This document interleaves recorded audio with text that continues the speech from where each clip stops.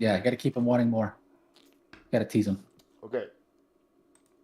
And 3, 2, 1, and we are live. What is going on, YouTube? Welcome back to Only Cops, and welcome to our Thursday stream, where we sit here and take L's as law enforcement community. Let's be honest.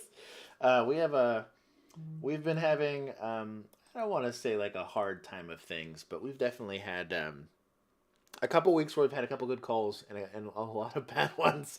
I have some hope. I know there's already some L's because we've been getting a lot of videos all throughout the week. I want to give a big special thank you to our Patreon group / Discord group. They're one and the same. If you want to join our Patreon group, it's as little as $1 a month. That gives you access to our Discord, and our Discord is how we got like the bajillion videos we have to go through.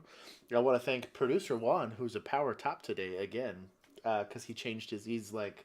What? He's my name. He's Chairman Mao now, for whatever it is. I am Chairman Producer Juan. Yeah, so because y'all were calling me comrade in one of the after parties. So, anyways, we're gonna try to get through all of these videos, which is gonna take us a hot minute. So, you guys go ahead and get your popcorn ready. Go ahead and drop a like if you are currently watching. I appreciate everyone that's currently in here. Caitlin, what is going on? It is good to see you. She was here last week. Brian Porter. He's giving us a WhatsApp. Poofy posing as Uvalde PD is in the chat. Yeah. Perilous Mastodon. Did I say it? Did I get it? Hey, Perilous Mastodon. What is going on? Look at you. And then Sweeper, it is good to see you. If you guys have any videos you guys want us to go over, drop them in the Discord. If you guys are currently watching and you're part of that group, Producer Juan's going to keep me on track. If we have any that pop up there, he can feed them to me, and I can dump them on the stream. I want to thank Producer Juan for the cool PNGs and then for helping me in the logistics, as always, on the back end. You guys can thank from a distance Bill. He's in the UP, as we like to call it, in Michigan, which is just the Upper Peninsula. I had to learn that shit from being there. He gave us all of the stuff that we're going to be going over in Instagram here. It's going to be pretty awesome. I'm pretty excited about this. We have, let's see. I know I saved all these. We got did all the things. Yeah, we got 7 on Instagram and like 15 on YouTube. So there's a lot. We got a lot today. So, anyways, you guys kind of busy week. Fucking strap in, get the popcorn ready, and we're gonna try to do what we can. If you guys are new to the channel, we do live streams twice a week. We do them every Tuesday and every Thursday, and we are going to be getting together soon. Producer Juan and I are going to be getting together soon to go do some produced content for you guys. Some more Officers React. I'm going to try to see how we do this remotely, whether or not we can get Bill back in here for that stuff. And then we have some new games that we're going to be playing. So, Taylor G, what's going on? Where do I need to spam with dog memes? Tell me what account. That's funny. Send it to the Instagram, I guess. Send it to the Instagram or whatever. Yeah, at Only Cops Official. So send it there, and he can get it sent to me. So we're gonna get started on these. But again, there was a lot of L's. All of the videos that I kind of skimmed in the Discord, bro. Law enforcement. It was a bad week, and if it's a bad week for one of you, it's a bad week for all of us. I don't miss it. #retired. Thank God. But here I'm gonna go relive my PTSD for you guys. I don't think I've demonetized this yet, so hopefully that we've been good. Yeah, we've been good. We're what? How many minutes in are we? I think we're 1 minute in. We got to make it through like the first 3 minutes without cursing, and then keep the curse words to normal ones. Explorer, it's good to see you. Am I missing anybody? Taylor G, it is good to see you. And then Perilous Mastodon or Perilous Mastodon. I fucked it up. Yeah, but you got it. You had it. Yeah, Perilous Mastodon congratulated me for getting his name right. Man. So this one was wild. I think we have the full YouTube video later, but yes, we do. I'm gonna save this for YouTube. I'm gonna save that one for YouTube. Yeah, I'm not gonna cover that one. We're gonna do a poll. There's a pretty good one for that one. Bite that boy. Bite that boy.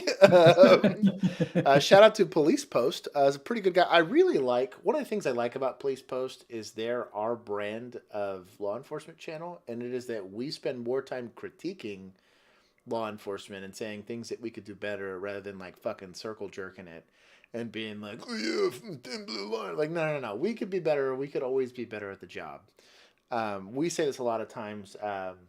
my participation in the firearms industry, unless it's amazing, they shit on your product. Someone's going to shit on your product because they want ultimately the best thing. Same thing with cameras, same thing with PCs, same thing with whatever. That's right. I will shit all over it. Yeah, law enforcement, where obviously it matters, it should matter. But cops who don't train jiu-jitsu weekly can be found here, still trying to escape. I didn't do it weekly when I was on patrol. I definitely had a lot more experience than the average bear. The other part of this, too, is like the guy who's too busy giving speeding tickets to do real law enforcement work, same thing. I don't care if he's doing jiu-jitsu once a week. Hey, Josh, you know what memes we never look at are the ones that I have made on our Only Cops account. So I just sent you 3 of those. Oh, did you send them on Discord? No, I sent them to your Instagram. To Which this? account Okay. are you on? I'm on. Yeah, I'm on I think the stock bras one. Oh, then I sent it to the wrong one. Oh, okay. Well, you can just go to our account at some point. We'll go there. We'll just go look up Only Cops. Shout out again to police posts. It says distance in transitions. Simply by having the ability to create distance increases officer safety. That is true. If you are a police officer, at least in America, you typically have a gun with you. You probably should if you don't. And if you have a gun, that means that distance is your friend. That's just like the rules of force applications and stuff like that. And on top of that, like, unless you're going to be taking someone to jail, even if it's just to be like, communicable disease friendly, not being close to people is a nice place to be. So yeah, guns have this really cool feature where they actually like launch a projectile out of them. Out of a thing. It's like really out incredible. And are at a really high speed so that you can cover a long distance. Yeah. They even like force you to wear tasers on your body. As much as they might be useless, they're extra useless when you're too close to people. They're a little more useless the further away you get till you get to about like there's like a sweet spot. Yeah, but there's a sweet spot. Distance is your friend up to a point. I think your gun, if you're a mile away, it's not very helpful. Shout out to just get a bigger gun. Topo Chico with Please lime. Sponsor us. I found this in stores. I haven't seen this in over a year. It has the lime in it already. Yeah, this is Topo Chico. You didn't put it in. No, look, it's got the little lime. It's literally like healthy Sprite. Oh, I thought you were saying you added lime to it, and I was like, oh, that's smart. And then no, it is Topo Chico. They did it. They just did it. All right, cool. It's incredible. Cool. Shout out to Topo Chico because I haven't seen that on shelves in a hot minute. Shout out to Costco for having it in stock. So, anyways, I'd be curious to see. Axon, you already know how I feel about you, but we'll keep going. Put your hands up. Put your hands up. That's so tiny. Hands up now. They don't give any context, and I can't make this any bigger. I'm really sorry for everybody watching. I wonder if it's in one of our YouTube videos too. Put your goddamn hands up. Whoa, hey, chill. That's a write-up. Don't be reaching for nothing. Don't you reach for nothing. Put your hands up. What does Put your hands up. What does he have in his hands? A bag of some kind? Yeah. Shout out to... What the fuck? Kind of working, maybe? Shout out to... Hey, he's on the ground. That's a better win than most of the time they just rip the cords out. Shout out to Axon for once. Fucking knife down! Drop the goddamn knife! There's a knife. So if someone has a knife, my free advice to you, for anybody, this just goes for anybody, run. Knives can be thrown. I guess a knife getting thrown at you is still a bad day, but often they don't throw them. They try to pokey you with them. In law enforcement, the reason why I bring this up, I get it that you have an obligation to take this guy into custody if he's running around threatening people with knives. However, more often than not, the concept of suicide by cop is totally a thing. And so the person who's going to run it more than anybody is you. Now, if he starts to flee from you, I'd rather get in a foot chase with somebody with a knife than with a gun. They're going to pull their funnest weapon out first. So I'd feel better about it, at least tactically. Doesn't mean that they can't have a gun, but they might not. You would have to articulate that they're going to some place and be a danger to somebody else. I understand what everyone's going to sit there and say, Tennessee v. Garner on a fleeing felon. But again, if he's running into an empty field that you can see for like a mile, shooting him is not going to be kosher because there's no immediate danger to anybody else. But if he's running towards what's clearly a residential area and whatnot, and you have the skills to go to the range, but if you have the skills to go and discharge a weapon to arrest that person with deadly force, then you can do that. But just Don't stand right next to him. This is just like the lady that they were serving paperwork to evict her on. There was like 16 county guys with one little lady with a knife, and they all piled in there to go, I guess, forcibly remove her from the structure. And she had a knife, and they ended up getting into some wild crossfire. The dog's biting a cop, and it ended up being a clusterfuck. But they stood for like 10 minutes, stood right next to this lady with a knife, which is stupid. So. Drop it! I thought it was the 21-foot rule, right? That's kind of the Yeah, rule of thumb. and Which, okay, if Yeah. a guy with a knife is holding another officer, you need to be shooting this guy at this point. This is pokey distance.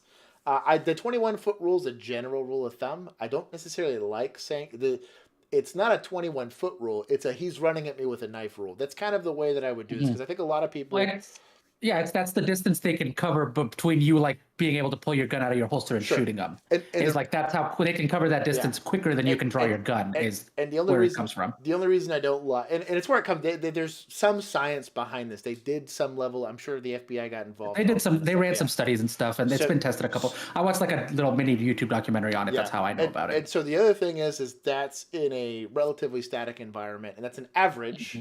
Because again, if this guy's got a 40-second, if his 40's 4.1 or some crazy, like he's like damn near an Olympic athlete, that you can cut that time in half almost. You know what I mean? And then if you don't recognize that they're armed and they're running at you, like you have to decide that they're armed, if it makes any sense. So I'm trying to change the verbiage around this. If they're running at you with a knife saying I'm going to stab you, I don't care if they're like 100 feet away, that's different. But like if they're running at you and you've given them every opportunity to stop, I have no problem with deadly force being leveraged at this point. But in this instance, she's in pokey distance, and you, the backup officer that's standing there watching her almost get stabbed. Now, also, if you're said female officer here getting grabbed, we teach anchor point shooting. And for those of you that are uninitiated, you pull that thing right out of the holster. You're not even really aiming it. You're just kind of pointing the gun in that person's general direction. This is what this is designed for.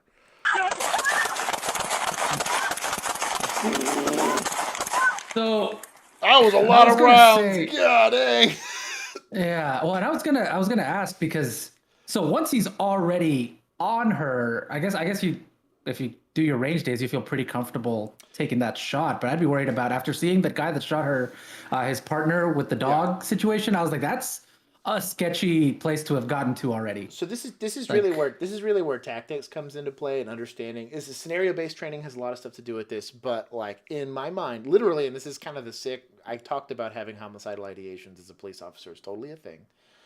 But the ultimately, what you're really looking at is, if I know I'm in that situation, my brain has to already have it pre-programmed that I'm going to say, hey, if I have to shoot that close to somebody, close the distance. I'm perfectly okay with this officer running up, grabbing this dude, putting this gun around on that dude's temple and killing him. Have no problem with that. But like, this has to be a scenario he's already thought of and even possibly trained within some flat range time or whatever, some scenario-based training with simulations or whatever, because your brain just won't automatically go there. It's easy to say here, sitting in my air-conditioned room or whatever, that's something he should be doing, but actually like deploying that tactic, having never really thought of it's not a fair assessment. I'm not going to criticize the officer for that. But yeah, cranking rounds off while there's an officer physically attached, it's not a good feeling. But shout out to this guy if he was able to do it without smoking this fellow officer. I'm going to let it conclude, and then I'm going to address the chat real quick. Drop it! Drop it! They get you? A-15-2-1. Shots fired by the police. Send the ambulance. Oof, he's super dead. Trigger warning to that. I'm going to pause that because he's leaking all kinds of blood. I believe he's probably going to be deceased given the number of gunshot wounds he just received. Yeah. I'm not terribly impressed with her beating this guy with the taser when he's probably deceased or deceasing himself right then and there. That's not a terribly good look. I think the shooting's perfectly justified. They gave him multiple commands from distance. Now managing that distance is important. I guarantee you, if they weren't armed police officers, they wouldn't have had the discussion that close. To someone who's clearly not, and all the pre-attack cues were there. He approached them with a bag in his hand, was completely unresponsive to police. I would have been using less lethals way sooner the second he starts walking out. If you know that you have this guy detained, I don't know what the detention was for.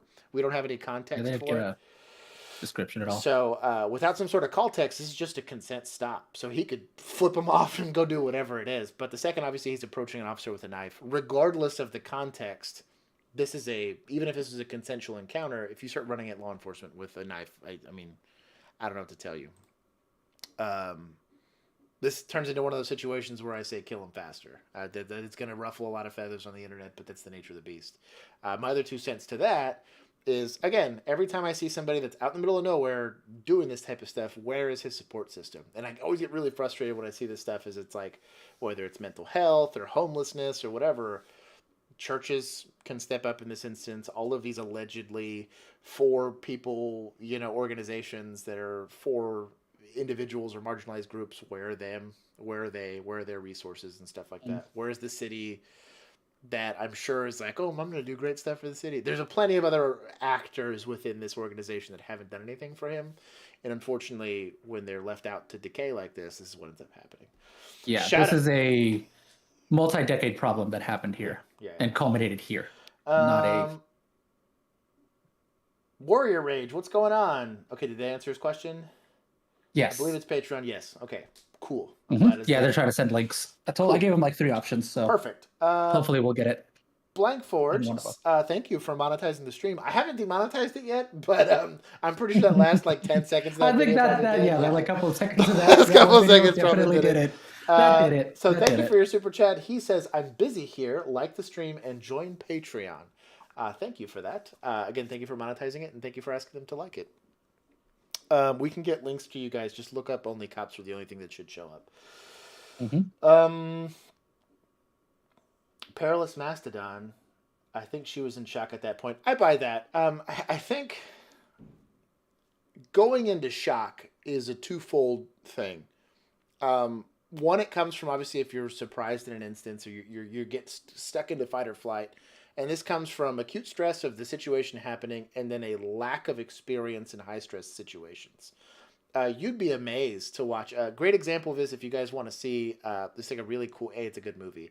Black Hawk Down. I just watched this recently with my wife.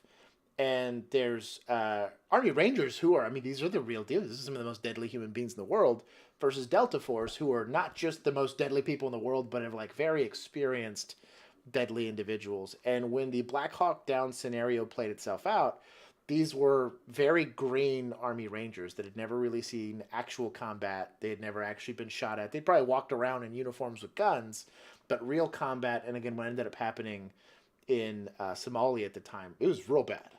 Where these Delta Force guys were like, oh, this is stacking bodies is just what we do on Tuesdays.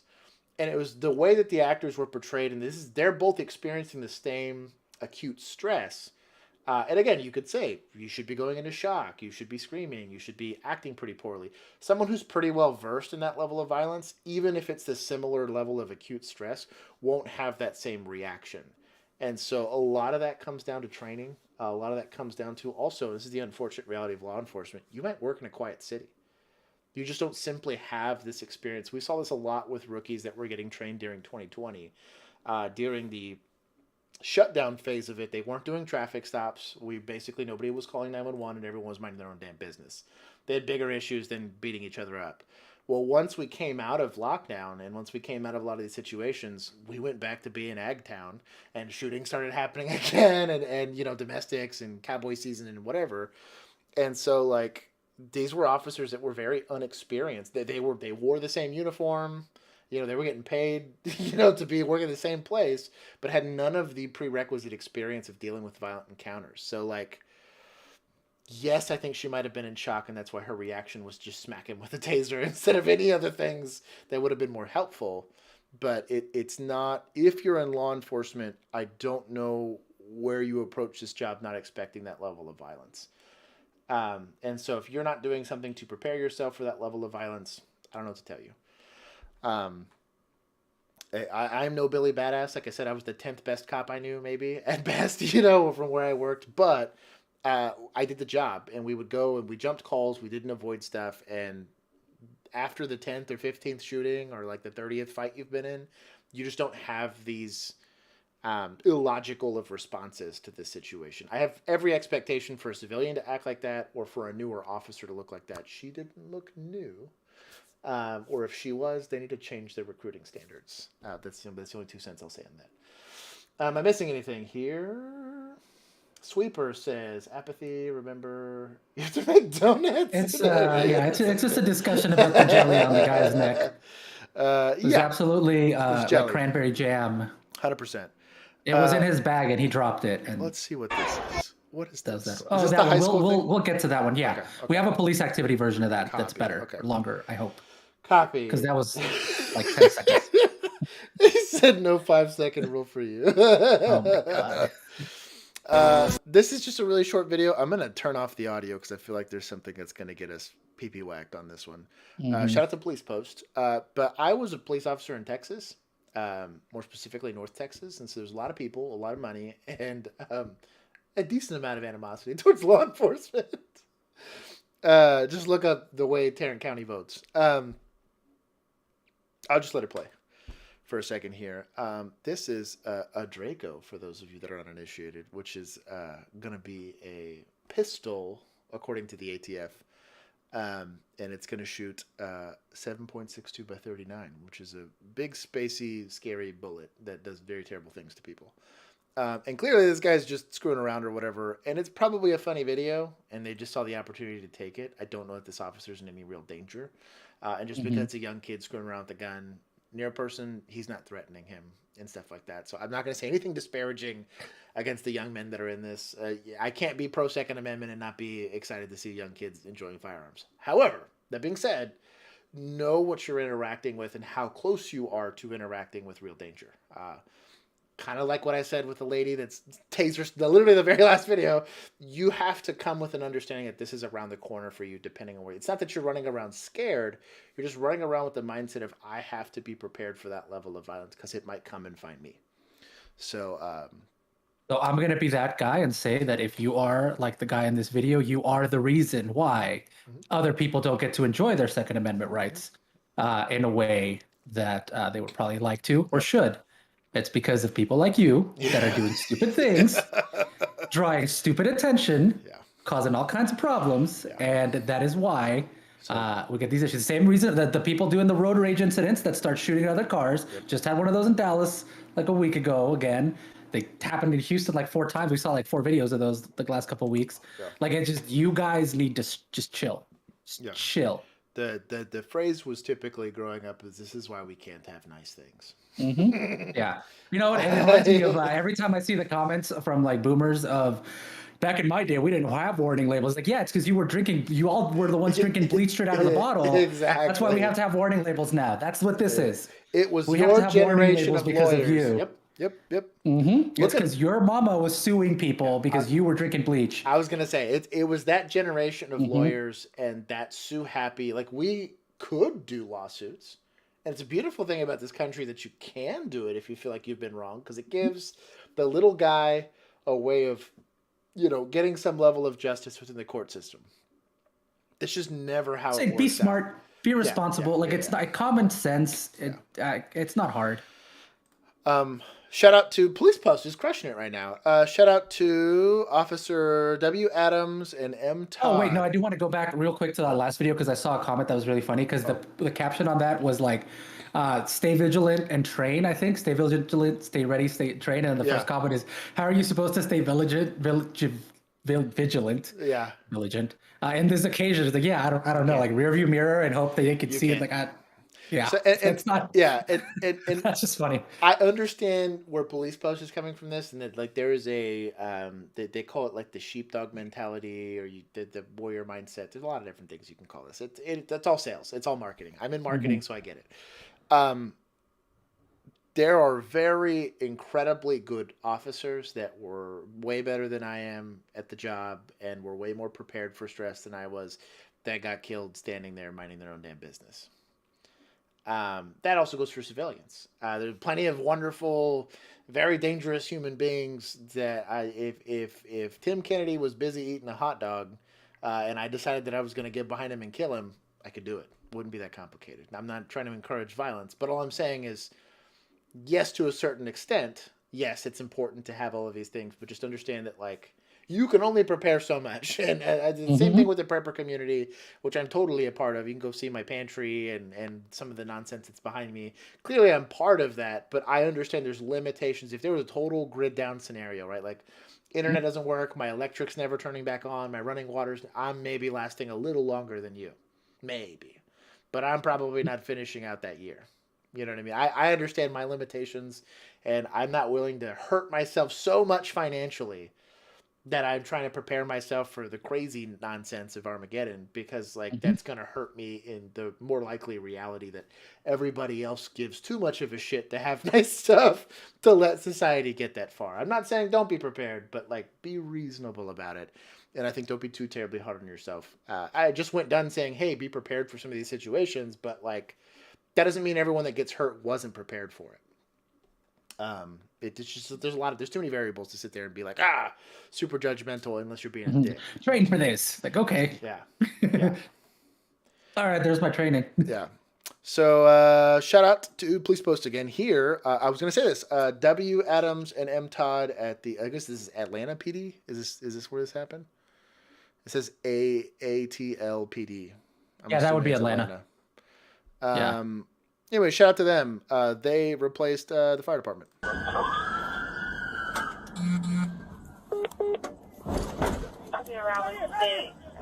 Did you make it to the criminal charge? 1506, have fire step it up. He's still in there. Come on, get him out. Free advice: fire always goes code. I used to say, and I've said this more than once, so I can't be super judgy about this. But like anytime any other emergency service goes anywhere, because they don't go to like non-emergency calls, if that makes any sense. We go to non-emergency calls as law enforcement. They can't go any more code. They go code all the time. We can go more code as long as we're using due regard. But like law enforcement and all other second responders here, we don't play by the same rules. You'll never see a fire truck going 100 miles per hour. You're very easy to see a patrol car going 150. You know what I mean? They're just, because again, there's a different emergency that you're being asked to respond to. It's the same reason why, I don't know, you won't see fire. Like I always giggled about breaching doors, and fire used to always give a shit about like, oh, you can't open this door because whatever, they're real high speed loader. I was like, you have a sledgehammer and I have my right shoe. Like that's what I got. If I can't kick this with my leg, or if I can't open, I don't have breaching tools. I didn't have any. They used to all get real uppity about that. I'm like, oh cool, you get to bring your thousands of dollars worth of breaching tools. I kick metal doors open all the time with just my foot. So go check yourself. And also, like, we're always there first. Because we can go super code, and they can only go kind of code. Regular code.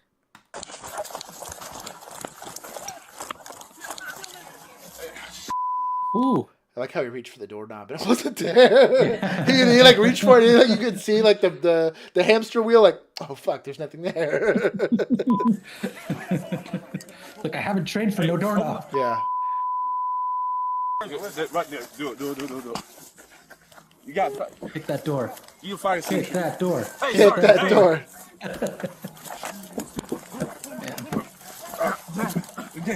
I'm just muting it while I'll still let it play because it takes them a second to get this guy out of here. Fires are hot, for those of you that don't know. Go stand next to a fire pit that's that like on fire. They shouldn't be that on fire. You should be really concerned if your fire's that big. It hurts. Fire's painful. The other thing is, like, legitimately try to move an unconscious person, and it is the fucking worst. They are no help whatsoever. And even sometimes when they're, like, in and out of consciousness, they'll fight you, not realizing, and not fight you as in, like, physically fight you, but they'll, like, resist passively because they don't know what's going on, or they're in pain if he's got some sort of back injury or something like that. Mm-hmm. Of course, it's going to hurt. Also, getting pulled through a broken window probably hurts. You're probably getting scraped with glass and stuff. Yeah. And so, though I do understand they're going to sit there and say, well, maybe they could have been more gentle taking him out of there and all that kind of stuff. I think this guy will take whatever injury is occurring to him right now rather than being burned alive. Now, if he says after the fact, I've seen dumber lawsuits happen. Again, thank you, boomers, for the lawsuits. We'll see what happens. Apathy used to be a firefighter. Who? Apathy! What's going on, realness? I love his comment. I always start my bonfires with a 1992 Chrysler LeBaron. I got you. Come on. Same. There we go. Come on. Come on. And only premium gas. Burns better. Burns cleaner. Does burn cleaner. Shout out to these guys for getting this guy out of here. Again, they've been on scene for at least 2 or 3 minutes, and you're probably just now. I remember watching this video. You could just now hear the fire sirens. They still got to get like their little jimmies on and whatever. Yeah. Shout out to The these little guys. flap in the back for pooping. Yep. Sorry, that's jammies. So that's jammies. Shout out to these guys. These guys are real heroes. I never had to pull anyone from a burning vehicle. Did go to a lot of accidents like this where we're trying to provide some level of first aid until fire can get there. But shout out to these guys. Did you have one that was like a really, really bad one where they were like stuck in there? Or am I thinking of a different thing? I had a chick that I had my knife somewhere from that. It was my very first 911 call ever.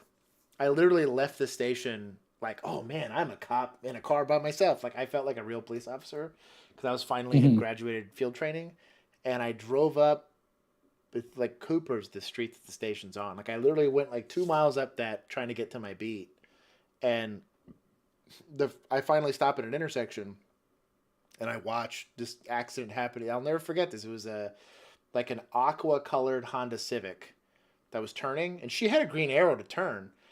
And I was about to turn, like, because I was going to have a protected intersection. I was like, well, she's turning. I can just turn right on red. And because I don't trust anybody because I grew up driving in Dallas, I double-checked, and I was like... Signals mean nothing here. Yeah. I was like, damn, that car didn't look like it's slowing down. So, like, I stopped, and I was like, oh, man, this car's not slowing down. And this chick went clean, and they head-on nailed each other. And I was like... It's the first time I keyed up by myself in a patrol car, and I was like, go ahead and show me on an accident. Get me EMS code. I just witnessed an accident. I was lucky I remembered the intersection because it was like a really obvious. It's Cooper and Green Oaks if you guys want to dox me here. Anyways, I was there, and I was like, oh shit. So I start blocking it off, and I go to check on. I blocked the intersection with my patrol car. And fortunately, everyone saw it, so they kind of understood why I was there. And very first thing This is my only way home. Can I just go around? Yeah, that totally happened. But I walk up to the non-at-fault driver that had a green arrow, and I saw it, so I had to do the crash report. But this is old lady. She must have been like 70. And as I'm walking up, first thing I noticed was there was no airbags deployed. And she is screaming in the car, and I was like, hey, are you... And right before I could get okay, she picks her arm up, and her wrist is completely folded down. Like, this, her hand will not show up. And she had her... I think it's the radius. It's one of these bones just sticking out. Like, she looked like Wolverine with her bone sticking out of her wrist. And I was like, that's broken. So I had to... No. Yeah, so I cut her seatbelt off. Like... Pre-med brain. Yeah, I was like, that looks broken. I think you have an injury. And so anyways, I cut the seatbelt off her because I couldn't, like, she was stuck in the car. And I, like, half jammed the car open, and I was like, fuck, I can't get this, because it's completely crumpled the car. And so I started working on the other door to try to extract her from the vehicle. I went over to make sure the other chick was fine. She like broke her finger, and I was like, "Get the fuck off! You blew a red light right in front of me, you dumb bitch! Get on the sidewalk!" She was some teeny bopper that was texting and driving. And so that was my very first 911 call. I was christened right then and there as I was an emergency responder. And my PTO, my very first field training officer, was my initial back, and he was very proud of me. He says, I didn't think it was that serious until you described it on the radio, because he's like the closest one, so he's coming to help me. And then he said, hey, I need EMS to step it up. Like, this person's trapped. And then he came code, and he showed up, and he was like, holy shit, like, that's a bad accident. He was like, shout out for not screaming like a girl on the radio, basically. Yeah. Shut up. Yeah. I made my PTO proud that day. Nice. You do that. That sucks. Let's see. Oh yeah. So PSA for everybody: if you like to put your feet up on the dash, Good way to whenever die. you're like a passenger, yeah, you're gonna end up like this if you get in a collision. Don't do that. Last one for Instagram, and then we'll move on to YouTube. Shout out to police posts. Skill set plus mindset. A domestic violence call escalated to a pew-pew when the suspects opened fire at Tacoma PD officer, Officer Munn, whose body cam footage we see here, ends the 15-minute gunfight. That's a lot of gunfight. Damn. He took a single shot at 183 yards. My rifle was zeroed for 50. So I would have had to like move I would have like give it some Kentucky windage to get it to hit that. Let's see how he does it. Yeah. Shout out to Axon. You know how to do that battleship thing where you just tilt it back. Yeah, kind of, it's basically like that. That's not a awful analogy. Bro, my guy. He puts his coffee up. He's like, oh shit. This guy's actively shooting. Yeah, this guy's in no hurry. Mm-hmm.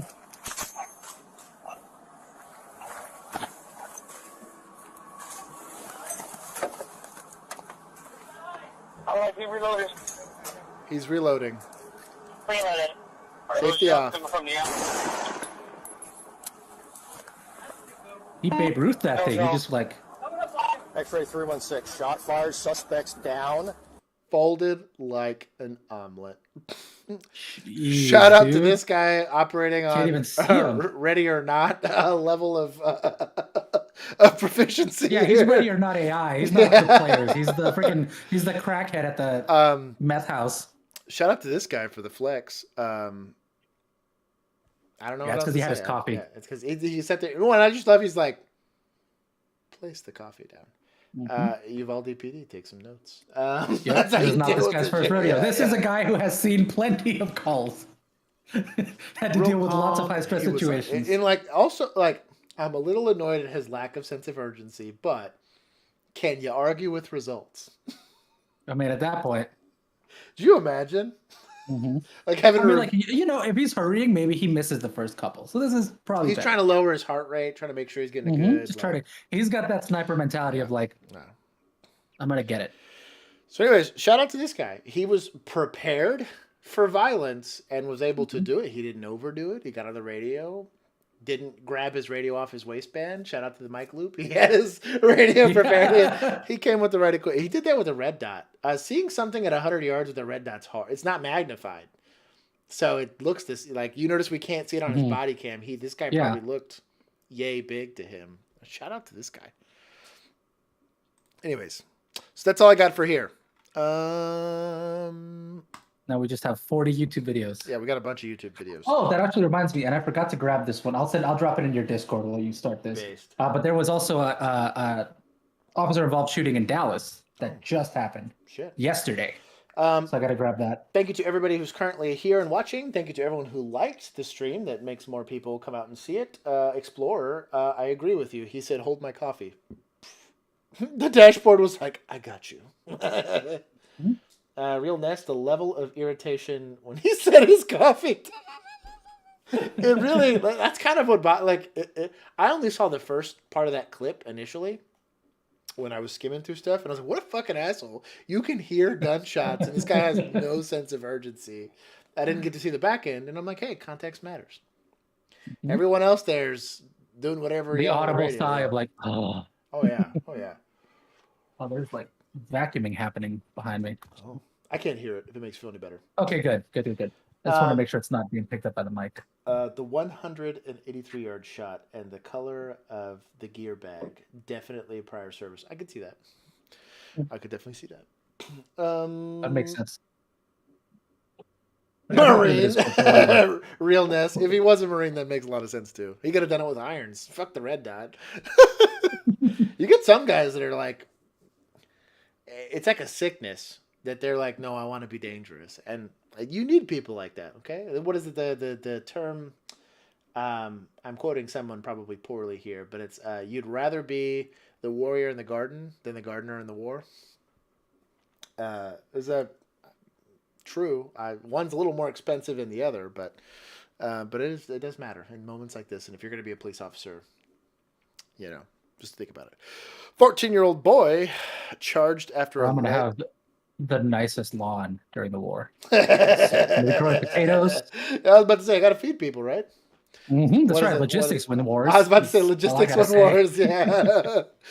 Yeah. He's like, you're gonna protect Hungry me. soldiers do nothing. Yeah, exactly. Ask Russia. It's true. Expired MREs aren't gonna win too many wars. Okay.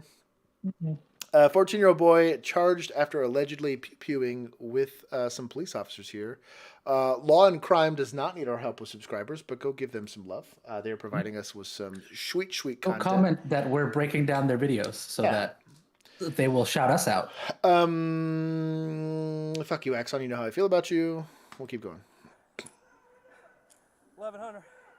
I shot at suspect. I'm shot. Start med. Whoa. Newly released body camera video shows a North Carolina police officer shot in the line of duty by a 14-year-old boy Oh, shit. with a lengthy criminal record. Oh, that's close. Very much looks like he shot him. I don't know because I'm an activist and that seems a little more convoluted and I feel like they probably doctored this. Right, Juan? There's a way to cheat this, right? CGI or some shit? Yeah, 100%. Yeah, you CGI, you just PNG, a PNG of a gun in there. Easy. It happened in Charlotte, Do a North track mask. Carolina on December Track mask. 27th of last year. Just before 7 o'clock that morning, a 911 call came in. So, this guy's already got his gun out, and I respect it. And he doesn't see a gun, so I also respect that he's not shooting a guy. But red flag number one is nobody runs while holding their waist. Nobody. Red flag number one. For those watching and wanting to learn something. What if he's about a sagging his suspect with a pants weapon, breaking in. and he needs to keep them up? Because even with sagging pants, the problem is like your belt typically is what's keeping it there. And in this instance, he's wearing skinny jeans. So I'm with you. Normally, if it is sagging pants, but like very few people are going to run like that. And even like in the moment, you wouldn't think initially unless they would fall. Now, if they're falling and he's clearly trying to pick them up, that makes more sense. But like, that's a big red flag. Into someone's car. Outside of my apartment was Probably not a risk you want to take. a pistol trying to steal my car, and he was pointing at me. He was trying to kill me. Oh, so your 911 call already puts this guy trying to carjack people with a gun. So The caller described the suspect to dispatch and said he was armed with. you know it's wild. He shoots him right here, right now. That city burns. This is how hard law enforcement is. Like it's ultra hard mode. But this guy's already threatened to kill people, and now he's running with clearly a gun in his hand. But he shoots right now. He's the asshole. Probably even seeing charges, to be honest. With a pistol. Okay, so he pointed the gun at you. Is that right? Yes.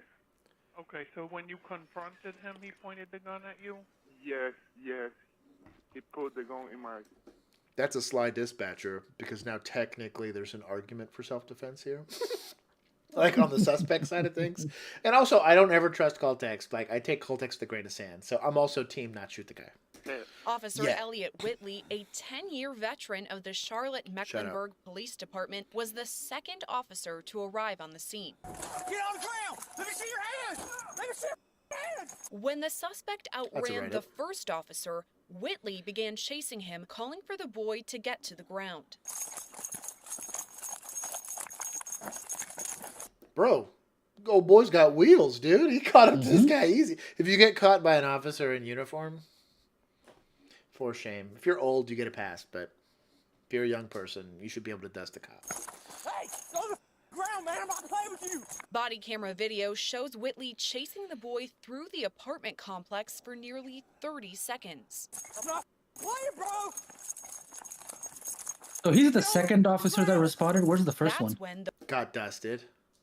They said he outran the first one. Oh, gotcha. I thought he was still in like the main area, but I guess. Yeah. pulls his own weapon and fires at Whitley. He quickly responds, firing back at the suspect more than a dozen times. Oh, fuck. 1100. I shot at suspect. I'm shot. Start medic. As emergency responders make their way to the scene, other officers work to arrest the suspect. God bless it. Up top. Yeah. It's a good shoot. I'm good. Yeah, I don't know how much of a better shoot you get, really. At this point in the Like, video, there's not really he a- Shot second, removes yeah. his shirt, so the Yeah. camera is partially covered. Officer has been shot. The 14-year-old suspect is later arrested and charged with assault with a deadly weapon, inflicting serious injury. Because he's under 18 years old, police have not yet released his name. They do say the boy had more than 50 charges prior to this incident, including motor vehicle theft, breaking and entering, and possession of a controlled substance. He's been in custody since the shooting. Officials say Y'all know how I feel about this. I'm disappointed he survived. And the reason I'll say this, I knew a lot of, we'll call them troubled youth, right? Youths. None of them tried to kill people. The vast majority of these kids were not out there trying to kill people. They might fake rob people. They might, which again, I'm not encouraging, and I'm not saying it's good behavior, but maybe they're, you know, acting out what they saw or so on and so forth, and they're poor or whatever the fuck. You have plenty of excuses for white people, but like the vast majority, and I'm talking like a lot, not all of them, but the vast majority of them weren't out there trying to kill people. The second you stop valuing life, I don't feel bad anymore. I never tried to kill anybody as a kid. Juan, unless there's some Mexico story we don't know about, didn't try to kill any kids, you know, like, I don't know, like, it never, like, I don't know, I just... Not recently, no, yeah. Yeah, exactly, there you go, there you go. So, I don't know, I don't have any... Oh, here's the video. Shout out to the Leo perspective. He's asking us to watch one of the videos for police. He said the police activity version was better, but I don't know which video he's talking about. What is it? I guess the 14-year-old kid. Oh, I think we got the gist of it. Yeah, I don't know. I don't know. If there's too much more to. I mean, we're not going to see anything else because It looks almost exactly the same. Yeah. Don't want to link two of the same video. I guess I think got Richard, what's going on? Yeah. Did you? Yes, we were. Yeah, the only thing we haven't missing gotten is- we haven't gotten to the dog video yet, Richard. We're getting there. Yeah. The only thing really missing is when they do like medic stuff to, like, for the guy that got shot, and then they didn't show the actual like shooting portion of it in this one, but I see. like We might pull that one up. We'll break it down. I have it here. Ultimately, ultimately, shoot no shoot. You want to send it to me? Here. Yeah, I'm just gonna drop it in here real quick. Okay. Because we might as well just watch it right now while we're Hold on. on it. I gotta pull up. There it is. You sent it to me? Mm-hmm. We're watching it. Look at that. When you're part of the Patreon group that makes you part of the Discord, You can make us do stuff. You get instant access. Here it is, boys and girls. He says you can see the officer get shot and the officer mag dump him. It's like, all right. Charlotte 911, do you need police paramedic? I'm sorry, I'm on apartment. Okay. Just for y'all. Shout out to here. I'll go make it full screen. In Charlotte, North Carolina, it would be North Carolina. Where's Michael? Is Michael not in the chat? Where's Michael? Let's come back. He's working. He's doing this crap. Yeah. Are you guys He's ready? out there chasing kids with guns. 3, 2, 1, let's go. Fuck.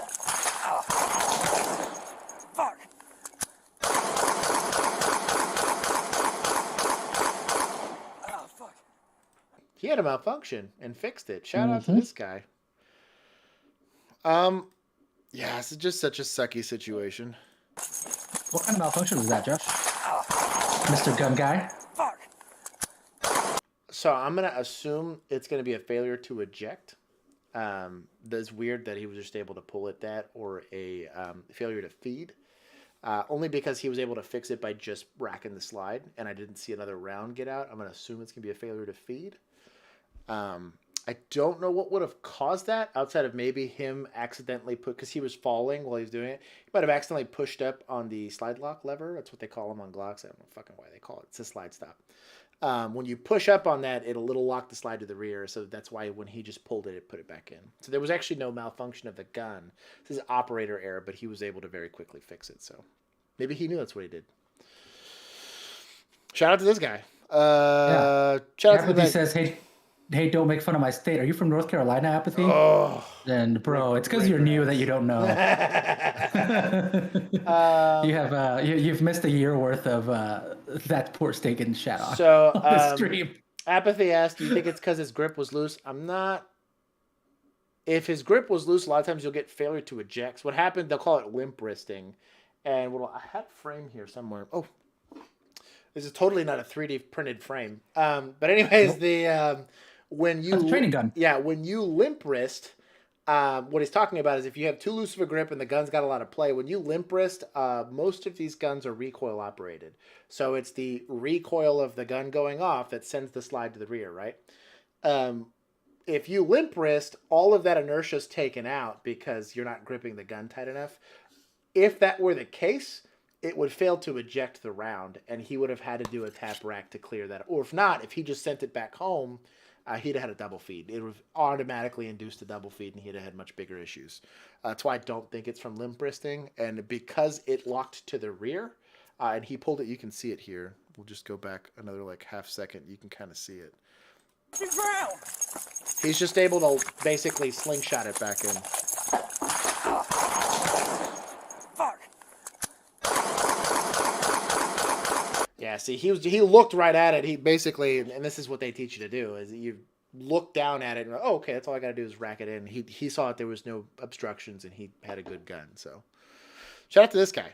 He definitely got shot first. That fucking blows, dude. Fuck that.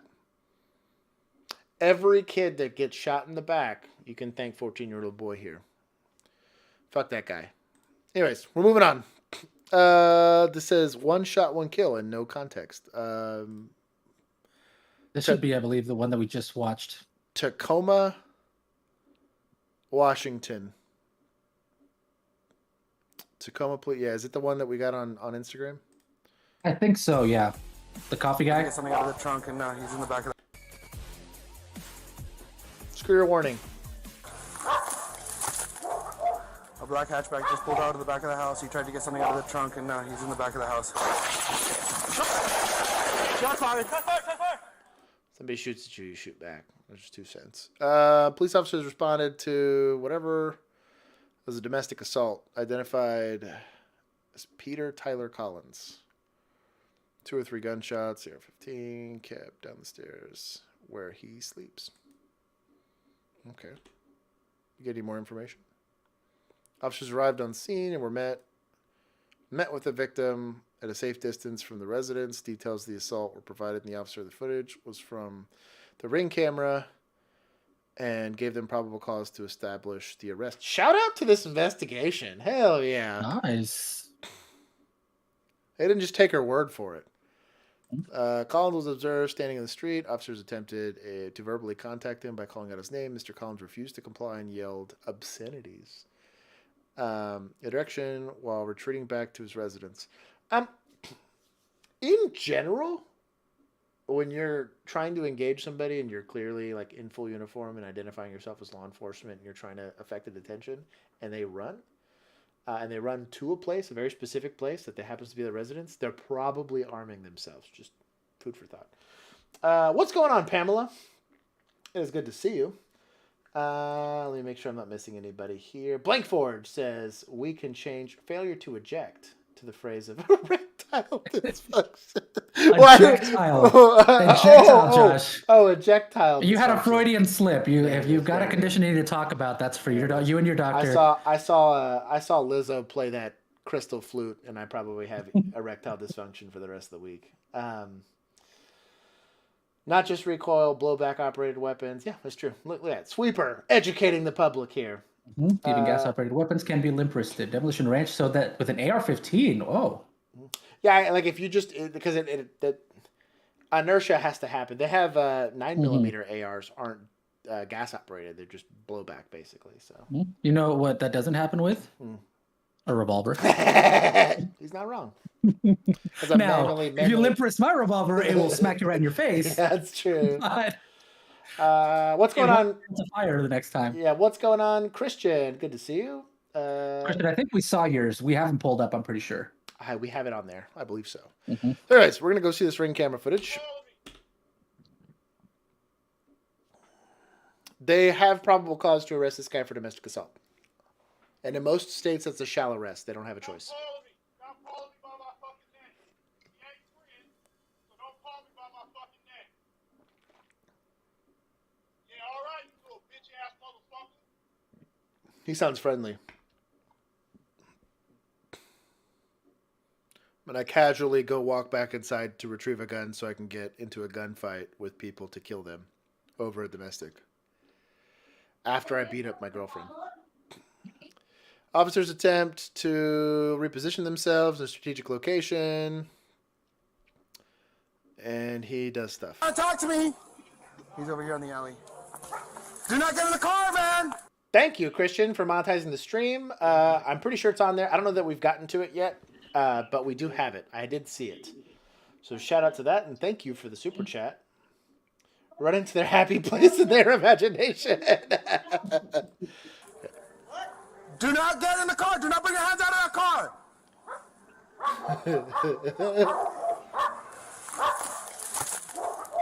A black hatchback just pulled out of the back of the house. He tried to get something out of the trunk, and now he's in the back of the house. Shot fired. Oh, he did shoot back. He's inside.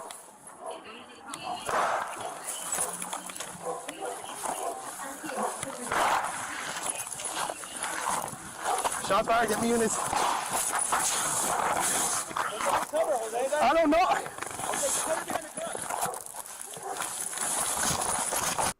This is an appropriate time to be in shock. Getting shot at's probably not a great feeling. Clearly he's there like in a little bit of indecision, and as a good backup officer, his backup was like, hey homie, let's get behind something that stops bullets, not a tree. And I respect that. To maneuver out of line of fire, officers maintain positions. 1 minute and 50 seconds later, he fires a second volley of high-velocity rounds towards officers. I really spiced up this copy here. A volley. Yeah. Of high-velocity rounds. That's right. Because, regular bullets are low velocity. They go real slow. He did it. You can outrun one. Get units here.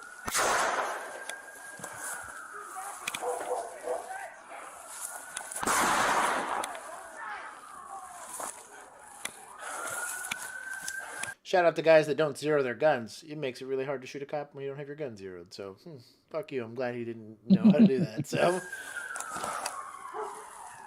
I have no angle. Yeah, if you're a criminal, it's really uncool and kind of losery, and you're kind of a boomer if you zero your guns. Don't be a loser. Don't be a loser. It's really cringe Yeah, to real zero cringe. your gun. Don't do that. Hey, that's for squares. Or bootlickers. Hey, It's for loser nerds like Josh. Exactly. You don't want to do it. No, don't be like Josh. Yeah. Be like me. Never go to the range. Have like 3 rounds of ammo. Jesus, Buy your guns for show. Yeah, 100%. Be like most Texans. Just buy your guns. Yeah, exactly. Yeah. Dude, shooting's expensive. What am I going to... I need money for cameras. No, seriously. Yeah, no, but seriously. Yeah. Especially with my Magnum. That thing's like $1.50 a round.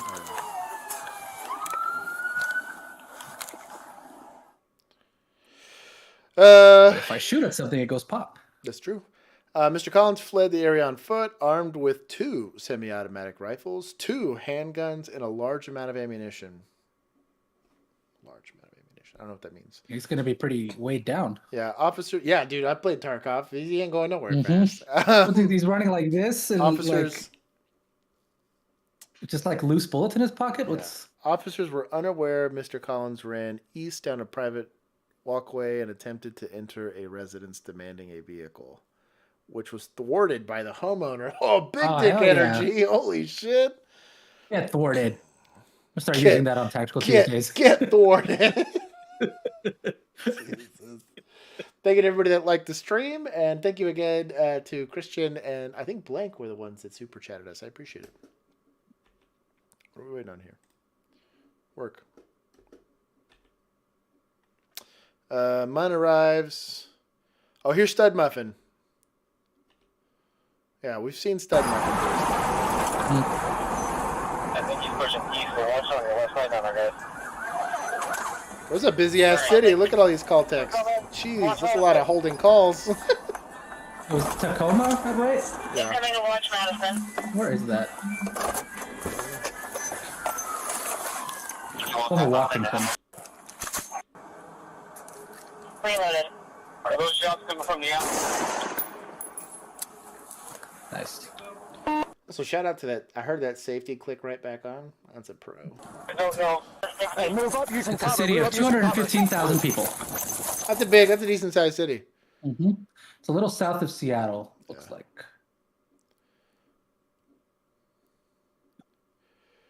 Yeah, it looks like a suburb-ish of Seattle, I guess. Wow, get wrecked, nerd.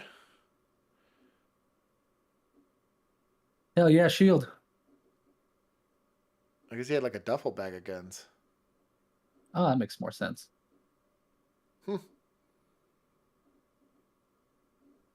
Wow. Way to take this guy into custody. Shout out. Shout out to these Yeah, officers. he used a low velocity round, so it would just disable him and not kill him. It was set to stun, not kill. Yeah, that's right. Jeez. Right, I can't with y'all. I hate all of y'all. Why do y'all make me do this? I'm glad. I think he's deceased. At least nobody got hurt. I'm good with it. TPD SWAT officer shoot suspect after he aimed a gun at K9's head. We're getting to it. The chat can be appeased. Thumbnail one. Yeah. The chat can be appeased. Thank you to everybody who's currently watching and everyone who dropped likes. I appreciate it. He had to be extra fancy to show up with Starbucks. Yeah, that's a pretty chill municipality to have Starbucks and not be worried about getting the Thin Blue Line special, which when I was still a cop was they put bleach in your coffee. Yay. It was just a bunch of boomers working, being like, it was fine when I was a kid. Exactly. We drank bleach and we turned out fine. Retro, what's going on? I hope the stream goes well, yo. It's good to see you, Retro. Also a Patreon sub. Shout out to him. Mm-hmm. Hey, my video. Okay, Apathy, we've gotten to your video. Here you go. Obviously warning this kid. The good thing is Bill's not here, so he can't be upset. He's out. Mm-hmm. So my understanding of it that this guy had multiple outstanding warrants for like crazy shit, and this is the SWAT team going to go arrest him. So that's why they're like in a panel van doing like hood rat shit. I saw my name here somewhere, and followed up to Blank Forge. What does that make Josh a power bottom? Yes. Don't shoot dog. Pamela, I believe the dog's safe in this one. Like we covered why I was at the top at the beginning of the stream, but you weren't here because you were late. So. Hey, Pamela, thank you for the super chat. Hey, Pamela. We appreciate it. Pamela, don't worry, yeah. this dog's going to be fine. Thank you for monetizing the stream. I appreciate it. If you have a video you'd like us to watch, let us know. Yeah, spoiler alert. The dog's going to be fine. Take him here.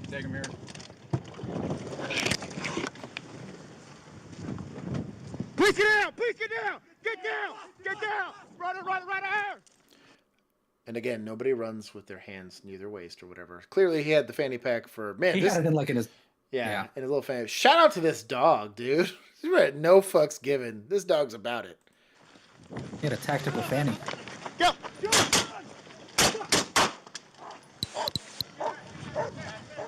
I'm team that. You don't threaten to shoot a dog. Mm-mm. Or anybody for that matter. No. Oh, yeah, dude. So you know what's interesting? This guy goes to the range because his instinct was to not put his finger on the trigger. That makes this even scarier because this guy has weapon handling experience, and that's probably what actually saved that dog's life, to be honest. You'll notice his finger's not in the trigger guard here. It's pointed straight. Yeah. That's a stress response because he was surprised. My likelihood... Oh, he also tried to kill him with a Taurus. Good luck. But we're talking trash. Even I know. So, I'm out here talking trash. Anyways, the Get yourself a little shield. yeah, just get a shield. There is a stress. So if you're surprised, and obviously they came out and surprised this guy, he had no idea what was going on. I had multiple instances where people talked about in a moment of panic that they did what they normally do, and 9 times out of 10 when you're handling a firearm, you're not shooting it. And so if you're honoring the firearm safety rules, you're going to do it with a straight trigger finger. And it's probably exactly what he did. Is his brain reverted back to his highest level of training, and that's don't shoot the gun at people. And it probably, honestly, it's a shout out to gun safety rules. It should save that dog's That's right. life. They saved the canine. Yeah. Oh, wait, before we do the second canine, I want to show something real quick. Okay, I'm here for it. I have it. I'm not wearing it, but I have it. Juan's got something for us, but to find out. So we have these awesome fur missile shirts in our merch shop. That's in our merch shop. So producer Juan did a good job making that. Go show him some love and buy some shirts. Right. It helps us monetize the stream as well. And you get a cool shirt. You get a cool shirt out of it. They're pretty inexpensive for custom shirts. I think it's like $25. Poofy said, I'm pretty sure Taurus fires low velocity rounds, right? Yes. Yes. The G3 is the poor man's clock. Definitely not a man of culture. But he practiced with it. He did practice with it. Shout out to this guy for practicing with it. Awesome shirt. Pamela likes the shirt. Pamela, we love you. Yeah. It's my favorite shirt. I have like 3 copies of it because I got it in like every different color. Yeah. I have a maroon, a gray, and a blue. Yes, the Bork called in an airstrike with some medium velocity rounds, and they were effective. It Reminds was a high velocity dog. Hey, shout out to Sergeant George, or as Juan likes to call him, St. George. St. George, blessed be. And he says, that's a nice looking shirt. He's the patron saint of only cops. He is the patron saint of only cops. I have his little card buried in my front yard for luck. Hell yeah. Florida man kidnaps his child, gets tased and It would be by Florida canine. man. Shout out to Florida man. Have fun with that L. I am not drinking a beer. This is Topo Chico, so don't get too weird. Show me your fucking hands. Don't get too excited. He's still a nerd. Put the baby down. Oh, that's this one. I'm disappointed they tased this guy. I'm listening though. This was literally my worst fear on patrol. I had nightmares of this, and I used to go and I wore the shit out of my Glock for this very specific scenario. It got minor PTSD from just watching this. Put the kid down. Put the kid down. Give us the air. Put the kid down, dude. Also, fuck this guy for using a kid as a human shield. Put the kid down. Also, if he emerged from this Nissan.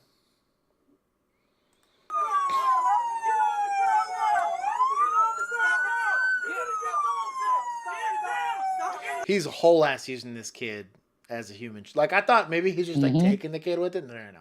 He's using the kid as a human shield. He's like a half second away from throwing the kid at the dog. Not gonna lie. I'm not a cop anymore. I can articulate this. So if you happen to be a police officer that is posed with this position, and I elected that the best way I could get this kid out of this guy's hand without injuring the child is by taking my firearm, placing it on this guy's forehead, and shooting him, I can articulate that. This man's, even unarmed, this man's perfectly capable of doing serious bodily injury to this child. We'll see what happens. I'm just saying next I'm crusty. Please don't do that. Oh, good taser. Get him with the dog. You let that dog fuck him up. No, you let that dog fuck him up. No, I'm good with this. I like this response. Yeah. This one well. Go deploy, dog hit under the truck.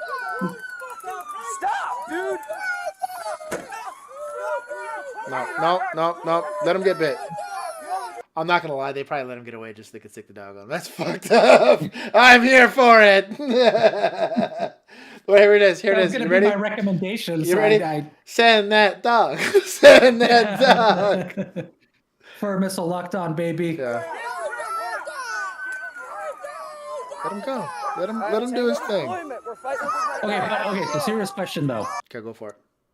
But obviously they waited until like the kid was safely out of there. But like, what's the risk that the dog bites the kid if 1,000% a risk? The dogs bite cops. They're just there to bite. They bite anything, right? Yeah. They They're bite just anything. told to go bite. They don't. I Does he am discriminate? I am team tase the guy. I think it makes a lot of sense. Or just going hands on with the guy would have also made a lot of sense. Just because Yeah, if he's unarmed. you're trying to rent. Well, really, like it's you're advocating for this kid at that point. I'm glad they didn't unleash the dog because it could have very easily snapped this little kid's like shit. Yeah, well, because that was my first thought was like, he's holding the kid in a way where he could literally just do this and the dog bites the kid. Oh, yeah. Because that's basically, I mean, that's kind of what they tell you to do if you're getting chased by a dog is throw anything at the dog. Anything at the dog, because it wants a prize. Yeah. Yeah, it wants a prize. Or like you had always talked about, like you had an arm that you were willing to donate to a dog if you were ever going to get attacked by a dog. Yeah, it was like it's like my left forearm and my left leg was I already because I'm a dog, I'm an animal lover in general, and I was gonna let it bite that arm and kick the shit out of him or punch him right in the nose because he's gonna latch on to whatever the first thing he gets and then turn. And I was just going to punch that thing right in I was hopefully break its nose because then it might let me go and I don't have to shoot the thing. But if that doesn't work, well, okay, well, Pooch is getting the bullet. But like like we talk about, be prepared for violence. I had pre-thought this out so I don't have to think about it. My brain's going to say, what am I supposed to do in this situation? Well, Josh always thinks about just sticking his left arm out. And so I'm already sticking that arm out, and now all I have to do is decide, hey, aim that punch well. And then if that doesn't work, okay, now shoot the dog. Like that's the whole reason why we call them mind games that we play with ourselves when you're in law enforcement, or if you're just a person that just wants to be vigilant. And we talk about staying vigilant and all that kind of stuff. Part of that's just imagining it could happen to you. Imagine, hey, maybe I need to spend $2,000 on a medical emergency. Maybe I should save some money. It kind of also works as financial planning would and all this other stuff. Hey, maybe someone is watching me as I go to my car in a parking lot while I'm putting up my groceries. Maybe I'm quick about that. Maybe I just every once in a while do one of these. You'd be amazed how much safer you are just every once in a while. Okay, nobody's like intently staring at me like a ravenous dog. Okay, I think I'm pretty safe, And so just kind of don't be the person that says it can't happen to me, and you'd be amazed at how much better you will react in these situations. And this is civilian law enforcement or otherwise. And it's painfully apparent when people just, this would never happen to me. I giggled. There's the guy in Ukraine, as some soldier had his IFAK or his tourniquet zip tied to his vest. And I'm like, why would you do that? Like, you're going to have to cut the zip ties to get to your life-saving equipment. Like, that's not a plan for, like, everyone kind of trolled him online in my circles because we do that kind of sick, demented stuff. Caitlin, my heart breaks. I work in early childhood education. I don't know how you do it, dude. The handful of times I had to step in and be a parent for a few hours as a law enforcement officer, I don't know how CPS does it. I don't know how any child advocacy group does it. We had Cook's Children Hospital, and every single time I had like a real critical injury to a child, they would go there. I don't know, man. Shit made my blood boil. I could watch homeless people get in fights with trees. I worked successful suicides that were like a little depressing. Kids, man, I don't know. That set me. You want to see Petty Josh, bro, injured a kid in front of me. I'm about to find a reason to take your ass to jail, even if I was gonna have to really like go within the limitations. At some point, you're gonna have to tell the story on stream of that lady at that hospital. You know what? That'll be in the after party. I will give you guys the breakdown. That's a great story. Once we get through all of this, it was right before I left. It was a really cool story of basically it was injury to a child is what the call is called, if the charge is called. And we had this kid was like 6 months old, maybe 7 months old. Had 2 fractures on her wrist, and I got to do an interview, and you guys get to know about what it's like when you're an experienced officer and are really good at interviewing people. So I will give that in the after party for those of you that are interested. It'll be a really cool thing. If you want to join the after party, you have to be part of our Patreon group. It's as little as $1 a month to be part of that, and that gives you direct access to Discord. Discord is like an application like Twitch or YouTube. If you're watching this, you have apps on your phone or on your computer. And basically, it's just a way that we can chat and instant message, and it gives you some level of privacy. Like fancier Zoom or Skype. It's fancy great. Zoom, and you can access it from your phone. It's completely free. It's really easy to log into, and then we have text channels. That's how we get all these videos. Yeah. And if you already have an account and you join our Patreon, it automatically adds you to our Discord server, so you don't even have to find us. You're just there. So if you guys have any questions on that stuff, put it in the description or put it in the chat, and Juan can help you out. Anyways, we're going to go see this guy get bit the shit out of because he deserves it. Hell yeah. Hell yeah. I'm in no hurry to go hands-on here. I'm going to let this dog do his job. Go do work, bud. Okay, good. Here, take this. Take this. This guy goes, go do work, bud. Hold on to the kid. Fuck yeah, bro. God bless. Now, I will say this. I'm probably not handing this child off to a stranger, but I understand the idea here. Shout I out to... assume it was another officer, right?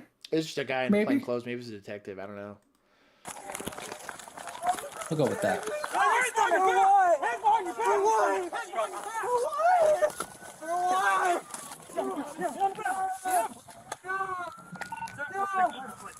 He says for what? As he was holding a kid, like, out.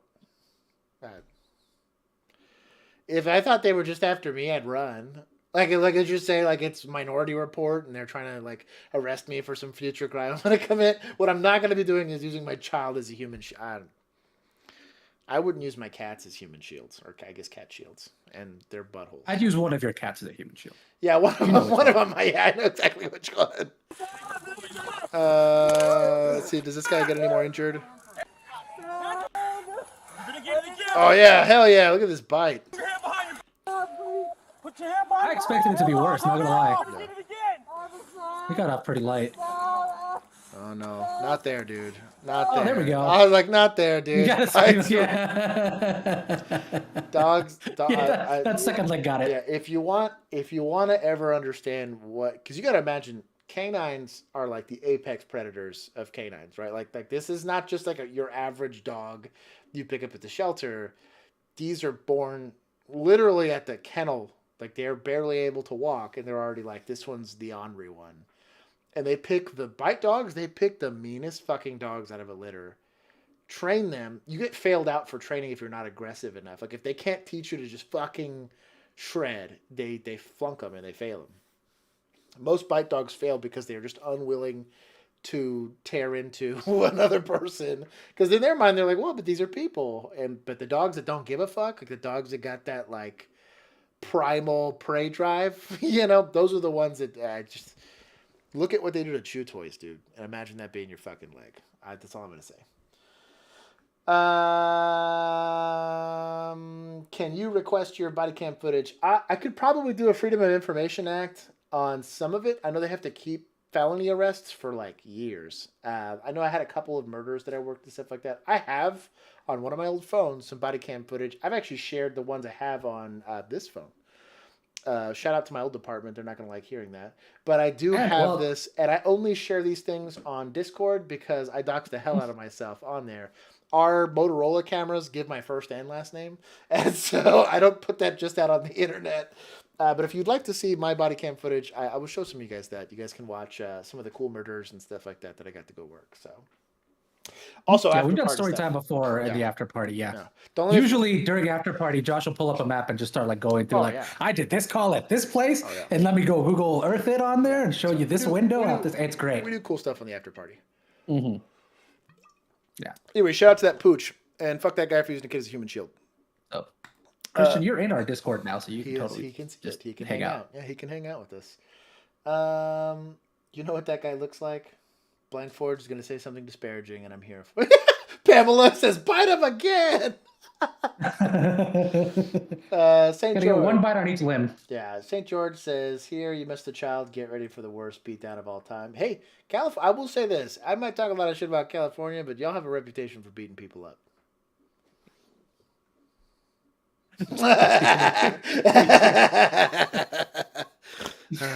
I got jokes here at Only Cops. Yeah.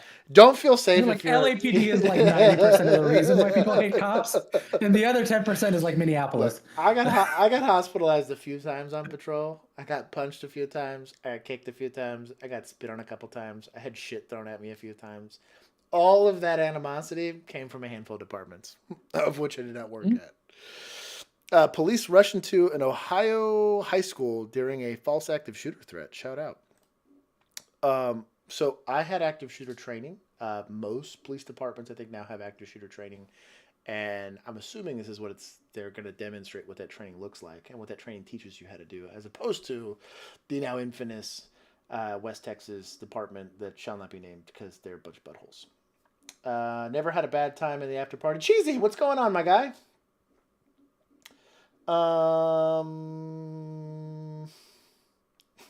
Okay, I think I got everything. Let's go, let's go. No walking. Respect here. I will say this, though. If it's an active shooter, why do I see 2 empty hands? One critique. Oh, jeez! So yeah, I was gonna be positive. That was gonna be my question. Is like, also, why didn't you park closer? Is that a thing that? So the idea is, and I'm gonna say this about old boy that drove his car right up to it, is you do not want to die in your car. Your car is a coffin. That's one of the things that I learned real early on, is that it's very hard to shoot back at people when you're stuck in your car. It's hard to get in a shooting position. You have to then put your car into park, and cars just don't automatically stop. So you can imagine, for every half a second or less that I can't immediately start shooting back at somebody that's shooting at me is another round that I get to go roll the dice on and see, you know, if I roll a 0, I die. This guy shoots me right in the face. If I roll a 20, I get lucky and it somehow ricochets and shoots him in the face or whatever. For you D&D fans, you'll get the reference. But like, for every half second, for every half second I can't get in the fight is every half second I might get killed, really, legitimately, or somebody else might get hurt. A car adds so many steps to that when you're when you're driving in it. So a lot of times what they'll do is, it's called staging, and that's what this guy did, is he parked his car away from where he knew he'd start potentially getting engaged with gunfire and approach. It's not a great feeling to run up on foot, and it makes a lot more sense, like, cant your car, use your car as cover, figure out where you're going to go, and then like develop a plan to go approach the structure. But they said, fuck it. And this is the way we were taught, is normally, like, let's say it's a barricaded person. This is an empty ass building. This guy's just taking pot shots. We're going to set up a perimeter. We're going to develop an arrest plan. And we might even take like the Bearcat, like we had an armored vehicle that we'd drive up behind, like the truck would drive up and we would walk behind it like a bunch of people in Saving Private Ryan, you know. We would develop some level of arrest plan. We have ballistic shields for this kind of stuff that you approach as a column, get to a point where you now have cover, and then spread out and try to go take care of the threat. But in this instance, and the reason being is, if it is an active shooter, every second counts. And so fuck tactics at that point. You just run at it until you can see it, and then when you see it, shoot it, and then when you shoot it till it stops shooting at other people. So that's why he didn't just drive right up to it. It's from a tactic standpoint, it's not a good idea to drive you're like express reloads, free reloads, and free guns. Like, you're going to deliver yourself right to a guy that can now shoot at you while you're still in your car, kill you. And now not only did you deliver whatever ammunition and weapons you have on your person, you also have additional cover for that guy to go and retrieve it, because the car is physically there. Cars are really they're not ballistic rated at all. Your windshield's not stopping a bullet. Your door's not stopping a bullet. So like, why drive up in a big target unless you're LAPD, apparently, which has like the ballistic rated doors or whatever. Yeah. So in that case, it would make some more sense, but I doubt these guys have ballistic rated vehicles. Running, I like it. Get your gun out. Get your gun out. There it is. Hey, he's wrong-handed, but we'll forgive him. Hit the door! Hit the door!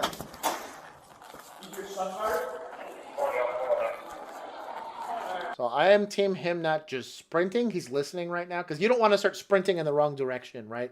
If you don't hear gunfire right off the bat, you're listening to try to figure out, hey, who's yelling? You're listening to people say, hey, please don't shoot, or something like that. Don't run in the wrong direction. Don't just run for the sake of running.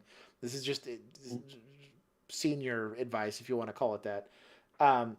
Be listening for where you might have the suspect, or be listening for, you know, he's over there, whatever. If you don't have a direction, like I said, don't just run in the wrong one, unless you have a bunch of different people and you're just picking all different directions and see who hits it first.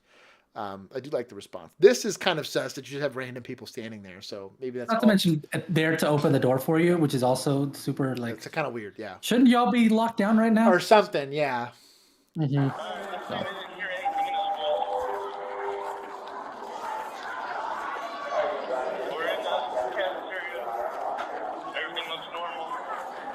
He's also getting so he's getting radio traffic. There's already other officers in the. So this is also a good thing. There's already other officers entering from other points of entry, like egress and ingress, which is good to see or hear. But they're also telling him like, "Hey, we don't see anything." Like, so that's probably also why he's not running, and maybe why he's a little less enthusiastic about getting his gun out or pointing it anywhere.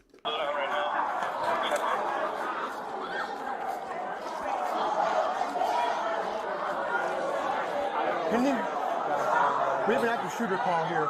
What? Yeah. Those are fucking SROs. Like what? Like, what the hell am I doing here? Get me out of here. So this is most shooting calls. I out of the probably 100 I worked, this was like 80 of them at least. The vast majority of shooting calls. You're going code. You're ready. You're, making sure that your tourniquet's with you and stuff like that. And you show up and they're like, the fuck are you here for? Because some asshole calls it in and whatever. But you treat them all like they're legit until you feel that they're pretty calm for having an active shooter occurring in an enclosed building. Is there anything that's going on? No? That's what I'm aware of. Shut up. They treated it like it was legit. And that's good training. That's indicative. Now they get nowadays there's almost negative excuses to not. Was that the end of the video? Yeah, that was the end of it. Yeah. Oh, okay. I thought it was going to show the part where the outside cell phone thing. Yeah. I wanted to give Sergeant Tuttle a shout out because the dude has his microphone fall off of his vest and go really? flying everywhere. Yeah. Shout out to the mic loop. Just to describe it to y'all, basically, like, parents heard about this, and so they decided they wanted to start rushing into the school to get their kids. And so police had to stop them from going in there. And while they were one of the guys that they were stopping or whatever, they were throwing him to the ground. But what happens that's pretty funny is, like, the one dude's trying to, like, key up on his radio, and then another officer, like, bumps into him and knocks the radio out of his hand, and it just goes flying everywhere. And we got it sent to us from Sergeant Tuttle with the mic loop because he's like, yep, this is why you want. This is why. To hold your radio to your vest, because you don't want to be without a radio. Without a radio, it's a bad feeling. In a situation like this, it's a real shitty feeling. Mm-hmm. This is from Leo perspective. Shout out to these guys. These guys are still bigger than us, but hey, go check out their stuff. They're providing us some videos, and I always like to give credit where credit is deserved. This just says that a wanted suspect does some self-prescribed justice when a SWAT team goes after him. Yeah, happened in good old Houston, Texas. Shout out to Plank Forge. No, we're not getting free ads here. Oh, come on, no free ads, boo.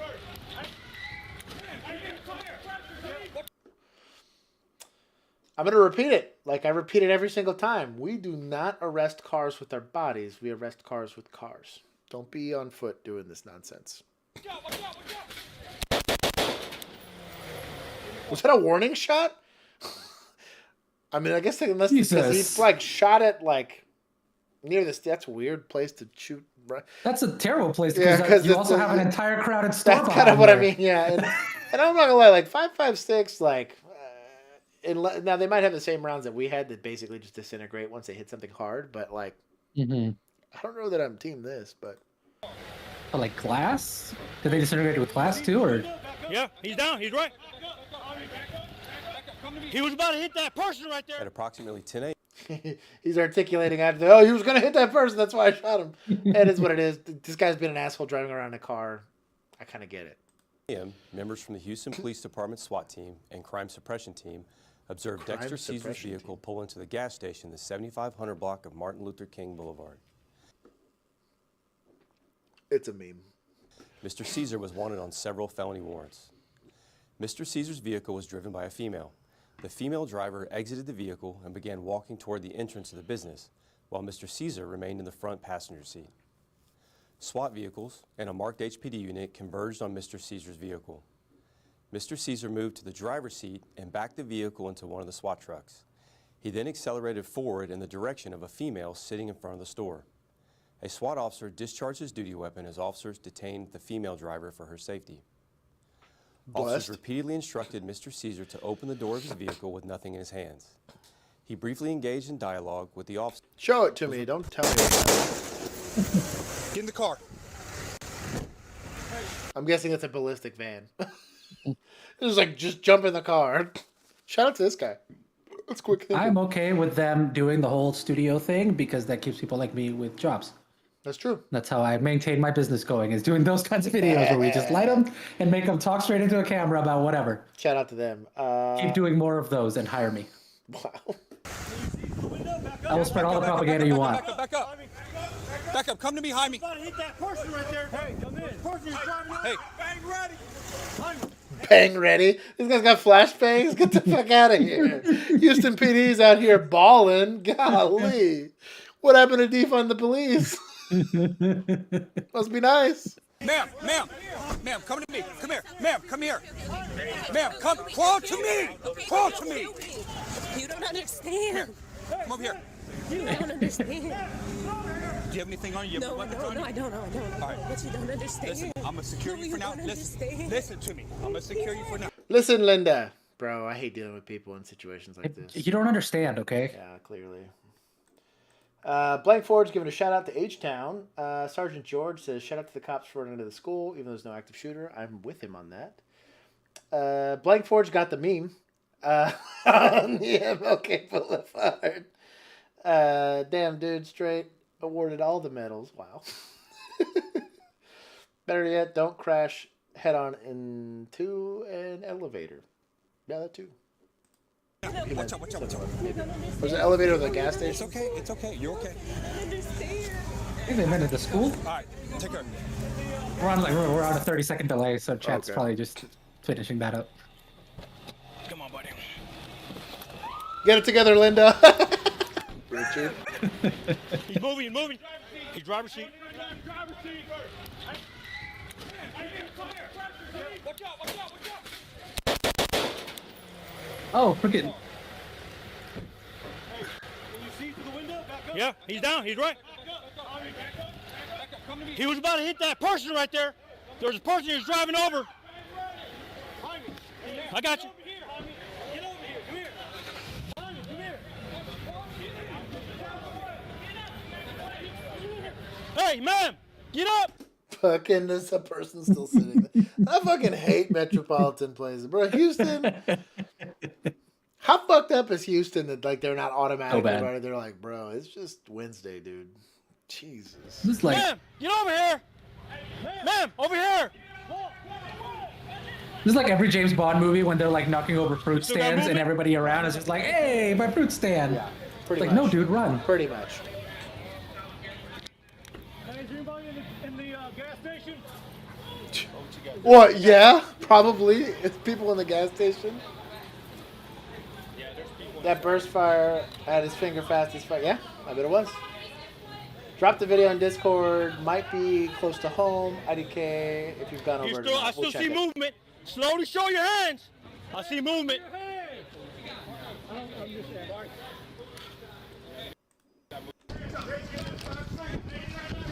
Oh, it's a different angle, I guess.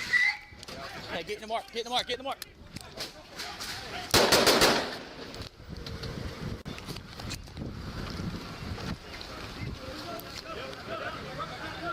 Hey, Bush is up in front of that white truck right here on y'all's left.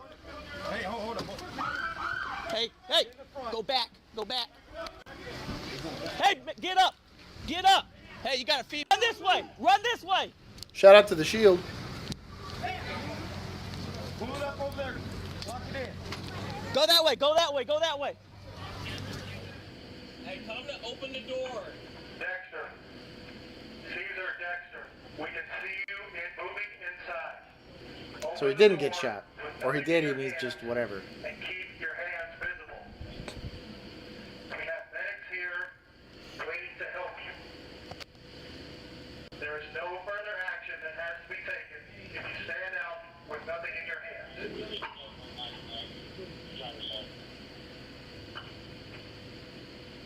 Can you hear it? Caesar, stop, get off your phone, and get out the car with nothing in your hands.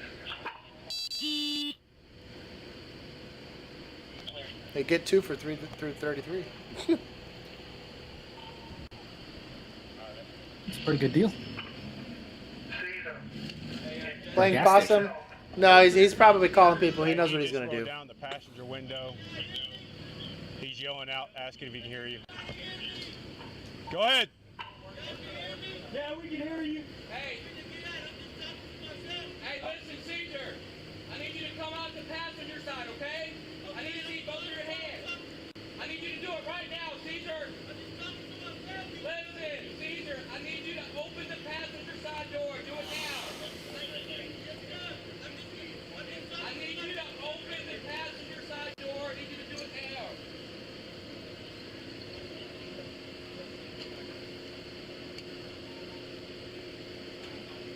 This is what standoffs are like. They suck. Caesar, get out of the passenger side window. Hey, I could probably safely put that right here in this back corner. You got to talk about putting a CS round in that. That's a bad day. Oof. CS sucks. About to ruin everyone's day here in this parking lot. We have medics here ready to help you. You need to get out the passenger side door now. It's so annoying. Do not come out that car with a gun, Caesar. Stick your hands out the window with nothing in them.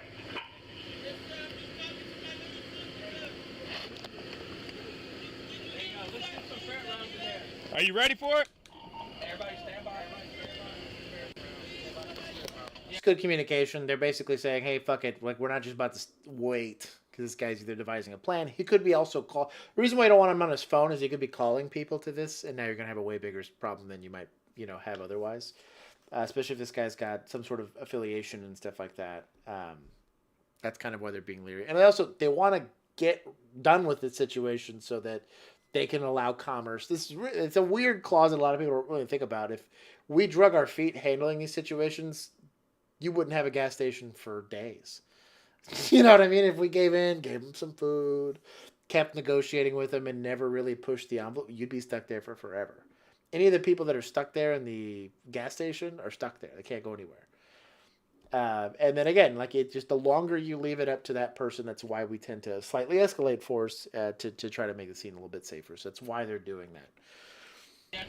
All right. But they're also warning everybody that he's about to deploy gas, so that random bang noise doesn't make everyone else think, oh shit, he's got a gun. And that's why we yell taser, taser, taser before we deploy it, is so that popping noise doesn't get mistaken for gunfire. So.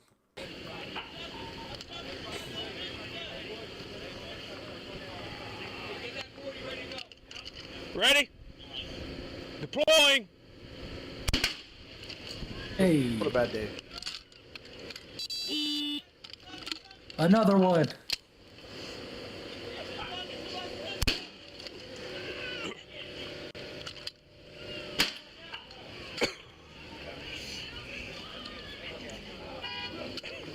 You already hear him coughing.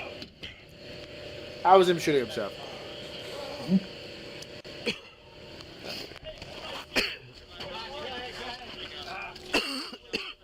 That's what CS gas does. Makes you start coughing pretty much immediately. That's what that butthole gets for deploying it. Now everyone's going to have a bad day.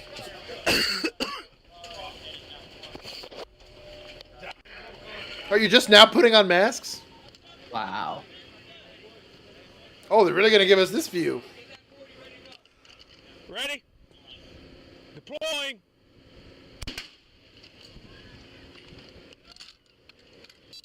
You're shooting into the back seat. I would make it really unpleasant really quickly in here.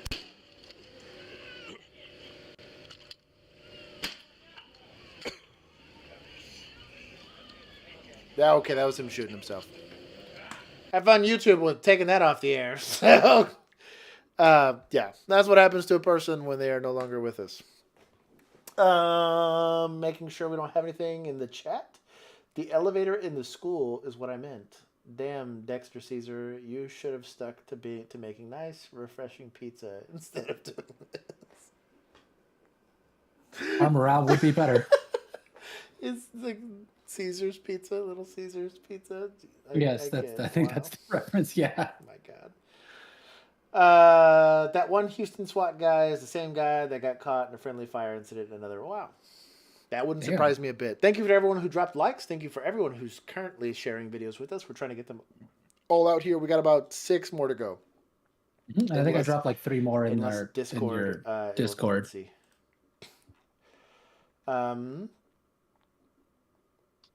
Oh, deadly shootout. Oh, it's the Dallas one. Here, we'll cover the Dallas one real quick. Oh yeah, yeah. Here we go. What is this? No So ads. the video is when you scroll down is the raw video. Is it this one? No, further down is the raw video. You can read kind of the context of it. A little further down, that's just Chief Eddie Garcia talking about it. So It's let's further see. down from that. I was It's just like reading. it's the third video down. This Yeah. one? That one. Yeah, that one. We'll get it. Shout out to Dallas. Oh no! Get out of here. Okay, we're muting. God, I hate news site advertisements. We're muting it at least. Mhm. They won't get the they. Tubi sucks. All Fox stations suck. Connecting the dots sucks. All of this is garbage. Don't buy it. I don't know what FLX is, but it's trash. Far East Dallas. So I know exactly where this is. Actually, it's Shiloh and Gus Thomason. So it's like right by Dallas Athletic Center. Yeah, I know exactly where this the is at. Casa Linda area, dude. Yeah. That area. Juan and I generally grew up pretty close to this. I drive by there almost every day. Yeah. Like it's on my way home. Not directly, but Shout out to these guys for still being willing to work in Dallas. God bless them, dude. I'm also on the board of the chamber in that area, so it. Juan's fancy like that. Yeah, they'd like to pretend that it's not the same area, but it is. And this is part of the reason they pretend it's not. Don't worry. Arlington was the same way. And this is literally not a block from a very fancy country club. Yeah. So, weird observation. So, my wife used to ask all the time why, right before I pulled up to a scene, I was always constantly turning the hell out of the steering wheel. I said, well, we were driving a lot faster than you normally would be. And you don't think about it when you're doing 90-degree turns. When you're only going like 10 miles per hour, you just kind of turn the wheel or do whatever. But when you're doing it, when you're driving faster, you're in a hurry, you're sitting there whipping the hell out of the steering wheel. And she was like, why do you I always see you doing this. And the other part of that's canting my tires is when I'm throwing it into park, in the off chance that it doesn't make it to park, if I cant my tires, I'll cant them towards a curb. So worst case scenario is my car will just idle into a curb and stop, as opposed to keep rolling and hitting somebody or whatever. So it's also like a habit. Every time you stop somebody on a traffic stop, you're supposed to cant your wheels and all that kind of stuff. That's training. I laugh as I see this guy's steering wheel just getting whipped around a bunch, and I was like, this is why. That's just standard Dallas driving. Yeah, that we too. all do that. That too, yeah. We all drive 103 and do that crap. That's a pothole.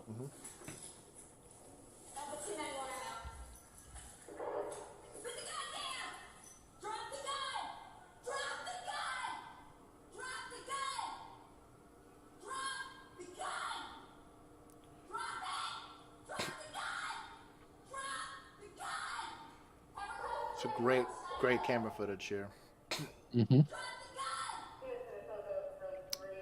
almost sounds like she's by herself. I don't hear any other officers. She I don't is. know if she is by herself. I'm reading the article. She was the first one to show up, and so she was there for a minute 16 seconds before the second officer arrived. That's a bad place to be.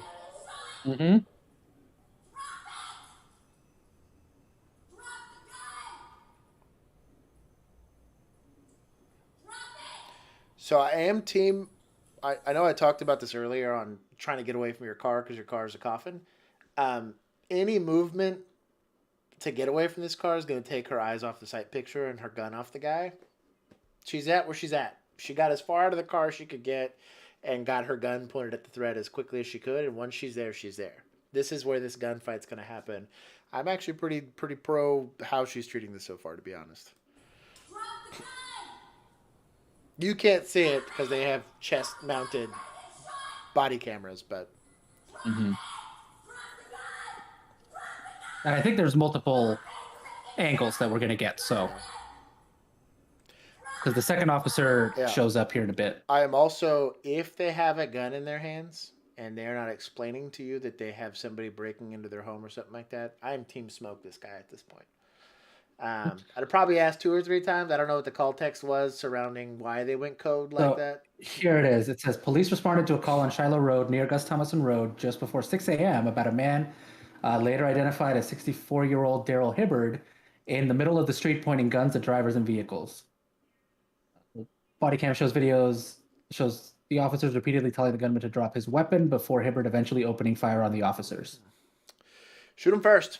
If he's got a gun to his side, you don't wait. That's just a rule of thumb for those of you that are out there. Now, I can say that because I'm safely behind a keyboard and a screen, but I'm saying in general, case law will support you if this is the thing that you're engaging in. Do not wait for this guy to get homicidal. If he's not listening to you when you say drop the gun a couple times, there's a ton of case law that supports you discharging your firearm to arrest that person because he poses a very real, deadly threat to you. Got hit by tear gas. It's worse than constipation. Yeah, tear gas is pretty awful.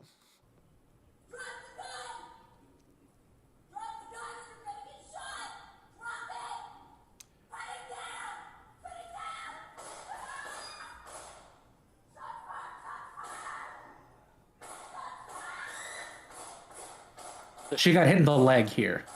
What a bad day. One of these. Mm-hmm.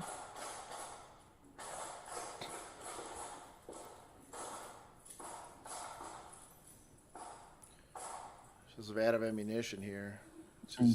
I'm team move. If you have to reload, I am team move.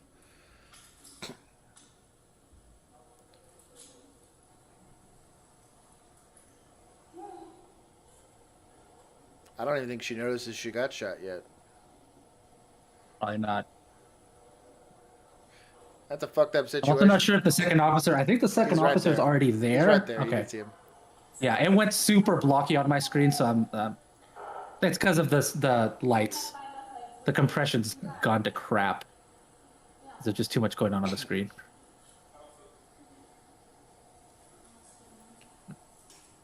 Yeah, let's secure this guy.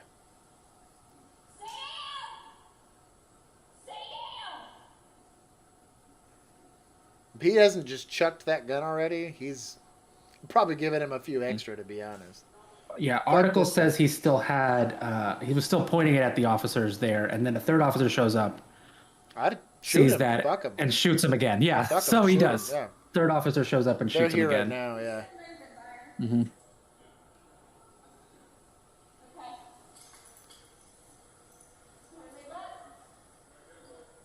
Bro, she got shot in... Bro, this is a boss bitch right here, dude. Holy shit.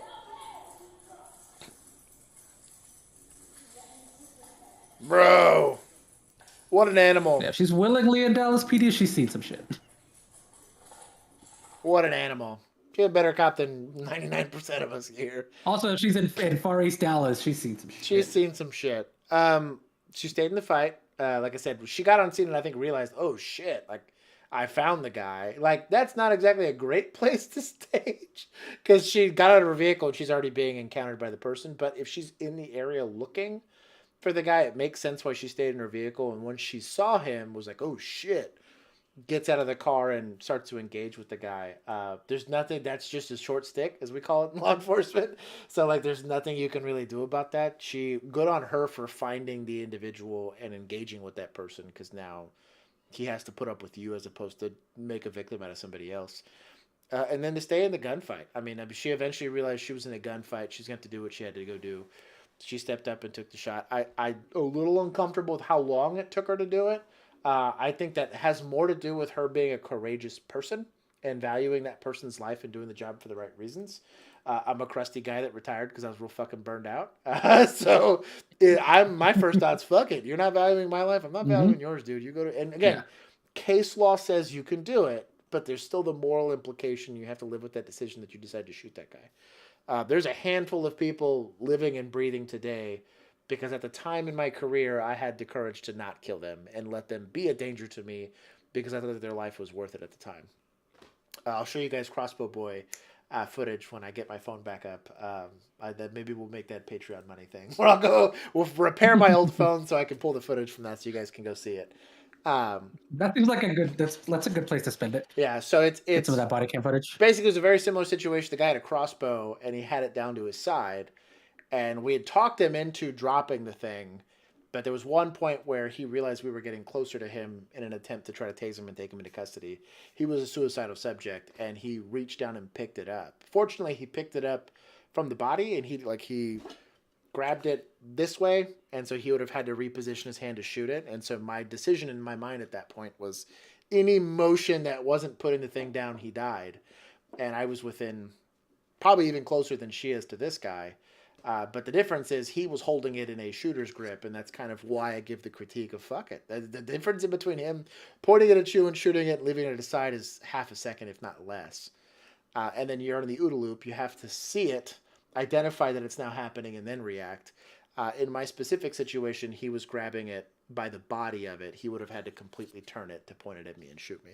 But it's a very stressful situation. I was in field training when that happened. And so, like I said, as much as I want to sit there and say, hey, shoot him sooner, in this instance, I really do think it comes down to she had the courage to give this guy a chance to try to survive that. And eventually, like, her survival instinct was like, nah, bitch, shoot this guy. I want to go home.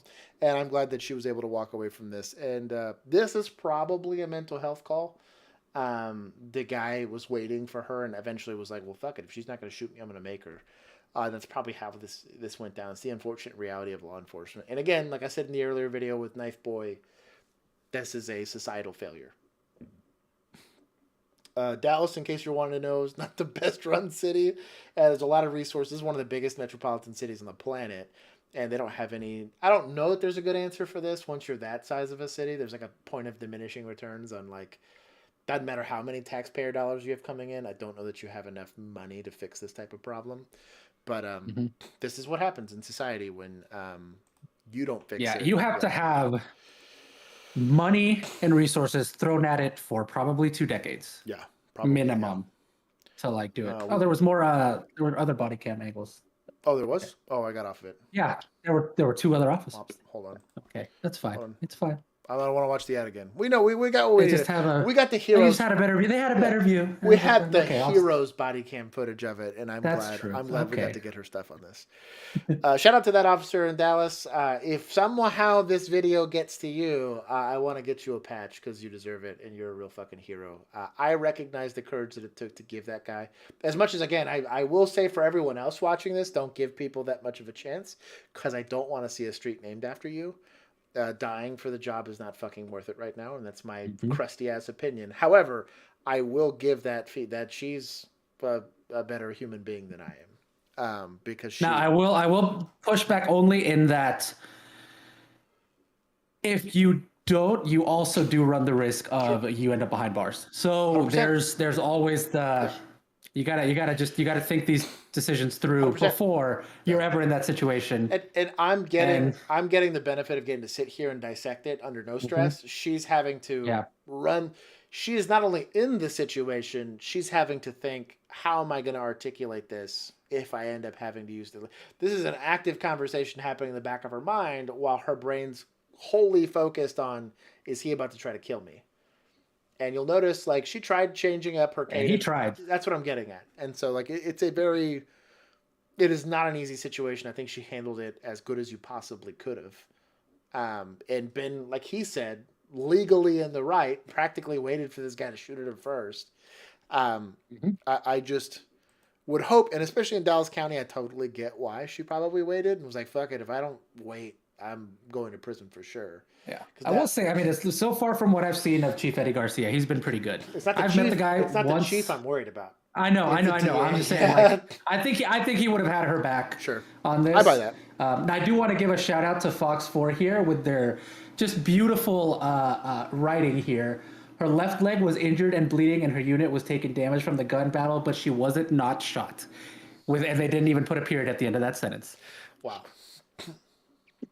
Okay. They also called her Hibbard when they quoted her, but she was Walling. Hibbard was the guy shooting at her.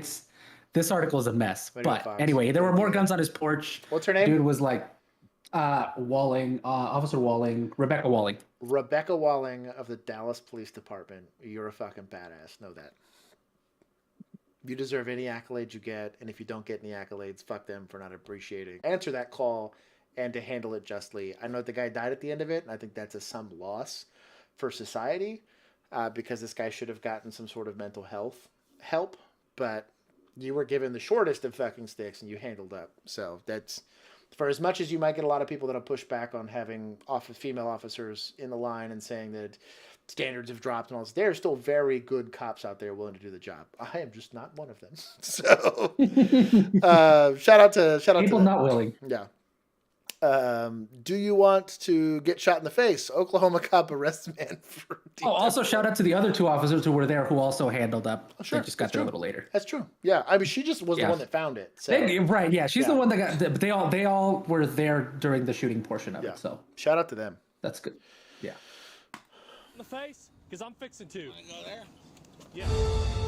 Shout out to Law and Crime. They don't need our help, but I'm going to give them a shout out as a thank you.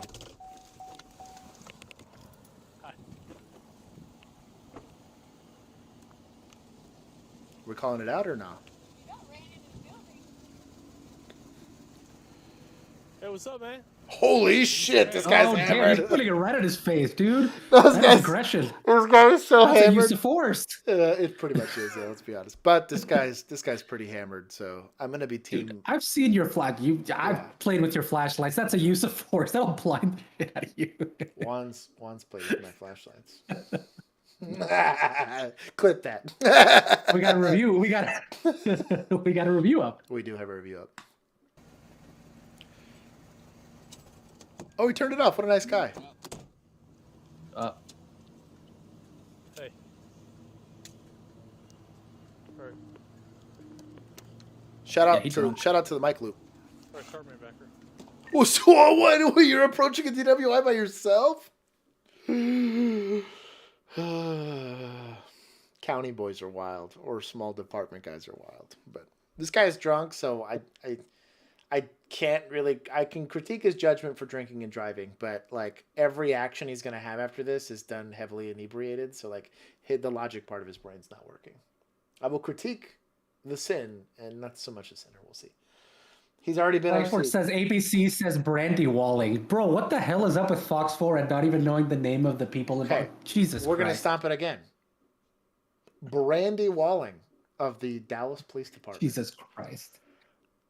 You are a badass, and you deserve every accolade that you get from that. If you don't get any... I saw this story originally on the freaking Univision Spanish channel, and they got the names right. Really? What the hell is the problem, guys? Yeah. Shout out to Officer Brandy Walling. She's Brandy awesome. Wallace. Yeah. Brandy Walling. All right. Gotta go right All now. right. Yeah. So don't watch Fox 4. Watch literally anybody else. Anybody else. Goodness gracious. Goodness gracious. Thank you, Blank, for the correction. Hands. Okay, so I'm not gonna lie. Someone opening a door in a parking lot to get out of their car, whether they did it cool or not, I don't know that's gonna justify pointing a gun at them. Probably a write-up. Not an egregious, fireable offense, but like... But that is how your whole department gets weapon-mounted lights taken away. That's exactly how it happens, yeah. Right now. Yep. You want to get shot right in the face? Hey, Do you want to get shot in the face? Because I'm fixing to. wanna go there? Yeah, let's go there. At least he figured out that wasn't a good idea. Shooting a guy in the face for opening a door. Don't let your ego become part of your job or affect the way that you do your job. But I am team going hands-on if he's not being cooperative. I don't know that he came up and said... Hold on, I'm going to backtrack just a second here. I don't know that he identified himself as a police officer or if he told him why he was detained, but it's kind of important. I don't think so. I think he just walked up and pointed a flashlight at him. In the knowingly and intentionally part of committing an offense, specifically if I was going to just throw cuffs on a guy that I was approaching like this, it would be resisting some level of search or transportation or whatever. I'd have to articulate that. But I don't know about this one. Hey, what's up, man? Hey, what's up, Let me man? see your hand. Let me see your hands.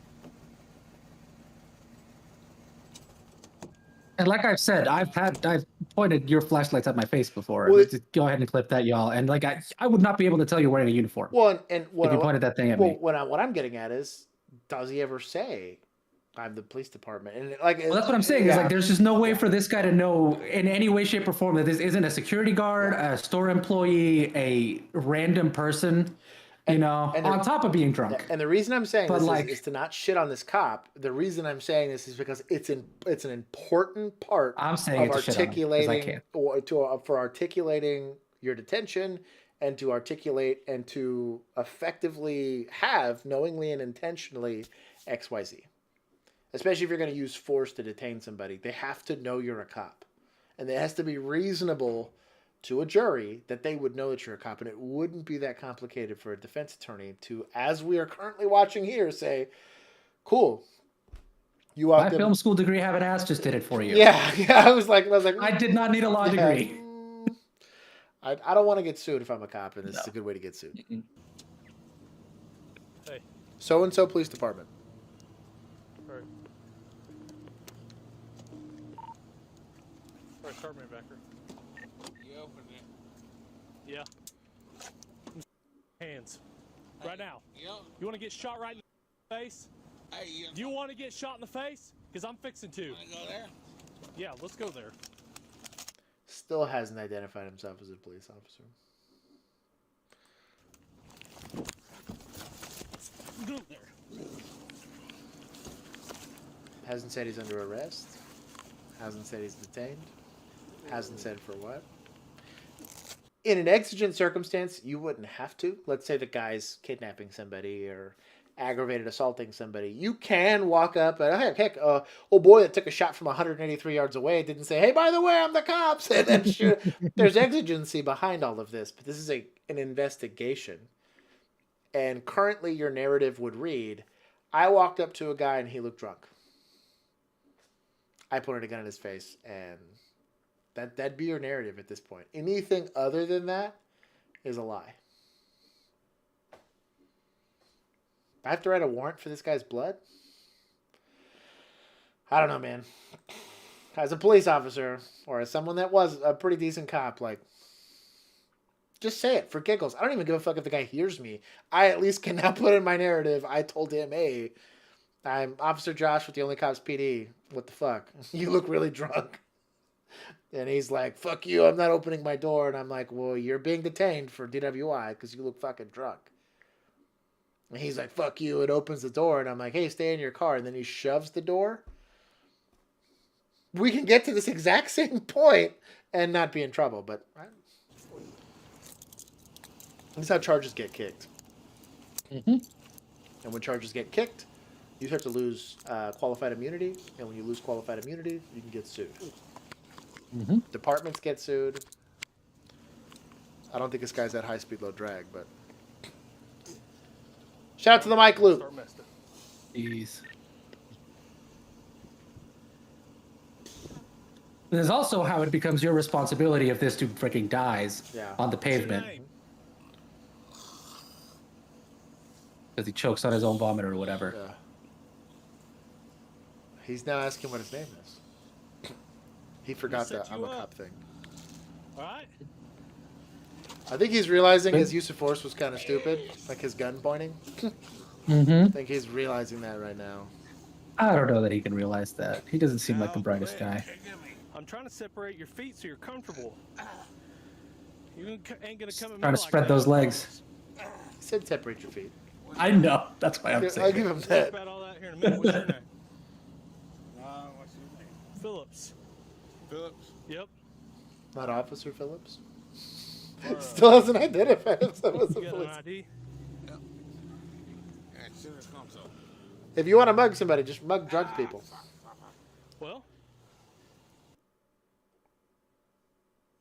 So the guy pulls up, hammered, as all get out. Hmm. Oh, he made it. Was he? Yeah, he didn't. does I thought he pop was the going to curb? hit the. Does he? Oh, He, pop, okay. he pops Yeah, the but curb. I was expecting like hitting the wall or something to be. I've seen my wife do worse in a car. Perfectly I did this sober. earlier today.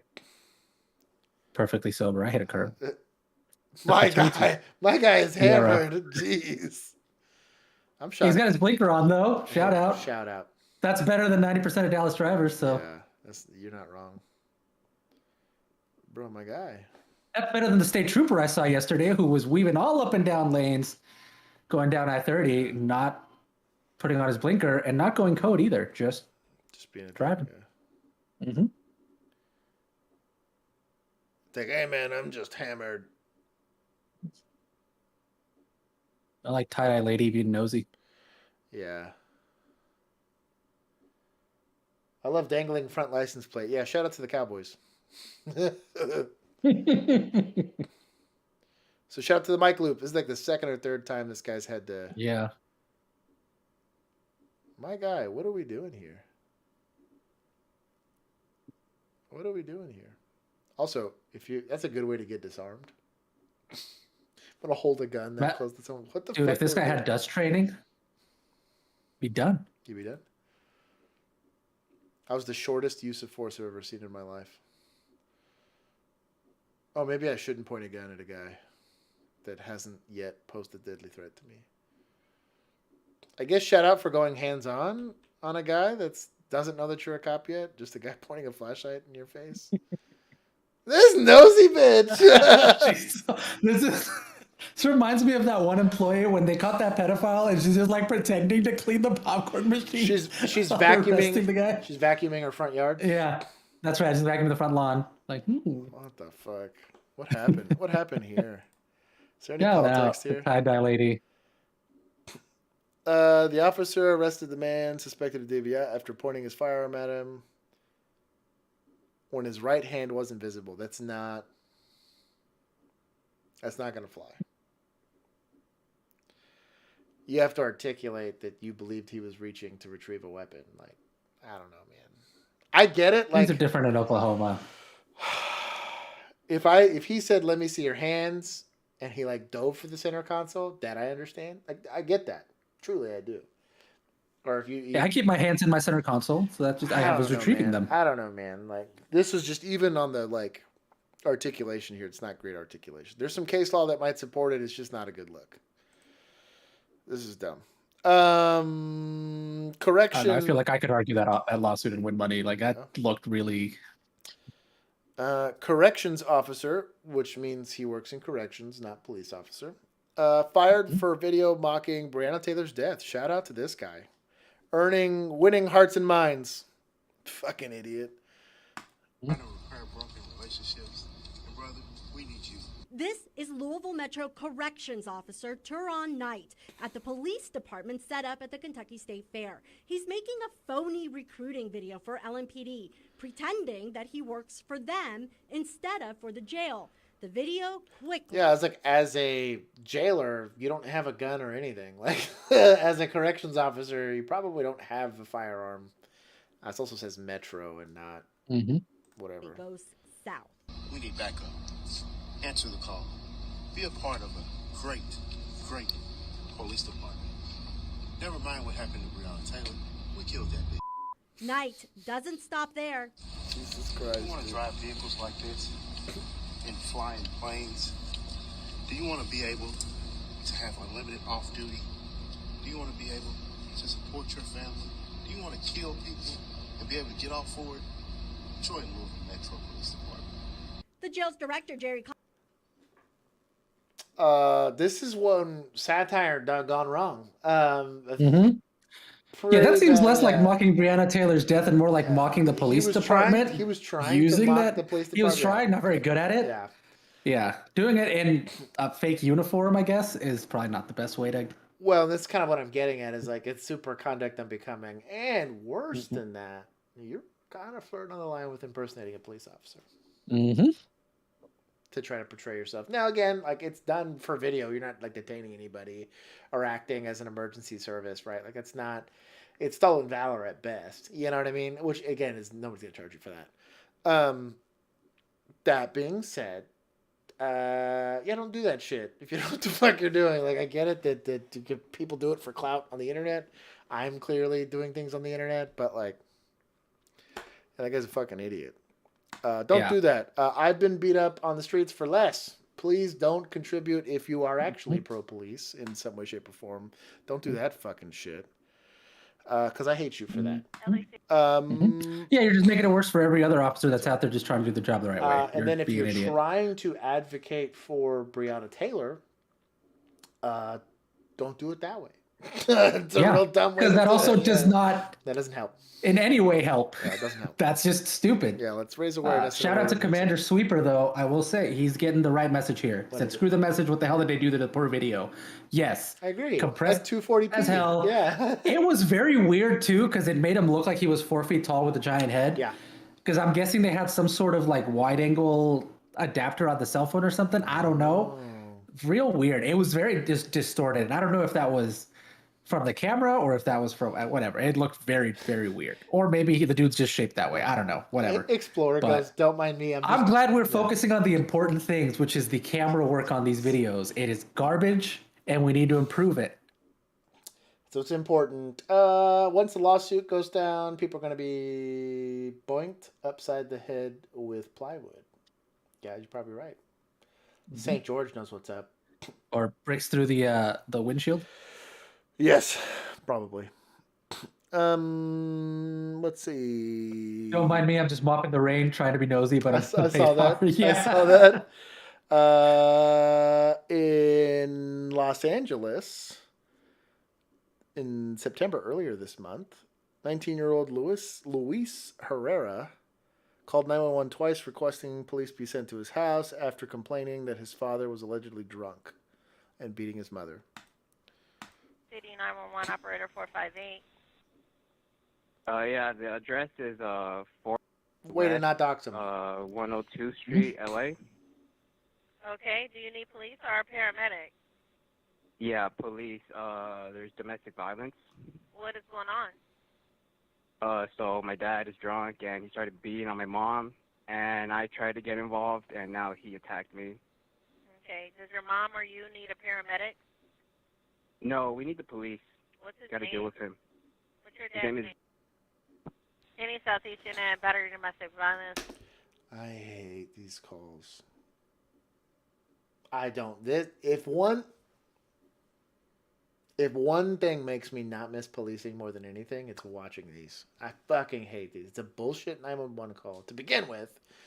And now someone else's non-emergency is about to become your actual emergency, and I fucking hate this. I fucking hate people. West 102nd Street. The suspect is his father, a male Hispanic, 50 years, wearing a gray tank top. Code to incident 2065 RD 1822. Monitored for additional. LA City 911 operator 281. I need the police here. I called earlier. Okay, what was the location you provided, sir? 4 102nd Street West. One moment, let me pull up your call. What are you reporting there, sir? Domestic violence. Okay, and your name is Luis? Louis. I'm the son, yeah. Louis. You're the son of who? My dad. I'm all bloody because of him. Okay, hold on 1 second. Okay, so he hit your mom too, right? Dispatch is out of I was control. defending her. Okay, all right, sir, we have the call. Let me let him know you need him out there. Where's your dad now? We already have him. He's in here, but like I left the gate open. He doesn't know I called. Okay, I'll let the officer know, sir. He's on a call, and then your call is next. I'll let him know, okay? The front gate is open, yeah. He's on a call. Your call's next. Totally a thing in LA, I bet. We had that periodically where I was at. Dallas has it way worse than we do, and Fort Worth also got that bad at times. But welcome to living in a big city. Okay, I'll let the officers know. They'll be on the way. 911 is only hours away. Thanks. You're welcome. When seconds count. What is with this footage? Oh, there it is. I think this is security camera. Bro, part of me thinks these guys know A this. ring? These guys know this is bullshit. Because these guys are fucking strolling up on this bitch. They've got to know this is bullshit. It's a big property, dude. Oh, my guy, okay. Oh, we're getting tactical. I respect it. Goes like half block down. You got what? Goes like half block down. I'll do a door knock, alright? Yeah. I got you covered. Hey, wait! Put that down! Put that down! Put out the help call! Put out the help call! 18A, 17 Hey, put it down! Put it down! Put it down!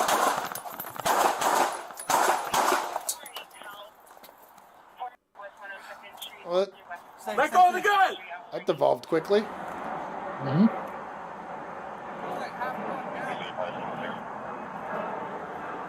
You got what? I'll do a door knock, alright? Yeah. I got you covered. Blank Forge, I hate you for your comment. Hey, wait! Put that down! Put that down! Put out the help call! Put out the help call! 18A, 17 Hey, put it down! Put it down! Put it down!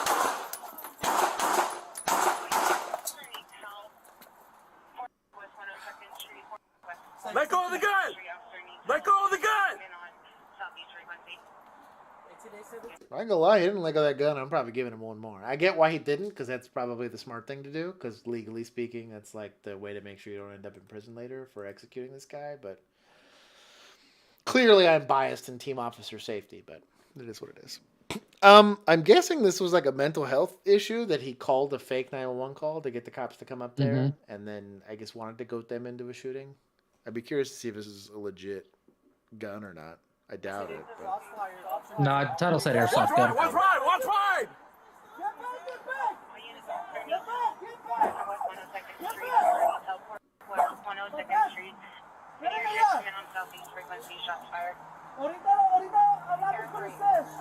Let go of the gun!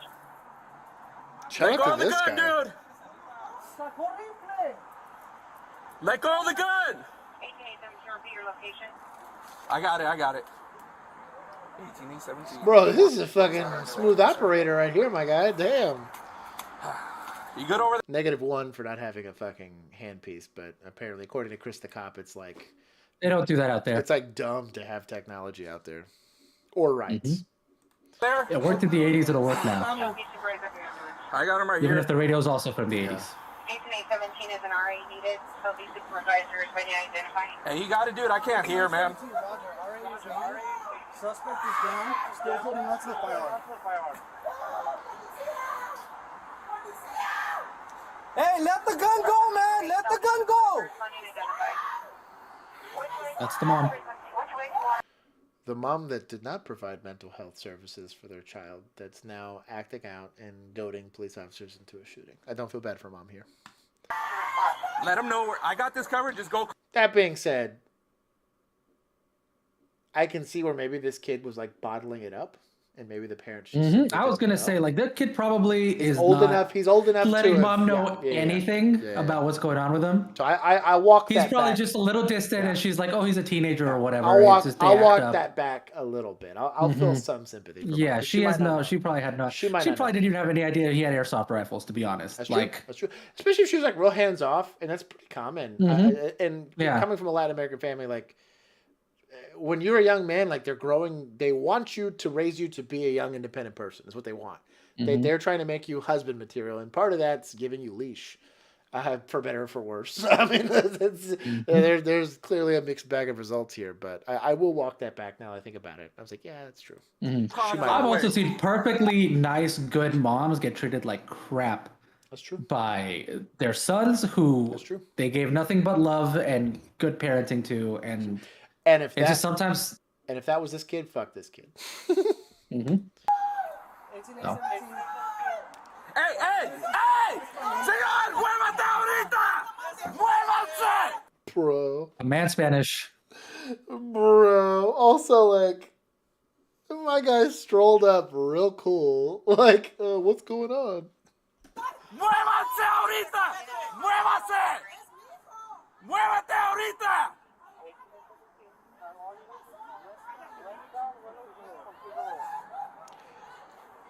I'm also team not approaching this guy while he's that close to the gun.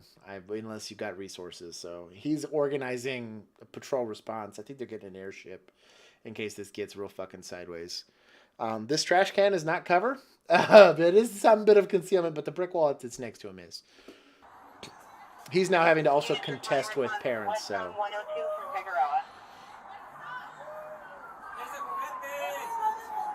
¡Métense en la casa ahorita!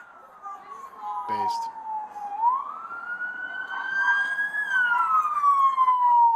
I like the crackhead walking down the street here. Right, Charlie, right here. That backup officer was like, "Whoa!" Oh my god, dude! Hey, shout out to his enthusiasm, though. Okay, he didn't have that. He was ready to help, you know. I get him. I give him an A+ for effort, but he was like, "Hey, bro, like right here," and he's like, "Oh." That was. I know. Get cover. Shout out to these guys. I don't know how much All right. how you treat this any differently, to be honest. It's pretty good tactics. Yeah. Yes. Hey, let's not. Jesus Christ. Let's not walk in the back of the. Don't be the backstop. I'm so mad at that guy now. What are we doing? Bring what back? Hard to keep. I can't hear, dude. What? Hey, let's. Auditory hearing loss, totally a thing, especially in an acute stress situation. It's not from the gunfire. You'd be surprised. It's oftentimes not the gunfire. It's just your brain starts to shut shit off and say, hey, focus on, he was just in a life or death situation. In his mind, this guy was coming out with a rifle to come kill him. And so at least he's recognizing that and saying, hey, I fucking handle the radio. I got this guy. Shout out to this officer for not only being fucking self-aware, he's also in LA County, so like he'd probably fucking... Like when you gotta turn the volume down so you can see better. Exactly. When you're looking for an address or something. Totally a thing.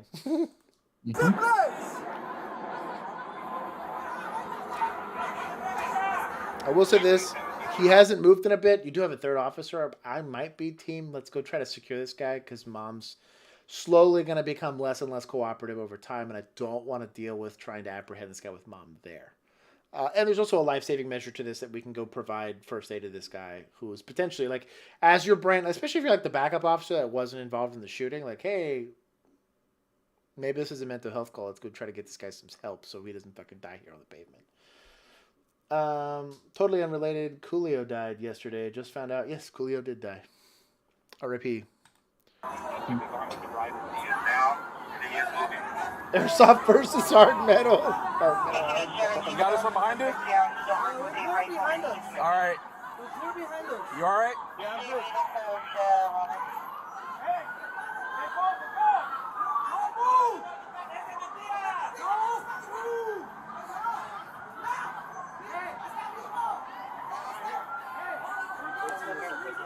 Yeah! Do you have us covered?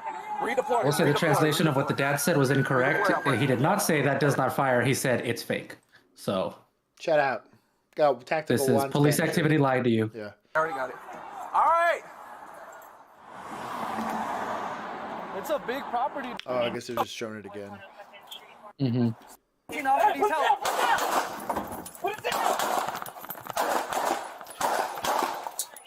Shout out for not flagging your other officer. Yeah, I was like, I feel kind of bad for him. You can't help, but Yeah, like, it's better than just like. He knew better Yeah. than to just be cranking rounds off by his buddy because this is a shit sandwich that he got served. But hey, he was aware. He's stuck in a very crappy narrow. But he made sure that he wasn't hurting the situation as opposed to helping him. Shout out to this guy. Let go of the gun! Let go of the gun! Every fucking time I see radio. it. God, every time, dude.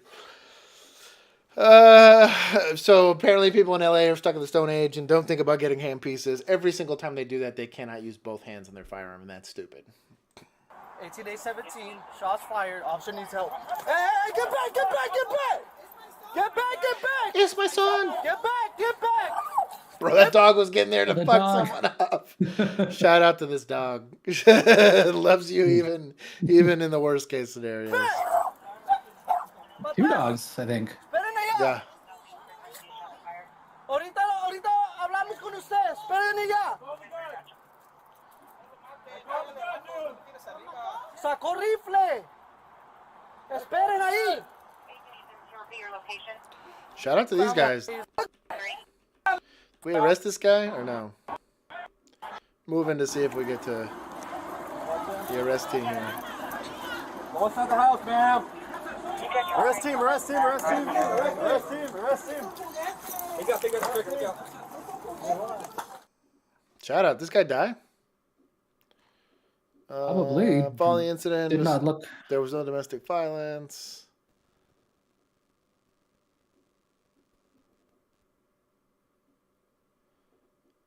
Yep. He died. Dumb. Don't run at officers what looks like a firearm in any way, shape, or form is a bad idea. And if you think that life is not worth living, go talk to somebody about it at least. They might be able to talk you out of it, and you can save everybody this heartache. I really feel the worst for the family, to be honest. I do feel bad for these officers that got stuck in this situation because they probably feel like shit after the fact. But that being said, it's really what's frustrating is especially with parents of young people, they don't get that perspective because you're just old enough to keep it away from them and have whatever it is that you got going on. And like genuinely parents of young people, and I'm sure my parents experience this or whatever, you're so scared of that phone call in the middle of the night You know that while your kid's out doing something stupid, that I've had to make death notifications before, and it's not a good feeling. I've been there to watch a parent's life completely fall apart because the worst case scenario happened. You know, hell, I was walking up to an apartment. It wasn't even the right. I was knocking on the neighbor's door, and she answered because she just heard knocking. She thought it was on her door. Saw me and thought, oh shit, like she's about to give me some really bad news. And I was like, oh no, I'm here for them. And she was like, oh thank God. Shut the door. And I was like, damn, that's pretty brutal. Bad news for them. Yeah. Suckers. Yeah. So, but it's I don't know. Be mindful of this kind of stuff. If you're a young person, They say get thwarted and close the door in your face. Yeah, go check on people. If you know somebody, if they seem relatively isolated or sad, just go check on people. That little bit, you'd be surprised how much makes a difference. There's those poor suckers like us that have to work calls like this where either we're too late or you're stuck. I've had knives pulled on me. Again, Crossbow Boy put us in a situation. I've had a lot of these situations where I'm now having to de-escalate a suicidal subject. It's not fun. It gives people like me PTSD. And nobody wins in these situations. The person that's upset or having some sort of mental episode, their family, their friends, everybody has to witness this. And now the doom-scrolling media that's going to go fuck up everybody's name and all that kind of shit after the fact. Nobody wins here. Train hits police car. So we're finally getting to this one. It's a big L on this one. So I think, do we have call text for this? This is the winner here. One, you can timestamp this.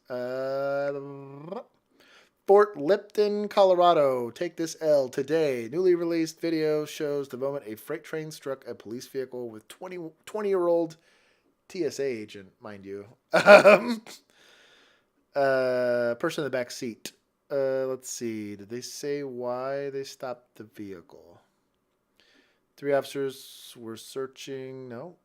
Oh, okay. So they were allegedly involved in a road rage incident involving a firearm. I'm guessing that's why they stopped the vehicle. Yeah, we'll see what goes on. For those of y'all that haven't seen this yet.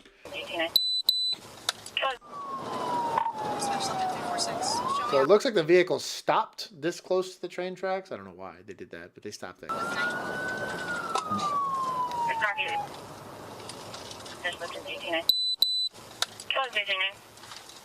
Free advice for those of you that are watching this. Once you have a car detained, you can move said car. I've had to move cars plenty of times post-arrest. I own that car until I no longer have PC or I no longer have any law enforcement reason to have it.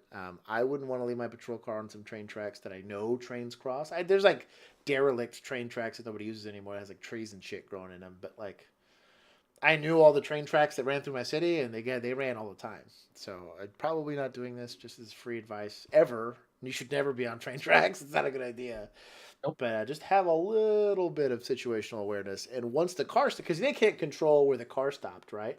But you can move the car after the fact. And I understand, like, if you're by yourself and you're waiting for a second unit or whatever it is, I kind of get that. But, like, let's act like we've done this before and not leave our patrol car on the train tracks. Shout out to Pamela. She's smarter. When I was growing up in Mexico, they had actual commercials telling you not to, like, park on railroad tracks because people just like to do it. Or, like, drive down them as, like, a shortcut. Yeah. They would straight up just drive on them. Crazy. Why do we have a gun out here? Oh, because it's a road rage incident. Okay. Yeah. That door's not going to save you from a bullet. Driver, loose your hands. Loose your hands. Put your hands out the window. Put your phone down. Put your phone down. It's just like they teach it in the academy. A high-risk takedown of a vehicle.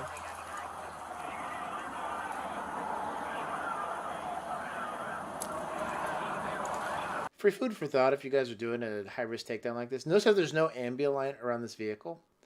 And you got your takedowns on and your high beams on and all this kind of stuff. If you're officer number 2, which is the body cam that we're getting here, wheel off to the right.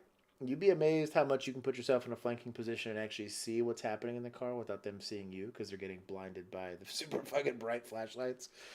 You You'd be amazed what you can get away with. And again, like I said, it's not like it's going to stop bullets or any better or worse than this door is. So, like, they just get a little tactical, you know? That's a cool trick from a Midnight's officer.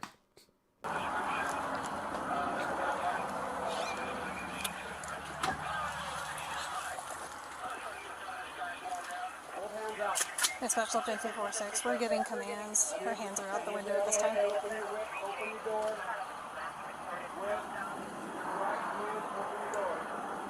I'm team not approach the vehicle. I'm team that.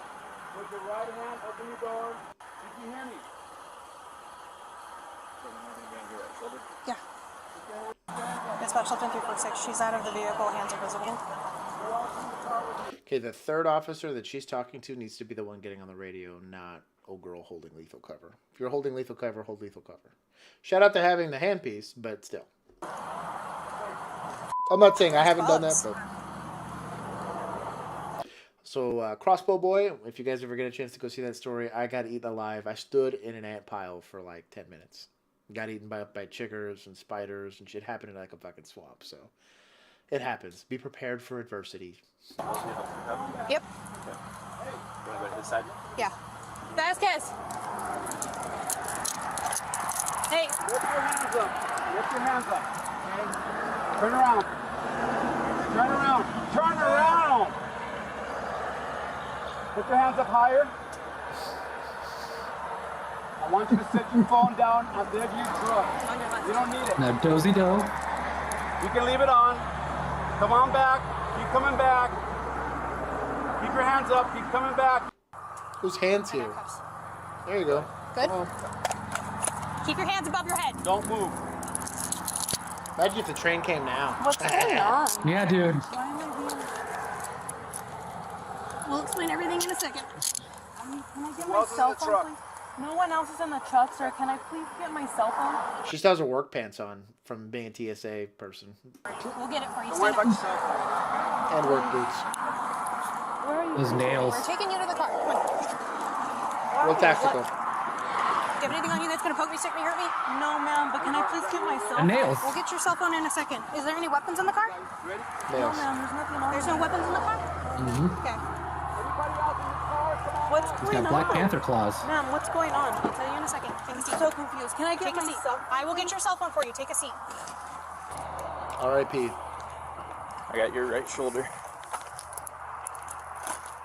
I see a car seat. Clear. Okay, let's get the bed. So there's nobody else in this truck? Let's move. Yeah, you drop it, I'll hold it. I'll come across. Clear. Cleared the truck. Good job. Okay. Good tactics.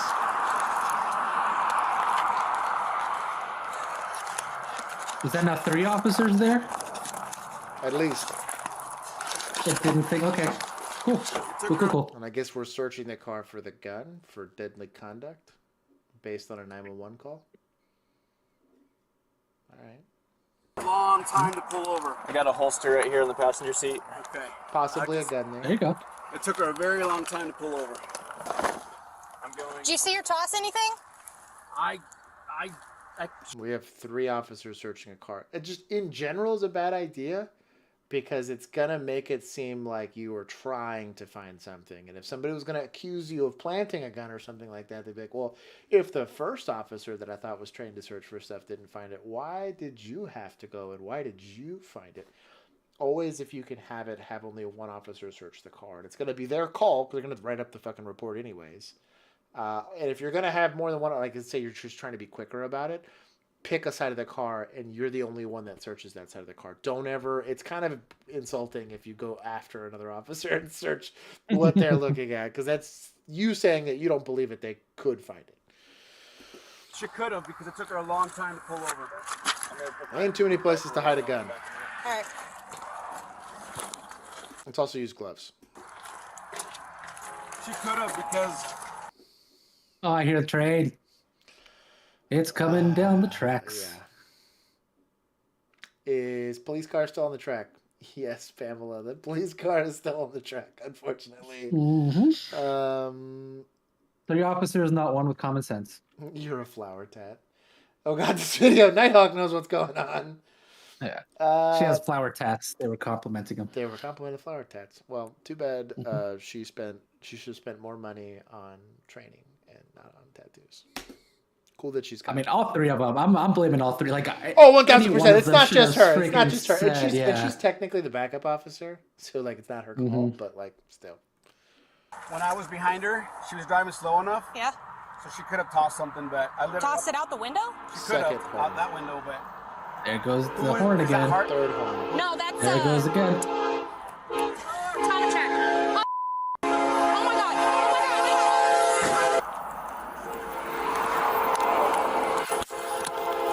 Move your car.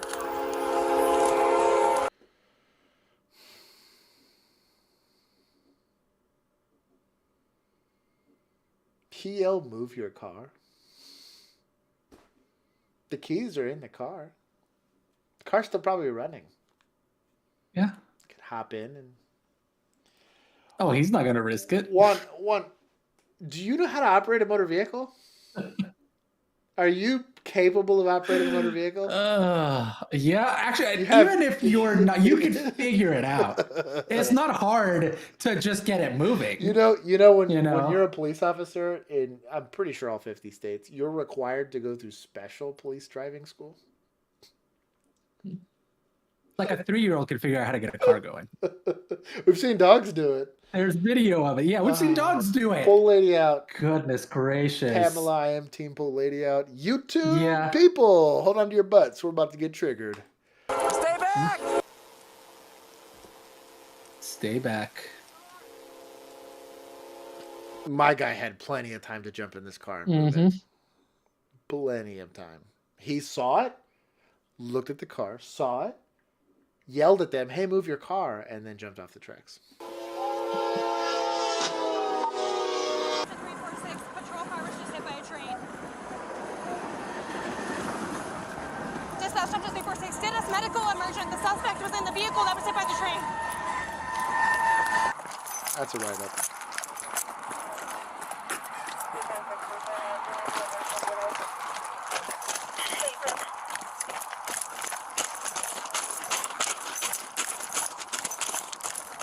You get to see inside of it. Man, the fucked up patrol car.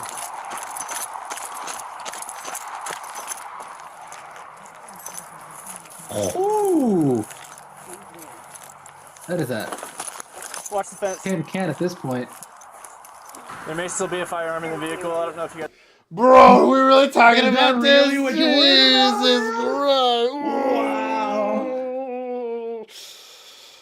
Wow. Yeah. So, and there might still be a suspect in your vehicle on the railroad tracks, just FYI. So, in general,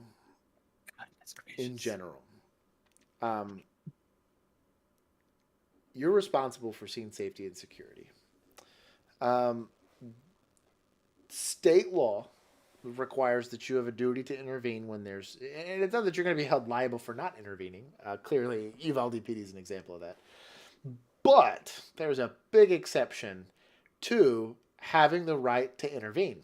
The second you place someone into custody or detain them or whatever, if you're doing something to control that person's movement so that it's not kidnapping, you take every bit of responsibility of that person's well-being the second they become, the second you place them in custody. The reason why Mr.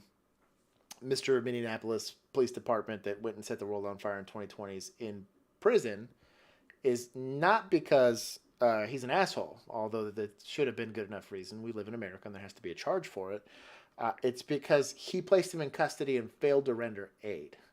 And due to him not rendering aid, right, he dies because the guy's in custody. Let's say he doesn't put him in handcuffs, right? Let's say he's just sitting on the curb and then croaks and dies, right? It's a different story. Same asshole, same everything, but he's not doing anything to place him in custody, right? So in this specific instance, literally, you are the most liable for anything that happens to that detainee. Now, let's say there's not a firearm in this vehicle, right? Let's say they don't find one. I get that there's a 911 call. I get the detention. I get the high-risk takedown. I get all that stuff. You've just hospitalize somebody for no charge for a 911 call. That's an L, my guy. I know it doesn't take a rocket scientist to figure this out, but like a lot of people will yell, well, qualified immunity, and not here. If anything, you're extra liable because you've detained that person. You have restricted that person's ability to do anything for themselves. That's why they got to feed you in jail. That's why they have to provide you. If she randomly gets diagnosed with cancer while on the back of that patrol car, guess what? It's the state's problem, not hers, because she's currently in the care and custody of the state. Screw the firearms. You got a vehicle. Sweeper, you get it. Well, the female cop definitely deserves the Dunce Cap Award for thinking it was a great idea to park her cruiser on the train tracks. I agree. It was the primary. It was actually the primary officer. The female officer was the backup. However, she was on the passenger side. She decided to place the detainee on the car that was in the train tracks. So the primary officer's a dumbass for parking there. There's else to go around here. And then said flower girl here is a dumbass for not only placing her in the vehicle, but then not like placing her in the vehicle and thinking, I'm standing on a like train tracks like are annoying to walk over. There's like metal bars and it's like a hump in the road. Like it's clearly like a train track, right? They're also like a different type of material than the rest of the road. They're like... The other thing I want to point out is it's not like it's a blind curve, right? Like, you can see for a minute that this train's coming. Now, part of this might also fall on the city of not having like... Because typically, anytime a railroad track crosses a roadway, there's these arms that come down, right? Well, part of those arms coming down, there's also an alarm that sets off. It's like ding, ding, ding, ding. So there might be some level of liability that maybe you could put on the city, but truly... I'm going to talk trash about your city specifically where you police, because there is specifically one railroad track that where Pumpkin Nights happen. You remember Pumpkin Nights? That railroad track doesn't have them. It has the little yellow sign that says, don't whatever, and you know but why? They didn't have any signage otherwise. Private roadway. They don't have an obligation to do it because it's not a public roadway. Interesting. Yeah. So, anyways, that's interesting. Yeah, okay. Long story short, yeah, and that might be something. And that might be the instance here because this is a dirt road practically that they're on, right? And so that might be the instance here. So the city doesn't have any level of liability. They don't have to put like an early warning system. Either way, if you're being situationally aware, and typically that's what this third officer. This is where his liability comes in. That third officer's job is to stay there with the suspect because she's detained now. So in the off chance that she starts vomiting or banging her head against the thing or whatever, you got to protect her from herself. She's in custody. So if she knocks herself out in there, it's your obligation to try to do something about it, right? Instead of standing there with your rifle with nobody else there to point it at, you could have had your hands ready or just jumped in the car and done like hero shit, right? They all had an opportunity to do something different. And there was multiple failures from multiple different people that led to this woman getting hospitalized. I'd be shocked if there's not, at the very minimum, them getting fired and the city getting sued. Minimum, right? And I'm talking like they can't work anywhere else. They can't whatever. What probably should happen is negligent charges, to be honest, because it's negligence. I don't think that there was any malice in them keeping her in the, but like especially if there's no gun in this car. Like, let's say there was no law enforcement objective, even though you had all the reasonable suspicion in the world, or maybe even probable cause to a certain extent in the world to do what you did leading up to that. You have now permanently maimed somebody for no law enforcement objective. There was no crime that occurred. I get that you believe that based on 911 and you saw her and she took forever to pull over and so on and so forth, but whatever. But yeah. Did I miss anything in the chat?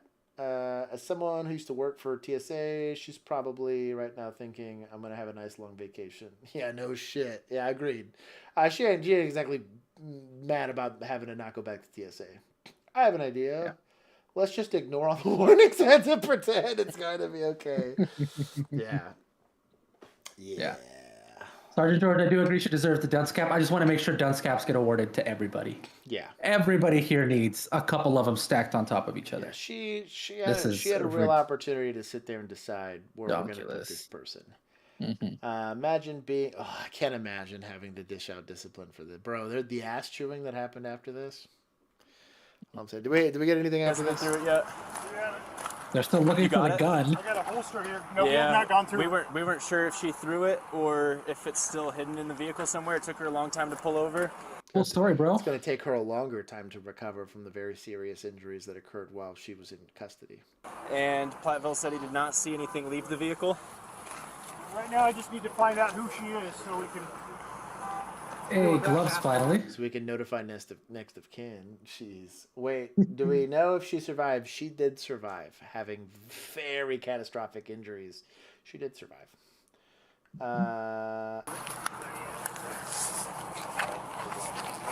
Shout out to gloves. Okay. You hear that? No, I didn't hear that. There's a round over there in the door. Okay. That's her. Do we really give a shit at this point? Oh, where'd my mouse go? Oh, there it is. Yeah, it's up at the corner.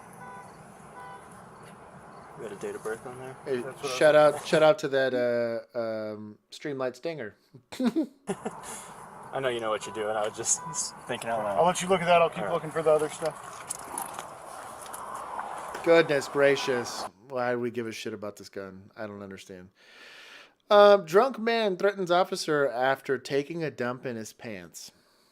Hell yeah. Shout out to Code Blue Cam. We've got a couple more. Let's see. I can't imagine the suspect watching a train coming after. Yeah. I think there was actually like in-car video, because it does retain in-car video, of her like trying to escape. Like she could see that, and she was like yelling for them. It was a bad like 30 seconds of her life there. She did survive. Yeah, suspect gets injured in custody. Police intensify search. Oh, Nighthawk. I wish. How do we make this her fault? I wish I could stand here and really, when Juan got the idea for us to do body cam breakdowns, I thought to myself, I was going to spend my time being the, justice server and the defender of law. Ah, man. These guys make it real hard. You misunderestimated the stupidity of people in general. I really, truly wanted to spend more time defending good police officers. And most of the time, the good news is they don't make the news. Good cops so rarely make the news. And again, there's a lot of uses of force and high-speed chases and fights and all that kind of shit that happen that don't make the news because the cops did a really good job and whatever. This reinforces that. I only have, at best, 20 videos to go over in a week. And most of those are dumb ones that Poofy sends that don't have anything interesting that happens. But from friggin' Montreal or whatever. Sure. But like, man, we've been taking some serious L's. Pamela, I agree. It was super sad. Dr. Jun said, ew. I'm assuming that's to maybe this lady getting splatted. All the charges are going to be dropped most likely. Yeah, that would really piss me off if that was the case. This chick's life matters because it's bullshit. It wasn't like, it wasn't an honest mistake. This was like, how does this escape you? Like, how are we so focused in on finding this maybe imaginary gun that I don't know, man. This is stupid. Yeah. TSA is more high-speed, low drag than the people that arrested this chick. On June 11th. And that's kind of offensive to say out loud. What city was that in, by the way? Shit. I got rid of the link. It's somewhere in there. That's fine. I just wanted to see how podunk it was. Suspect took the Can You Stop the Train challenge. Wow. I need to add that to Ready or Not. Shout out to Nighthawk for joining me in hell. Fort Lupton, Colorado. Okay. There it is. Yeah. Shout out to Code Blue Cam. 2022. Police were sitting in a parking lot when they were confronted by a male in La Crosse, Wisconsin. The male was later identified as 33-year-old Joshua Scott. That is not how you spell Joshua. Joshua allegedly approached the officers. And it's Joshuah. Are ready to defend your people? Yeah, man. Quickly left the area on foot. Yeah. A short time later, a group of intoxicated females started yelling and screaming at the officers, asking why didn't they stop Joshua, claiming that he just struck. Oh, they fixed it. Now it's Joshua. Joshua. Oh, so it was just a typo? Okay, code BlueCam. Code BlueCam, get it together. Y'all, they hired that Fox 4 writer. That's what it was. Fuck someone. What happened? Who smacked my sister? I have no idea what you're talking about. There's a guy that was just at GSP running down this way. Smacked my sister. What's he look like? What's he look like? Stop yelling. Stop yelling. Stop yelling right now. We will help you, but you need to stop yelling. What did he look like? Why are you guys sitting there and he's running? I have no idea what you're talking about. Chicks are hammered. Smacked her in her face. Okay, you guys are all drunk right now. I need you to calm down. Talk to girl, that's why we're mad. Nobody knows what you're talking about. What did he look like? This is real common. I'm not gonna lie. This scenario playing out the way that it is, real common. You'll be working like a really tragic, like infant death, and a bunch of drunk people will randomly walk out of their apartment. He fucking hit me, and then the guy takes off running into the woods, and you're like, how hard did he hit you, and are y'all dating? I was like, you're just trying to walk in there like, sounds like mutual combat to me. Sorry, I'm gonna go ahead and use some officer discretion. Yeah, this is welcome to law enforcement, baby. This is like 60% of your job. He smacked the pregnant girl and her. For what? It was the last person. Was he wearing a hat? That guy that just ran to your guys' car. The man that ran here. I'll talk to you. LeBlack. Talk to him. He went this way. Just stay here. Talk to him. Talk to him. Stop yelling at me. A witness said Joshua was yelling at a bartender, Did it again. stating he lost DH is back, approximately dude. $1,500 in the bar. He then began getting into several people's faces. Yeah, I know. I was going to see where he went. Where did that guy go that just talked to you guys? I don't know. He didn't talk to us. That guy that just talked to you? Yes, he walked up by us. I don't know where he went. Well, we don't have precognition to know that that's what happened. He came out of private. We just ran all the way from my f***ing house. You know who doesn't do this? People that are high on marijuana. I hate drunk people. I'm team weed. Legalize it, baby. We get a lot less of this bullshit. Yeah. 62 can serve as a troubled party. You're not wrong. Yeah, Joe can get his ass He whooped. came between you guys. Yep. I'm the one he slapped. Okay, can I talk to you? Yes. Okay. Yeah, find that dude right now. Because if we Find him find right him now. first, we're going to whoop his ass. I was sitting at the bar, well, outside of the bar at the time. I'm sitting here telling the guy that he said, oh, well, they stole $15,000 from me. I said, how is that possible? This and that. I sat there and told this gentleman that no one stole money from him. Right. And We he have an keeps trying to. Video. Do we have an Arlington video? Ooh. Yeah, he sent it in the. I think I sent it to your Oh, Discord. no, I'm not going to have that. So I pushed him. He's like, push me again. So he went towards my knee, so I pushed him again. And then well, I'm sorry for my fault. This is not mutual combat. If she gave a conditional threat and then actually touched him first, so they're pushing each other, in the state of Texas, I'm going to tell her to fucking pound sand because y'all chose to fight each other. Is it the last one you sent me? That one says Austin, Texas, so I don't think so. Let me double check here. Oh, there it is. A brand new one. Sorry, I hadn't checked in a bit. Language. Okay, I'm But setting he it right hit now. me in the face. Right here on the side. October He 20th, took off running. 2021. I was like, why are you taking off running? I was So still there. they came and they picked me up. Oh, no. I told him what No, I wasn't. happened, and No, we you were were going to out. go find him and You were ask like him why. 3 months So out. we came and tried finding 4 him, and months. we seen him walk your Yeah, I was way. gonna say some guy came up and walked up and stood by our cars, and then he just kind of walked off. Yeah, We it's didn't know because he he was seen involved. us come this this is- way. we We covered didn't know he this was one. involved in anything. I'll go Yeah, through it again. well, he slapped me in the like literally he freaking slapped me in the face, and guess what? I will have the encounter of the DJ that was at Right. GSP. So what are you looking to have done? Something done because guess what? No man should ever hit a female. I pushed him twice. He says, "Oh well, hit me." I went like this. It's 2022. Equal rights for equal fights. So, Sorry. legally speaking, your gender has nothing to do with whether or not they can or cannot defend themselves. Also, when we are dealing with whether it's a domestic or just a standard assault, what we're looking for is the aggressor party.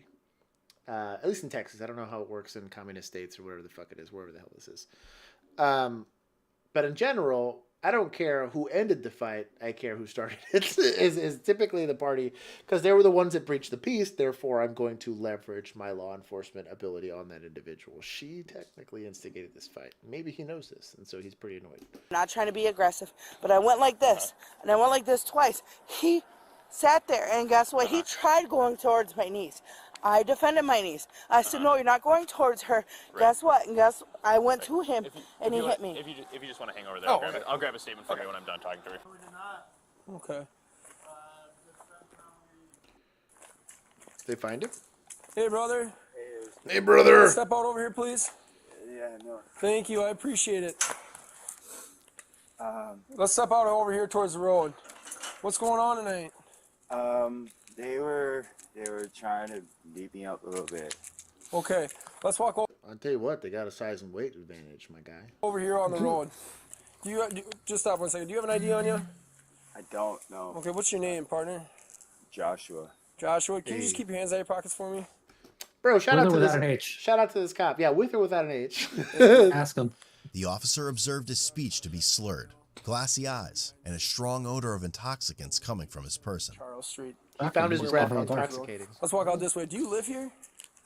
I'm guessing you're ducking between the houses, aren't you? No, I don't. What's your name?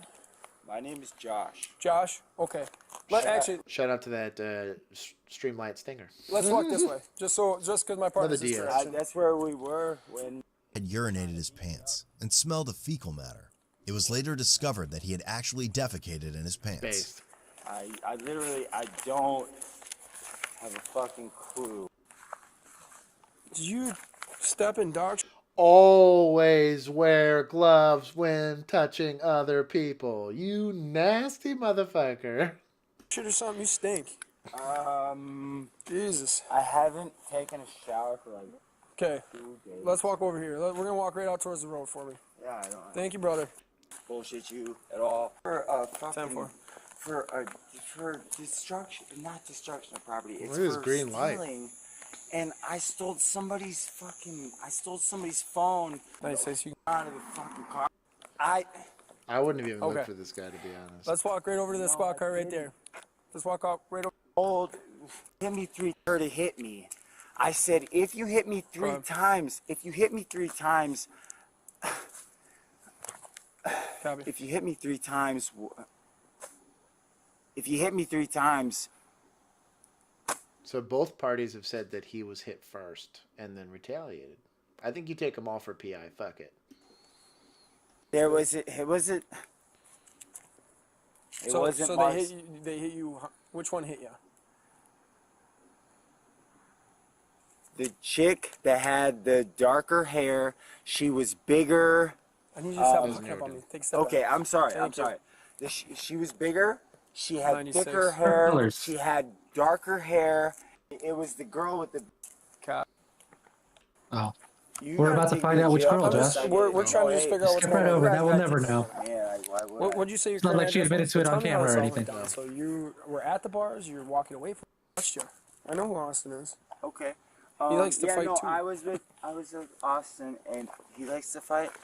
I don't. Yes, he does. He's been arrested for fighting. Yeah, I used to be arrested. I got a felony for fighting when I was younger. Yeah. So anyway, you're walking away from the bar. Literally, I'm getting flagged from. So let me. Oh my God, let's be done with this. Hands behind your back now. Okay, wait. You hit them. You have 3 people over there. Eventually, he became very angry and started yelling, stating that he tried to walk away, but they kept confronting him. I told the woman to not hit me. Why was she hitting you in the first place? That's irrelevant. I hate this investigation already. This is at best. She assaulted him and he defended himself, right? Affirmative defense to prosecution. At worst, like mutual combat, like they just fought each other. Fuck them. They're both drunk. Like, well, especially with like no visible bodily injury, nothing like agreed. It just seems like drunk people at a bar being drunk. I might take him for PI just to get him off. But I'm not charging him with. Well, just so he's not sneaking in random people's backyards and doing whatever the hell he's doing. And I can articulate that. And the same thing with the chicks, because they're just wandering around the middle of the road. 100%. Being pedestrian in a roadway or whatever. But 100%. like, as far as like the violent portion of this, it just seems like why are we even pushed him? He investigating probably this? pushed her back. They got all freaked out about it, and it's whatever. I just skimming. You both go to jail. Skimming this Sober interview, up. I've already got no. I'm not. I will talk about it in my narrative. They Mhm. clearly pushed each other. She complained about getting slapped in the face, although she admitted to hitting him, therefore making her the aggressor. He didn't want to file a complaint for assault. I don't got shit. Or it's mutual combat. And I issue him both citations in Texas. And then the fucking pound sand, let it be a warrant later. This is stupid. Ask her. Go ask her. We're talking to help you. I'm not gonna answer your fucking questions anymore. Okay. No, I'm telling. No, I'm Turn around. telling. Put your hands behind your back. So he's arrested for Turn PI, around, I'm put your guessing? hands- Answer your question. Put your hands behind your back now. Let's not arrest people by ourselves. You wanted to go to jail. I'm helping. I'm not. Put your hands behind your back. I want to go to jail, Bill. I don't want to go to jail.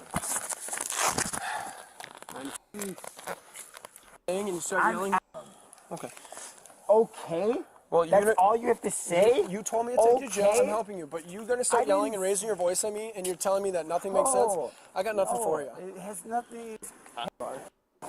I wasn't trying to scream at you. Well, you can't calm down when I tell He you got to. gloves on. I'm gonna have to put you in handcuffs for my safety.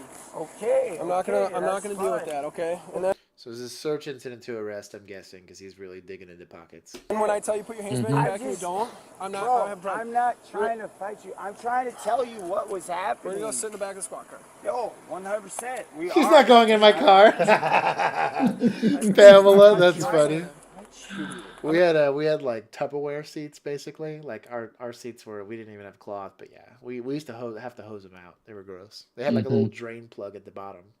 For that very that's reason. smart. For that very reason. I'm not saying you fought me. You're not Yeah. gonna get charged for resisting or anything I'm like not that. But when I trying tell to you to put your hands resist behind your back, you're gonna do it. I hope you have your fucking camera on. 'Cause I do. I'm not resisting you. I've never said you were. I'm just saying that when you're you acting like I'm resisting Take a you seat. right now. Take a seat for me, please. You're literally Josh, acting like I'm a black man right Can you- now. That has nothing to do with it. Please Oh take a seat. yeah, that has nothing to do with it. Trust me.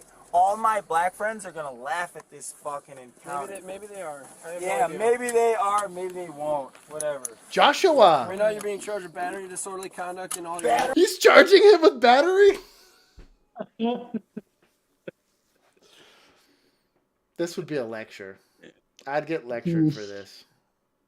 Or I'd hope, let me say this. I'd hope I'd get lectured for this. Because the conversation should be, okay, so like, she admitted to, like, how did this start? That's how every bit of this investment, how did this start? Well, we were yelling at each other. Well, the First Amendment covers yelling at each other. Well, he's being an asshole. Well, guess what? The First Amendment covers being an asshole. like it's perfectly, you know what you could have done? Left. Or asked the parishioners of the bar or the owners of the bar to make those people leave. If you're that dissatisfied with the way that they're talking to you or whatever. But the second you start shoving him, and then he gives you conditional threats. Hey, if you shove me one more time, I'm going to hit you. You consented when you shoved him that third time to get smacked in the face. Like, you charging with battery? Maybe it's just because it's a different state and people just have ass backwards laws, because that's totally a thing. There's a lot of states that have fucky laws. The United States as general has fucky laws. But, like, in Texas, this shouldn't fly. That being said, at least we're not leaving people on train tracks and shit. But Yeah. I don't agree. I agree with the PI. I might even go with disorderly conduct, but not. Took off, you turned around and slapped her in the face. That sounds copacetic. He can't explain what happened. He says the one lady came at him and hit him a couple times. He doesn't have any marks on him.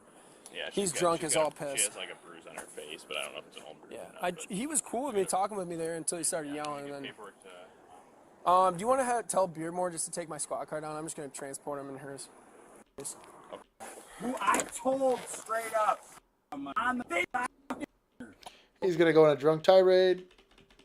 That and that. It feels like that. You know why? Because I'm not gonna see my fucking kid for the entire summer, bro. Can you calm down for me, brother? No. Why the fuck should I? Real common. I've done this plenty of times. Yep, it's annoying. Getting yelled at for 3 Then hours. takes it up in his car. Yeah, shit's in his car. Okay. Am I missing anything in the chat? Let's see. Blank Forge laughing. Hey, what's going on, Hazmat Sad Boy? He says, really? New person. What's going on, my guy? Oh, Partner Gaming. What's going on? Good to see you as well. Pamela, I might strap him to the roof. Cop needs a gas mask. We had ours issued. I guess I could have donned the whole Bane mask and been fine. I think Josh is ashamed to share a name with this guy right now. No, it's about par for the course for Josh's. Y'all do have a history. Oh, rookie. Oh, rookie. Come over here and get your prisoner. Yeah. He gets it. He gets it. Blank Forge. Is this bigger, you mean? Okay. DMV rapper Boss Lucci gets chased in his car by a Oh, this is Poofy's This is the one from Poofy's, yeah. This is worth it. Yeah. Strap in. I'm scared that like half of that title are slurs, so I'm just I'm gonna stop saying them. We'll just watch it. Yeah. This is great. I'm just gonna let this play. All right. Go straight. I'm in the slide. Get that nigga. World star. World star. Oh. Bro, I know he's too fast, bro. Hold on. No. Hold My on. face, bro, I can't see. Because if he run to the car, I gotta run him over, bro. No, damn. Right here, son. Roll my window down. You ready? Roll my window down. Go, Brody. We have to go.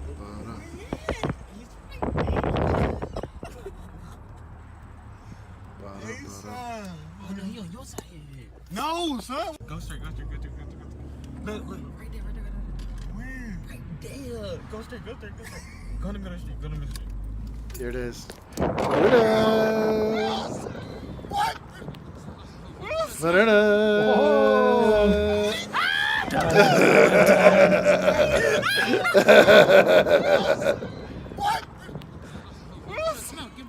Wait. Bro. It's out there. You got super speed. It's out there, my guy. It is out there. Anyways, this guy's super creepy. Do what? Our camera on stream was like glitching out. Do you have the non-video participants hidden? I do. Yeah. I have to click yours because it for some odd reason like turns off every once in a while. Yeah. I don't know if it's affecting I the see stream me at all. being frozen. Yeah. Yeah. That's weird. It freezes periodically, so I click it every once in a while. Hello to I thought it Donald was Trump. Poopy popped in and out. Yeah, no, it wasn't. What's going on, Donald Trump? Welcome to the chat. I'm sure it's Poofy, but Probably Poofy. But we'll take the interviews. Dr. Juju goes, yo, what the fuck? Drop a like. Let's see. You just have to get demonetized. You'll pay for Google on the stream. Yes, Yeah. we'll try to. Yeah. That dude was zooming. Yeah, body cam footage of dog biting Elk Grove police officer. I agree. Let's see what Like that boy. Bite that cop. Shout out to Police Activity for providing the video. It's all cops are bitten. Also, shout out to Motorola, who I don't hate. Oh, that's all right. It's not your fault. I wonder what the call text was.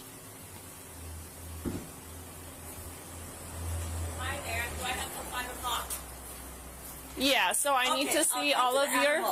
What was that? At 5 o'clock. Before 5 o'clock, I'll come there. No, Yes. the inspection's here at the house. It's not Okay, at what's the Animal inspection? Services. So I need to see your leash.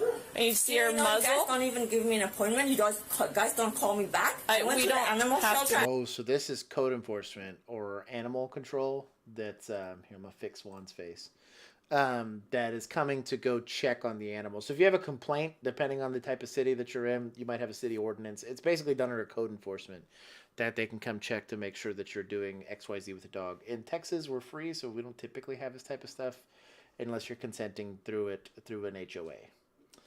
Partner Gaming, give us your best. I don't know that I could do a Donald Trump impression. He's huge. That was so bad. It's gonna be worse than my heard. Scottish impression, which is not great either. Yeah. Or my drunk lady. What was that? The lady voice. It was a challenge. I had to be a lady voice, and it was really terrible. Oh, that's right. Yeah, no, the Southern lady voice. The Southern lady voice was the worst. Thank you to everybody. Yeah, I don't know why I keep freezing. Your Discord's all jacked up. It's only when I'm doing this, so I'll figure something out. Anyways, thank you to everybody who's currently watching, and thank you for everyone who's dropped a like. I really appreciate it.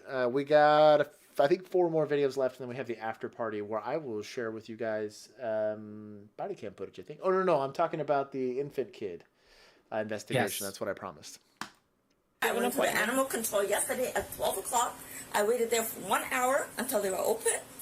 I did everything. I got the license. I got everything. Okay, so I need to see. Let me talk for a second. Please. I need to speak. You asked me a question, and then I needed to speak. Because your report so I need was to wrong. see What your you guys wrote muzzle. Was wrong. I need to see your everything, leash. yeah. I need to see I your have kennel. everything, yeah. Yes, I do. Okay, then can you go get it? I'm gonna get a kennel here. You can come inside. This is Get the what? I'm sorry. I'm not gonna bring the kennel outside for you. So the kennel should be. She consented to you going inside of the house, so you should just not be a pain in the ass and go look at it. If this is all you're doing, I kind of find like this is kind of invasive. If you have a reason to go and do all this kind of, this is all civil. Like none of this is all being done under city ordinances. They can tell you to go pound sand and do whatever. I don't know. This is weird, but cops are there, so I'm guessing they have some sort of. Where's this at? Elk Grove, wherever that is. That sounds fucking suburby. California. These motherfuckers. Of course. In the backyard, ground in. I don't know that okay, so do you want to grab your other stuff? The muzzle, the leash, the insurance, the proof of training, all that? Everything, yeah. I have proof of training? Right there? Yes. Yeah. What kind of dog is You can throw it this? to me right here. They took everything down. Why would you need to have the kennel outside in the backyard? That also doesn't make any sense. No, that doesn't. I mean, maybe she's like a Could dog be an breeder inside dog or something like that. Yeah. This might make sense if it was like a wolf or something like that, and so like you had to have a very special license because like here, like if it's a fur-bearing animal, so like a fox or something like that. Like in Texas, it's illegal to have unless you have this very special license that says that you foster injured ones, right? Same thing, like you can't own like birds of prey, so like owls and hawks and stuff like that, unless you have a falconry, like basically license. And so the whole point is like, and you have to get like certified and all this kind of shit. And so you're I want to get a falconry license. It's pretty cool, actually. My Kinsey wants one too. I want a falcon. She Yeah, she man, wants an that'd be owl. sick. She wants an owl, so because she's a hair. I want to put one of my 360 cameras on it. Anyways, body cam on a falcon. But if this is for a dog, like I don't care if it's That's Cujo, nuts. like this is extra. California needs to chill out. Like, I wonder if this Yeah, dog so- has bitten people before, and that like it's an aggressive dog that has a history. That's my guess. But if that's the case, And this is then basically the just- only way that they're not going to put it down is if she complies with whatever. Maybe, but maybe. that's the only way I could see it being. Yeah. I still need the muzzle and the leash. Just because they keep saying muzzle. Oh wait, she said they accused. A wrong thing that my dog did. They wrote a report without my. Okay, being what witness to what it. is this? This is just a. That is a certification for the vicious animal. For the vicious animal. Oh. This okay, is she probably bit for. somebody. This is not that. This is not even from Animal Services. Certification for Cameron, okay. She was like, okay. I have a freaking badge from them. Yeah, I've seen this, so I need to see Here's the the liability vaccination. insurance. I don't like That's it so here crazy. and go The somewhere else training. and talk about it because I don't want the neighbors. This is my parents' home, okay? I You're understand. harassing my parents. I don't live I here. knew it was I don't California. live here. Do you know what Okay, I'm saying? This is not our hold on. address. Pamela, in the chat, explain what's going on here because I don't know anything about this law. She says that her kennels are huge and inside.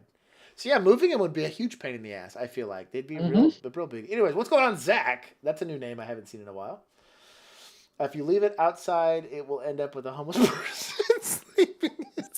They have squatters' rights for your kennel. That's right. Yeah. That's some California nonsense. What she got a wolf in there? Brian Porter knows. He's having the same issues that I'm having. Sacramento, Elk Grove sucks. Is Elk Grove bougie? I don't know if it is or not. Yeah, I believe. Okay, Apathy says, yeah, I believe the German Shepherd bit someone and they reported it. County gave her time to collect all the info but failed to do so, so now they're going to take the dog. Okay, that makes sense. So they're seizing the animal. Yeah, so. This 'cause all aggressive. makes more sense. Yeah. Okay, can I see your wondering about liability that. insurance and Yes, the I do have it, muzzle yes. and the leash? And I Okay, don't like can you this get because that? you're embarrassing my parents, and I'm gonna go ahead and before that. No, you're embarrassing and your talking parents. to my dad. That's against everything. That's my property. Okay, are you gonna get the my stuff? dog is my property. Are you okay? gonna? There's a sign. The dog is inside the house, right? He's in the garage. I've never seen a beware of the dog sign. The dog. It's always like, yeah. It's a California thing. Just like not having radio portable. They charge by the letter there, so they just add the. Can you show us where your kennel is? What do you mean a kennel? You have to have a ground-in kennel in your backyard. Right, said it on this. Yeah. I looked at everything. Yeah. I I'd love have. to see it. I have additional paperwork. How annoyed are these cops right now? Like, bro, this is a waste of my afternoon. I have additional paperwork. This is not here. It has to be ground in. It's about to be more annoyed based on the Ground title. in means it's secured to the ground. Okay. So How like is it your gonna dog be can't secured? dig under it or flip it So over. how am I going to secure a candle in the ground? Just dig it? And then Yeah, put like with soil stakes. on top of it or something? You don't put soil on it. You get like stakes or something. Kennel, ma'am, you don't have proof. You don't have everything that you need to have. This was supposed to be due I was not aware today. of that. It's not stated to me. Okay, I so cannot read it right. So we need you to go get the dog and load him onto the vehicle. I can't, not so my dog. I can't take my dog. I did everything I could. You're telling me I cannot. Look at that. It doesn't even say kennel. Man, I went all over. This is why we came here on Wednesday to try and talk to you and help. I told you we're gonna. I was not there. I'll tell you what, I've worked shootings over less. That's all I'm trying to say. Like, y'all need to really check yourself with this attitude. Like, I get why they're doing it, because if this lady's being an irresponsible dog owner, like we have this issue, like in my neighborhood, dogs get out all the time. And we go walking, and these aren't like small dogs. These are German Shepherds. These are, and unfortunately, they're like, because they get out all the time, they're like pretty fucking like socialized, if that makes any sense. And they keep to their own, like they don't really mess with us. But like I don't go anywhere without a gun because I'm an ex-cop and I'm fucking paranoid as shit. But like it's annoying to not have some level of accountability for these people that have to, because they get hit on the road all the time, they get run over all the time, and not just to advocate for the animal themselves, but also for everyone else. Because imagine having a small kid, and it's not the dog's fault. The dog's just being a dog, and these things were adapted to be predators, you know, so they're going to do predator things. But this just whole exchange is what happens when the government's trying to fix something, and it's never that great. Mm-hmm. This is horrible.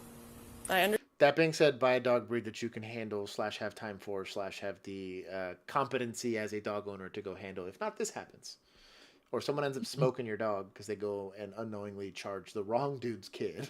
You know what I mean? And the wrong person's front yard, then gets smoked. And they're going to take the... I'm getting the sense she's got plenty of time on her hands. What she doesn't have is the competency or the character traits necessary to properly own a dog. Well, especially for like a dominant Even a species, chihuahua. yeah. If she had a chihuahua, that would be still a super aggressive chihuahua. Sure. Like there's no, you know. 9 times some out of people 10, are just, 9 times out of 10, this falls on the owner, They want to treat their dogs like children and babies. Not even children, like babies. 100%. And they want to just let them 100%. have whatever. Yep. Like, Understand, and train I'm your sorry dogs. for that, but unfortunately, this is what we have to do. She left. Vicious animal? A well-trained dog is a dog that has a good life. Yeah, 100%. You can take them places. You can let them do stuff. Did you say that to me not getting those ostriches that one time, or what? Where's the car? And they don't get taken away from you. You can park it right here. My dog is going to park because he doesn't know you guys. So yes. Okay, I can pull it up for you. Perfect.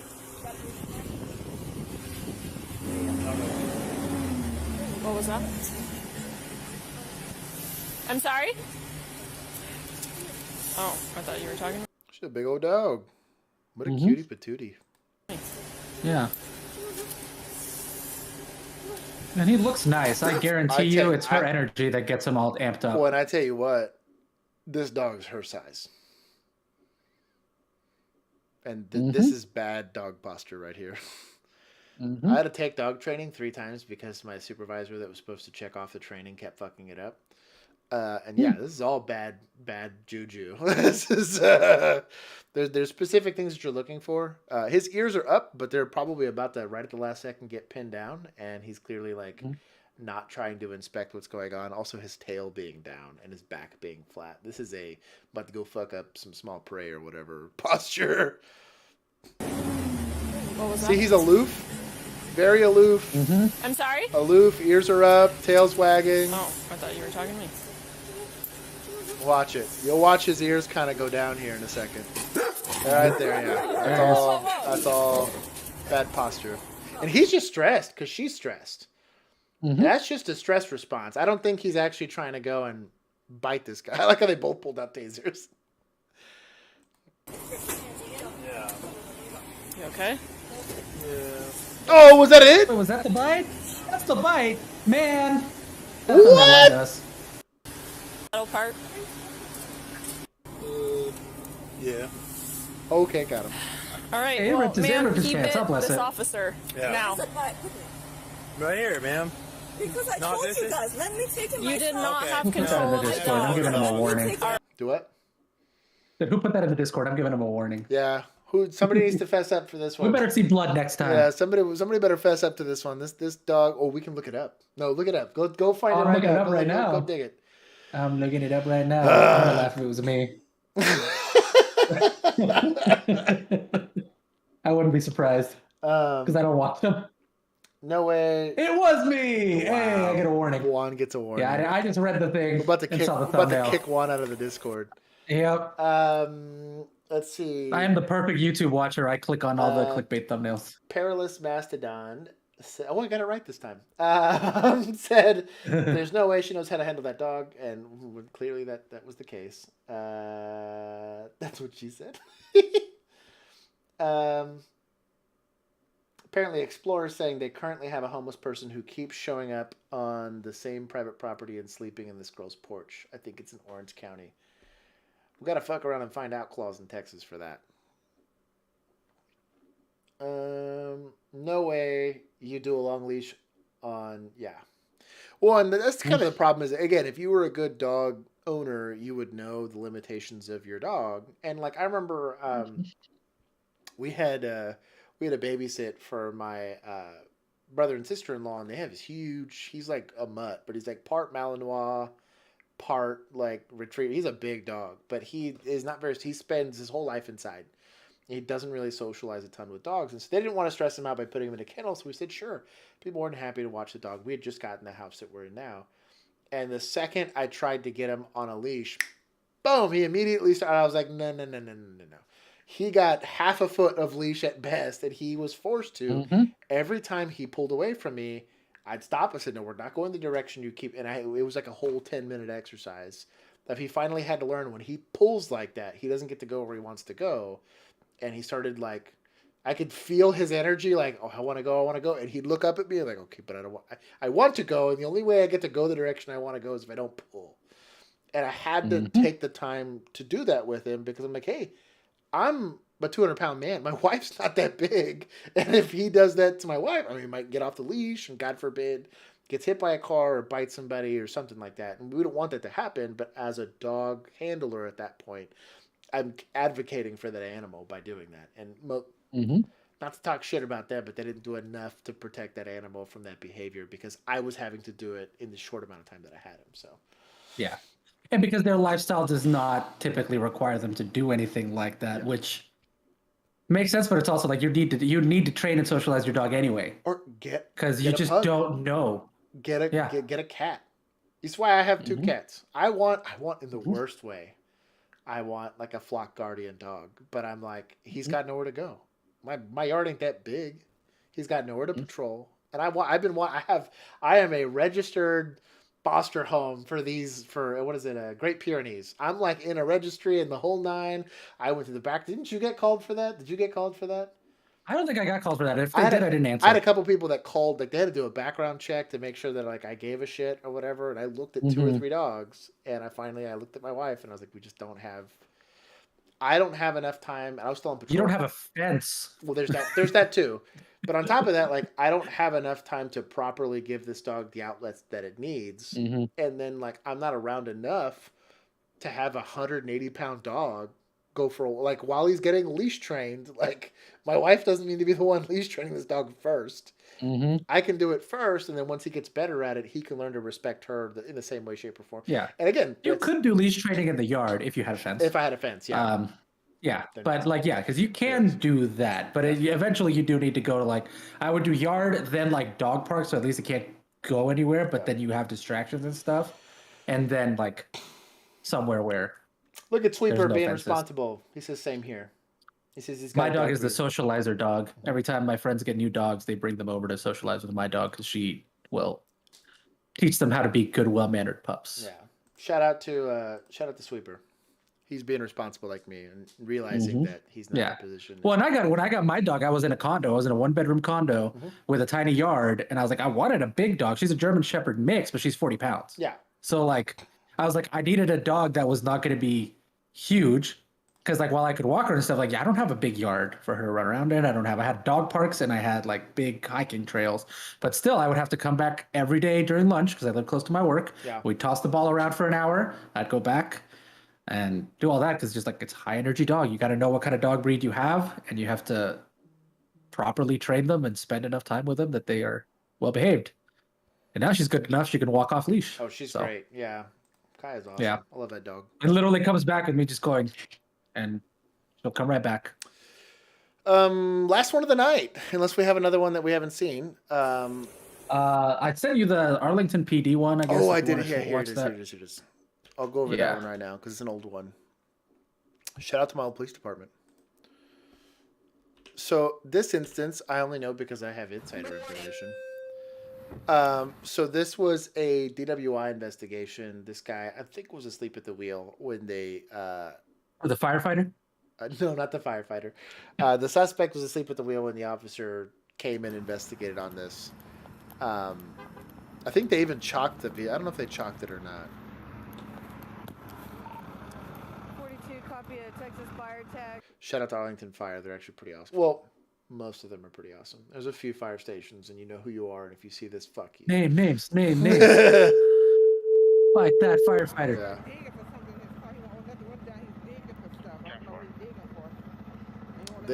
They haven't chalked it. He said names. I'm guessing they're not chalking it because he's still awake. So they can check you out?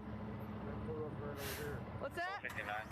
No, you turn that car off now. Open your door. What? You're detained. Turn off your car, man. No. Do not move this car. Do not move this car. Fire needs to be like, hey, bro, like, this car might go somewhere. Maybe I don't need to be standing here. Do not move this car. Stop it. Stop it. Stop it. 42, give me that shit. Stop. We don't detain cars with their bodies. Mm-mm. We also don't chase cars on foot.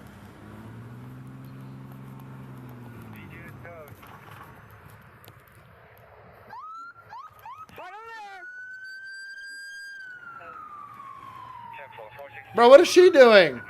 He's in it. What the fuck is that? Thank you. Thank you. I was like, what the fuck are you doing? Bro, Fire's like, what? Shout out to Fire. But we block traffic and everything. Yeah, I'd be pissed too. She's all over the road on the sidewalk. Gonna be in pursuit, possible DWI. Are we in it to win it or what? There we go.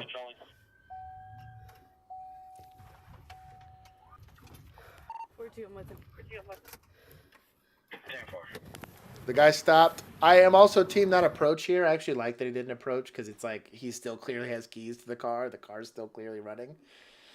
So yeah.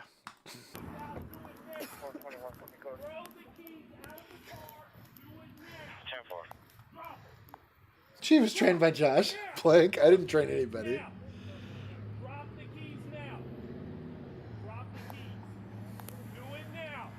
Put that car sweeper. Yeah, our Tahoes were pretty nice. I got Tahoes for the last like 2 years that I was on patrol. They were nice. Everyone's like, it's a nice Tahoe unit. We did have nice Tahoes. They were very expensive, but they were nice.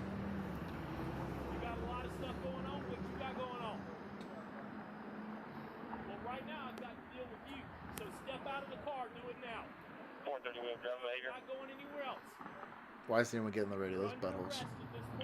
There you go. Backup officer. Get on them. Get on the radio, puta. Oh, you're not a personal leak. Okay. 442, we stopped at Daniel in Arkansas. He's not obeying orders. Trying to get him out of the car. So that's a controlling supervisor asking for updates, and so they should have been doing that. That should be the backup officer's job. He's handling the call. I have no problem with what the initiating officer's doing. Did he drop the keys? Keep your hands out. Keep your hands. Put your hand up. Put your hand up. Hey! Put your hand up. Stop the car! Get back to your car. Get back to your car. I get why they're doing it, but 42, he's going again. Southbound Daniel.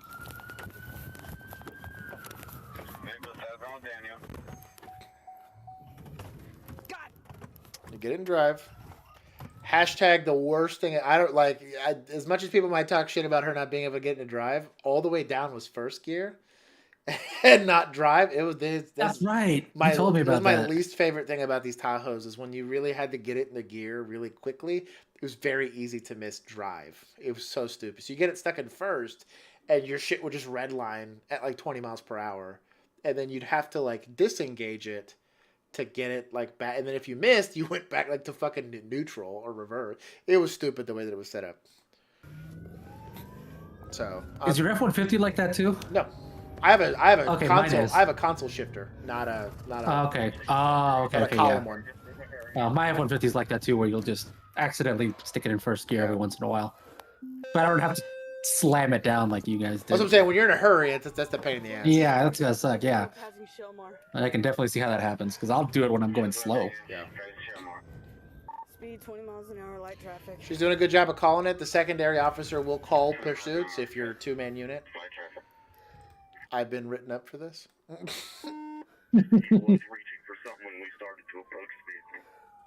Shout out to good intel. Giving directions. Hey, look, is that a hand piece? That's in the portable in the vehicle. Yeah, that's not on her body. That's in the vehicle. Oh, okay. Never mind. Those then. things are from like the '60s, but they work. Well, then maybe we can convince Chris to get one. Since they're from the '60s. They're from the '60s. Just slam that shift, fuck up the trans. Yeah, basically that's what happened. We broke these things so fast. I drive a 5-speed manual. I hate that behavior with automatics. Yes. Dude, I miss driving stick shift, but you just can't do it in Dallas. The Yeah. traffic's awful. You're never getting out of like second speed. So because I know what happens in this instance, this is where, and I've said this rule at least 3 times now, we do not detain vehicles with their body, right? If a vehicle's still moving, we don't detain it with their body. About to watch where this boo-boo happens. We've gone to the dead end of Carla.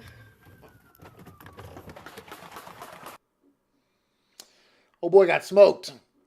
What's going on, Isaiah Limpton? At least he's stopping at stop signs. Jesus. He's just trying to prove that he's okay to drive. That's what it is. He's trying to build his affirmative defense to prosecution. So they get in this. That's right. They get into this pursuit. He toys like he's gonna drop the keys, which you can see more on his body cam. He doesn't want extra tickets. Well, he didn't get life after this, so. Put your hand up. Do it now. Put your hands out that car now. Put your hands out the car. Both her.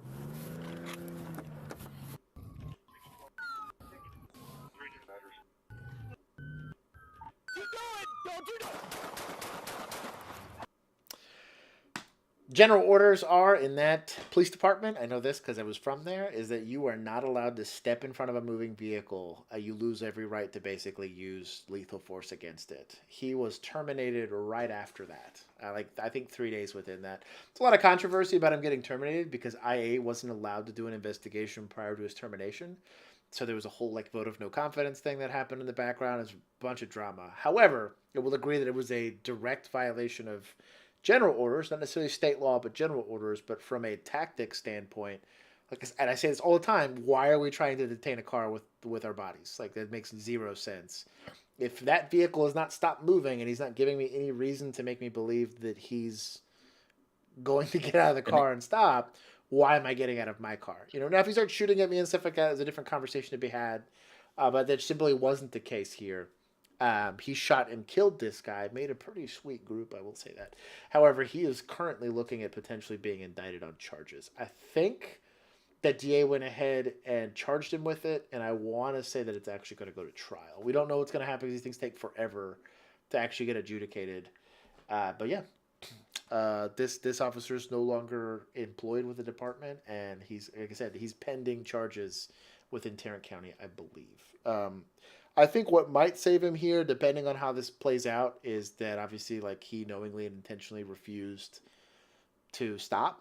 And then he, right at the last second, you can kind of see where he's turning his vehicle towards the officer, where the officer exited his vehicle thinking, well, maybe I'm going to try to get this guy to stop. And instead of trying to drive by him, he was driving at him. And at the last second, upon discharging his firearm, the guy died. And I think that's what ended up saving the dude. But it's just not a good rule of thumb from an officer safety standpoint. I would never advocate getting in front of a car or, again, trying to detain it with your body. But, yeah, it's a big no-no. I already know that what got him canned was the violation of GOs.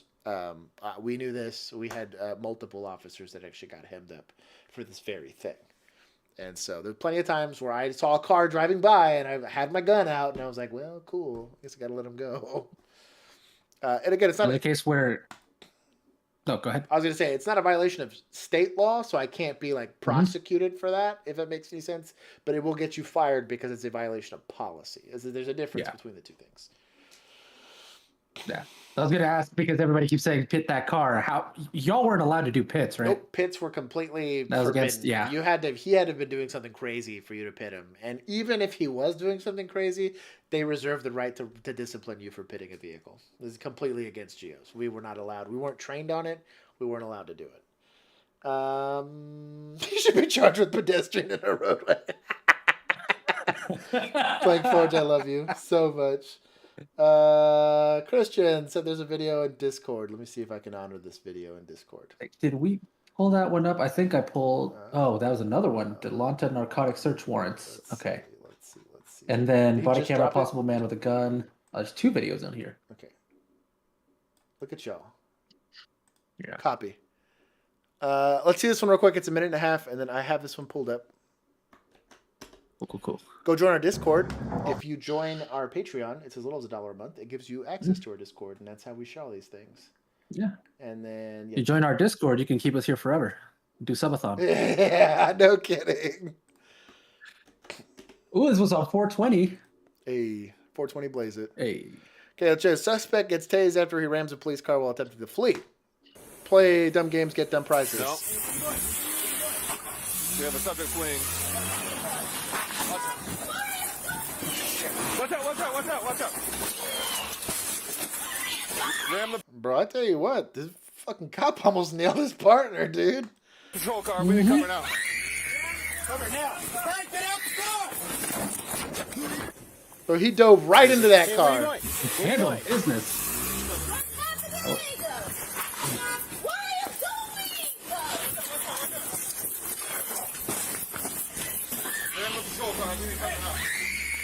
Cover now. Frank, get out the car! Hold on. Damn. No, he went in. Oh, that taser was legit. Oh, damn. Stop. Bro. I have to eat my words for once. Shout out to Axon. That taser deployment was legit. That was clean. That was He got finessed. That he read the manual. He's like, this distance at this speed. He rolled the dice and rolled a fucking 20, dude. That was you couldn't ask for more. And to be fair, a wife beater isn't great protection and armor against the fucking taser. That's not stopping shit. Stop! Fucking hands. That's not smart, man. Well, you ran the police car. What did I do? I hate people, dude. I swear it happens all the time. Bro, what did I do? Where were you when this was all happening? Was this an out-of-body experience for you? Jeez. Y'all are tripping.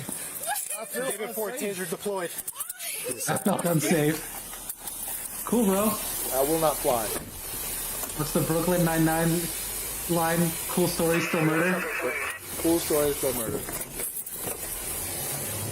Shout out to this guy's quick thinking, because it's what kept this from being a vehicle pursuit. I really fucked up vehicle pursuit too in an alleyway and all that shit. He said, fuck it, I'm using the car. I'm on the city's dime. Hey! Shout out to the SIG Legion. My guy, fucking taste. Get out of the car! Get out of the car! I don't know how I feel about the fucking hand toss, but I don't know how I feel about that, but I can't argue with results. God, it was so beautiful. Turn around. What a fucking animal, dude. You know what? I bless the hand toss. He's clearly a fucking high-speed, low-drag operator, dude. What an animal. Him dropping that taser was a write-up. I almost got written up for that video. Yeah. That's Crossbow Boy story. That was Crossbow Boy, yeah. Shout out to Axon. That was incredible. We're down to the last two that we got. If I'm quick about it, I can get by. Yep. Thanks to Christian Hulsey for dropping these in the chat. Yeah, D-Land Deltona Narcotics search warrants on 420 Blaze. 420, bro. They picked a great day for it. More forward. Right there. They got a -1 for this camera footage. Go. You got an older black male. Open the door. Sheriff's office, search warrant. Open the door. Don't you Open move. the door. Hands up. Get on the ground. Keep your hands up. Check the other cars, please.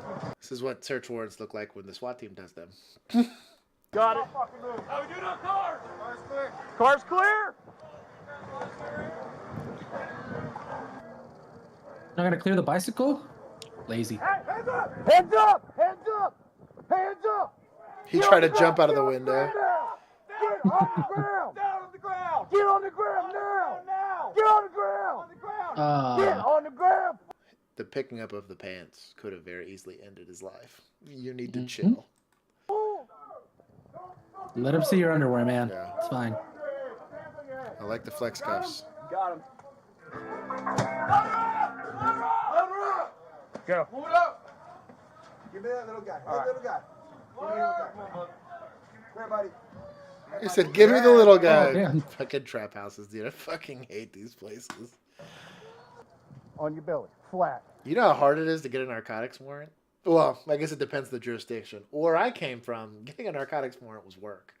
It was a lot of work. You see down there, right?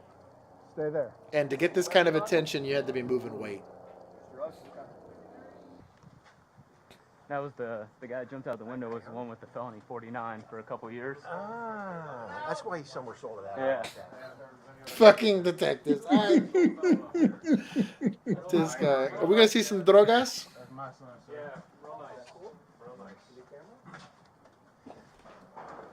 I have had to hold and entertain like a 3-year-old while we're doing felony warrant arrests.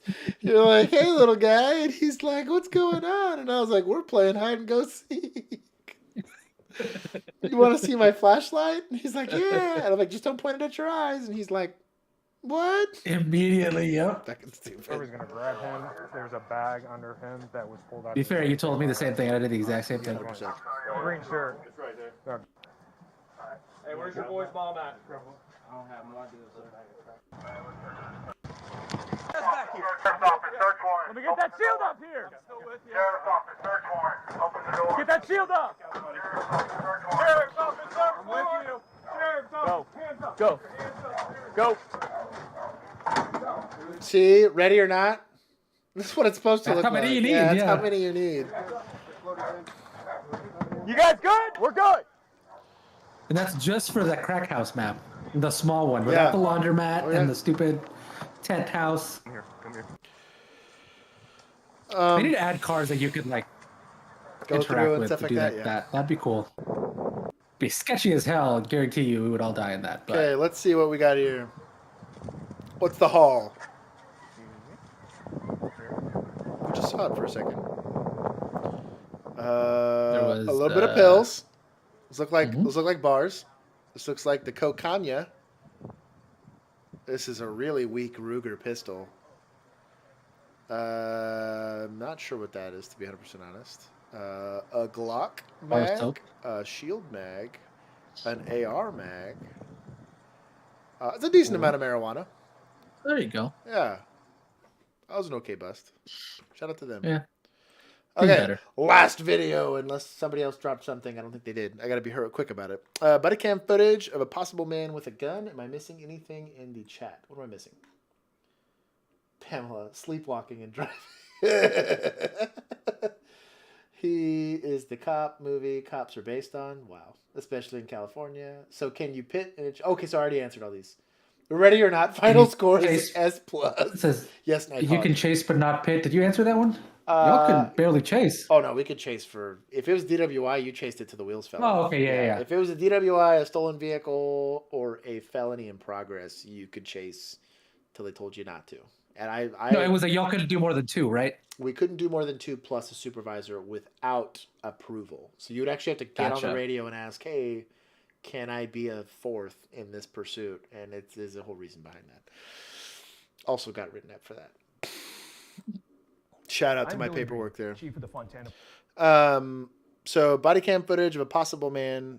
Oh, possible. We need to get all your write-ups and do a stream where we I just only go got over 2. all your write-ups. I only got 2. I got 2 and a lot of talking tos. If you had to have the talking tos, I had like 12.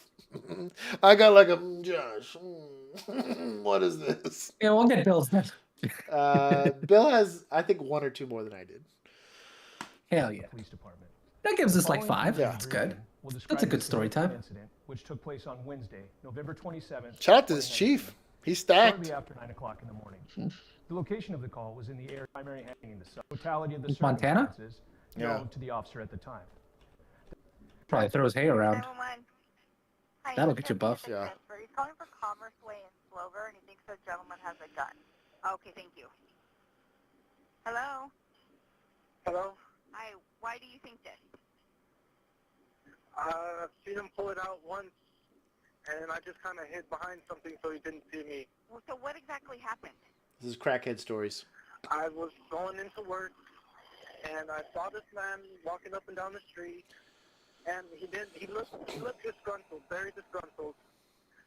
Okay. And To answer your question, apathy, it was just until the wheels fell off. Nobody took our pursuits from us. Although I will say this, we did have a state trooper take it once, and he pitted the fuck out of that car. Is this the police chief? I believe it was. There was 4 stars on his collar, so I believe that was the police when he chief. saw the car, he pulled the gun out, and so I just kind of drove into my workplace like a little faster than I normally would. Is he And black, white, I immediately Hispanic, or called you Asian? guys. Whoa, that was not alphabetical. Is he black, white, Hispanic, or Asian? It's supposed to be? He's black. No, I'm just sus. What is he wearing? He has dreads. Okay, and what is he wearing? Oh, I see what you mean. and some cargo pants. They're brown. Brown cargo pants? That wasn't a cop, so I don't think that way, Yeah, Josh. I'm just saying. I'm looking at him right now. He's still walking up and down the street. I don't think he sees me. He's pacing on Slover? Slover. He's on Commerce Way. Okay. And where's the gun? Where did he pull it out of? He pulled it out of his pocket. Okay. But I do need to go into work. Okay, what is your name? This is not an important situation. What is your name? Who if they need contact? One more time? Can the officer... He pointed it at the car, yes. Okay. And then that's when I just drove a little bit faster. Started.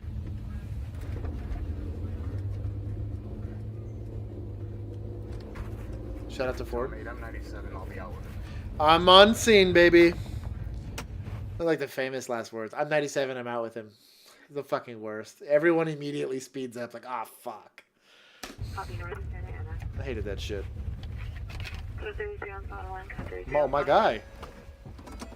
Oh, big dick energy right here. Hands. Show me your hands right now. Show me your hands. Do not pull anything out. Show me your hands. Show me. I remember this call. He called on himself. Oh. I remember this call. I didn't remember it until right the fuck now, but yes, he called on himself. And that's why It's like the kid earlier. Yeah. Your hands, put them up in the air. Put them up in the air. Both of your hands. Put your left hand out. Pull your left hand out.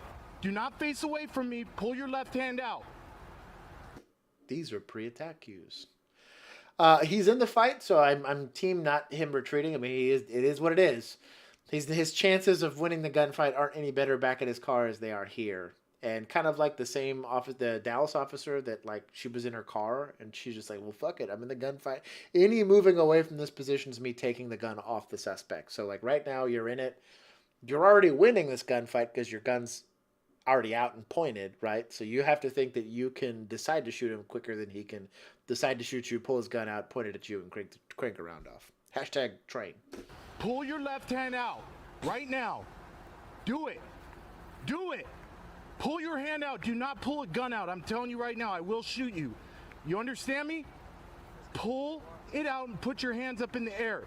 Listen to what I'm... That was consent. ...telling you. Pull your hand out. Pull your hand out. Right now. Pull your hand out.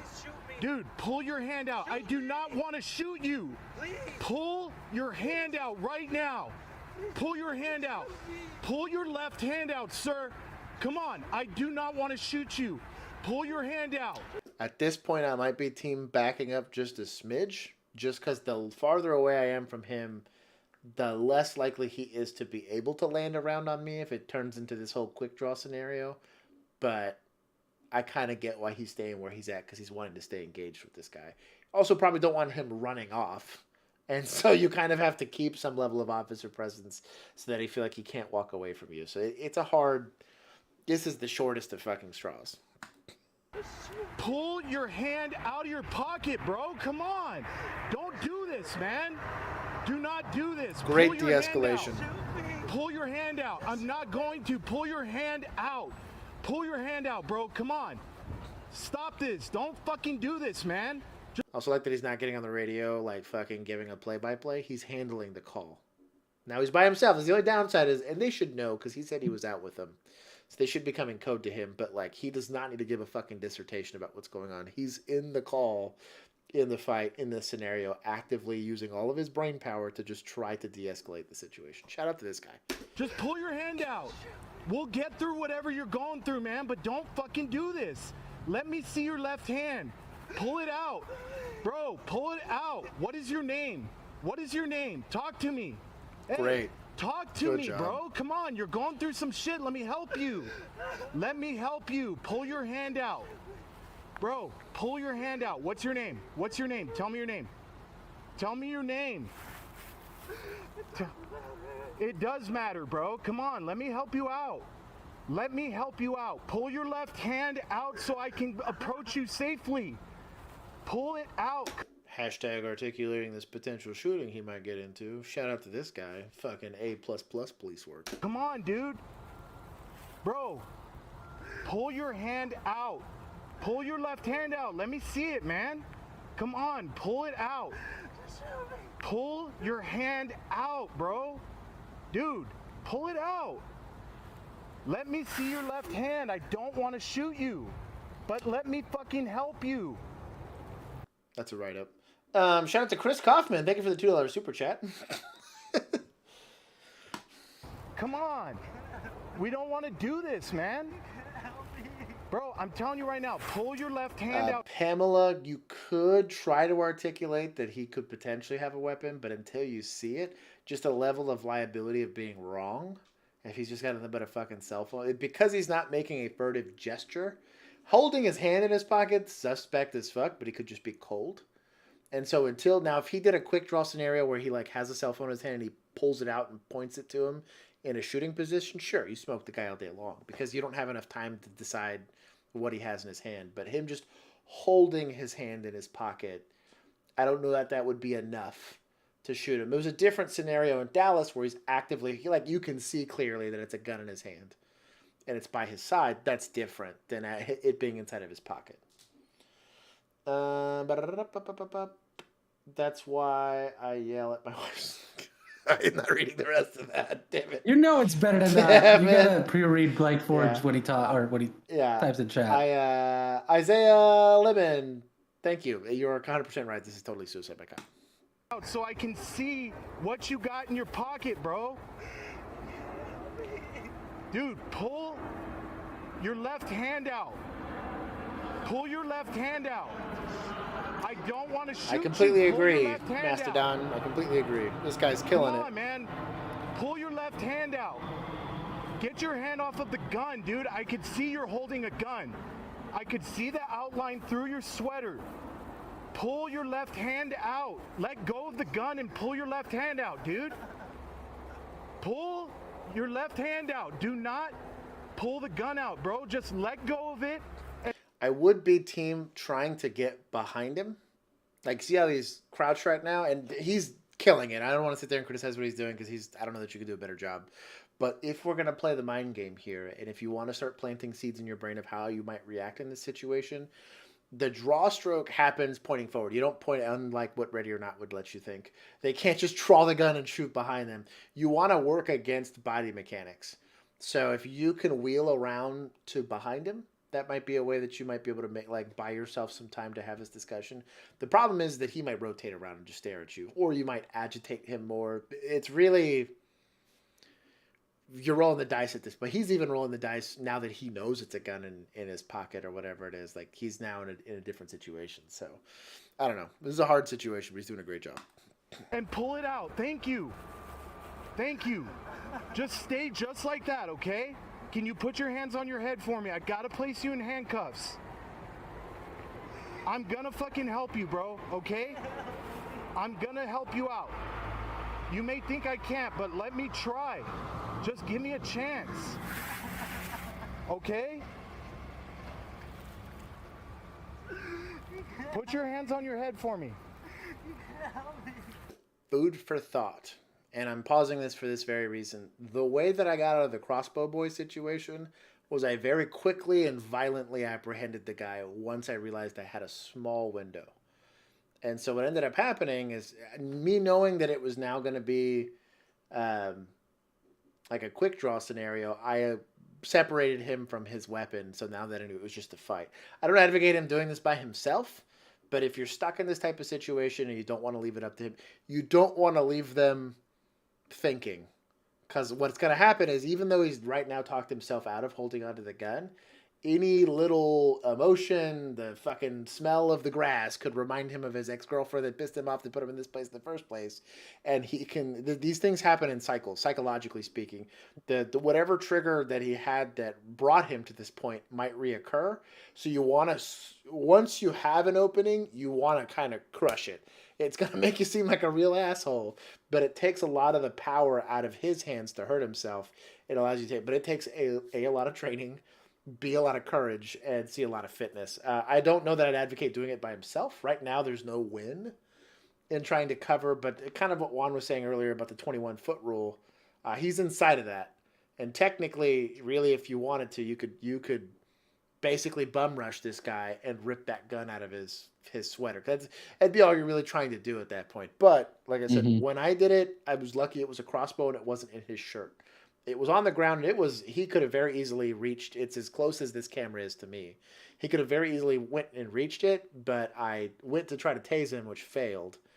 And so it was a 21-foot sprint, and I sprinted and tackled him. So I got myself in between him and the thing, and then it turned into a fight. So that's something that you might think of in that moment if you have extra units. Do not leave it up to them. Same thing with jumpers. Same thing with people trying to cut themselves. If you see the opening, be prepared to try to jump on that. And you have to, it's a quickness, speed and violence of action is how you win these type of encounters. And I mean, it is full 10 out of 10 and on him, and you want to surprise him is really what you want to do. And that's what ended up, that's how I got out of this situation. I forgot how this ends, but we'll watch it. Well, and I was going to say, like, the other thing, just to your point of anything could trigger him, and obviously it's going to be a coin flip whether or not it actually succeeds or whether you end up in a situation where, like, he gets a round off on you or whatever. You're just deciding that you're wanting to take that risk or not. But a second officer arriving could very easily trigger him. 100%. As well. 100%. You also don't know how that second officer is going to arrive because you also haven't been on your radio for a while. Yep. And you also are, like, in a situation where you're pointing a gun at a guy. And it's just like, all of a sudden there's new variables that are coming into this situation where you are already at a point where you have de-escalated this guy away from holding a weapon. Yep. Take it. Any little thing can and we saw this in the Christian Glass shooting. I mean, there were some of those officers were doing a great job de-escalating, and then it doesn't take a lot to go from somebody that's just chill to, like, way amped up again, especially when they're in a fragile mental state. And so it's not a good position to be in any way, shape, or form. Yeah. But I would say probably I would be a lot more okay with him just going for it rather than maybe, again, like you said, giving him more time and letting the situation potentially get away from him when he's already in a better position than he was when he got there. And it's a judgment call, and this is kind of where this job gets hard. And a lot of I'm actually kind of glad, even though this is a call that I think we've already covered, that we're bringing it up here because it's in context of everything else that we've seen. You will eventually, if you're in law enforcement, you will eventually get an opportunity to make a judgment call like this, and people will live and die based on that call.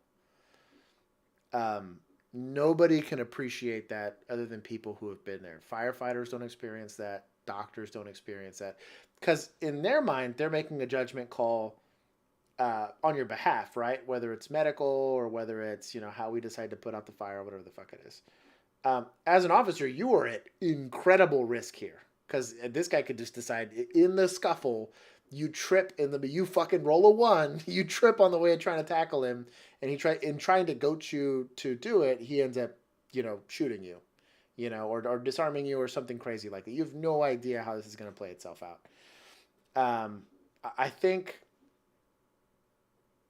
this is really where, like, there's a spiritual component to this, and there's, like, a personal motivation component to this, that if you're a good cop and you're doing this stuff for the right reasons, you're prepared for the situation and you relish the opportunity to get to intervene and do the right thing. We'll let this thing play itself out. But I like you said, typically once I get a little bit of a foothold, I want to hold on to it with as much might as I can and try to take advantage of the opportunity once I have it. But it's totally a judgment call because ultimately you're going to have to live with the consequences of what comes out of that action. And that's such a uniquely difficult thing to do as a police officer because it's on you. And I've been here a handful of times. Fortunately, it wasn't this. Well, I guess I had a handful that were this escalated, but I'd be curious to see how he handles it. Try. Put your hands on your head. Put your hands on your head for me. Shout out to the mic loop.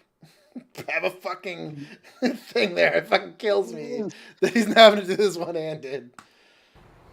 Tommy, he has his left hand on the gun. It's in his pocket. I can see it. He won't pull it out. I have him on his knees. Right hand is out. I have one at gunpoint. It's good radio traffic, actually. 3 seconds out, John. What's your name? Come on, dude. Talk to me. See, right here, he can't see what you're doing. When I got Crossbow Boy, we've goaded him into praying. And the second he lowered his head, violence of action occurred. He was mid-prayer when we went and said, "Here comes Jesus." And we went and dogpiled the guy. And he got his divine intervention, which allowed him to walk away from that. But this is what I was talking about as far as an opening. I'm not saying he's wrong for not jumping on it because he's in the situation, not me. But those are the openings I'm talking about. It's like, hey, I have a tactical advantage that I can take advantage of here. Take it because you might not get it again. To me. Talk to me. Look, my partners are coming right now. We're going to put you in some handcuffs. Just stay just like that. Do not put your left hand back in your pocket or I will assume you're going for your weapon, okay? Just stay just like that. Good communicating. I don't want to kill you, dude. Do not put your left hand back in that pocket. I'm telling you right now. Okay? Stay right there. No, I don't want to kill you. I don't want to kill you. You're not dying today.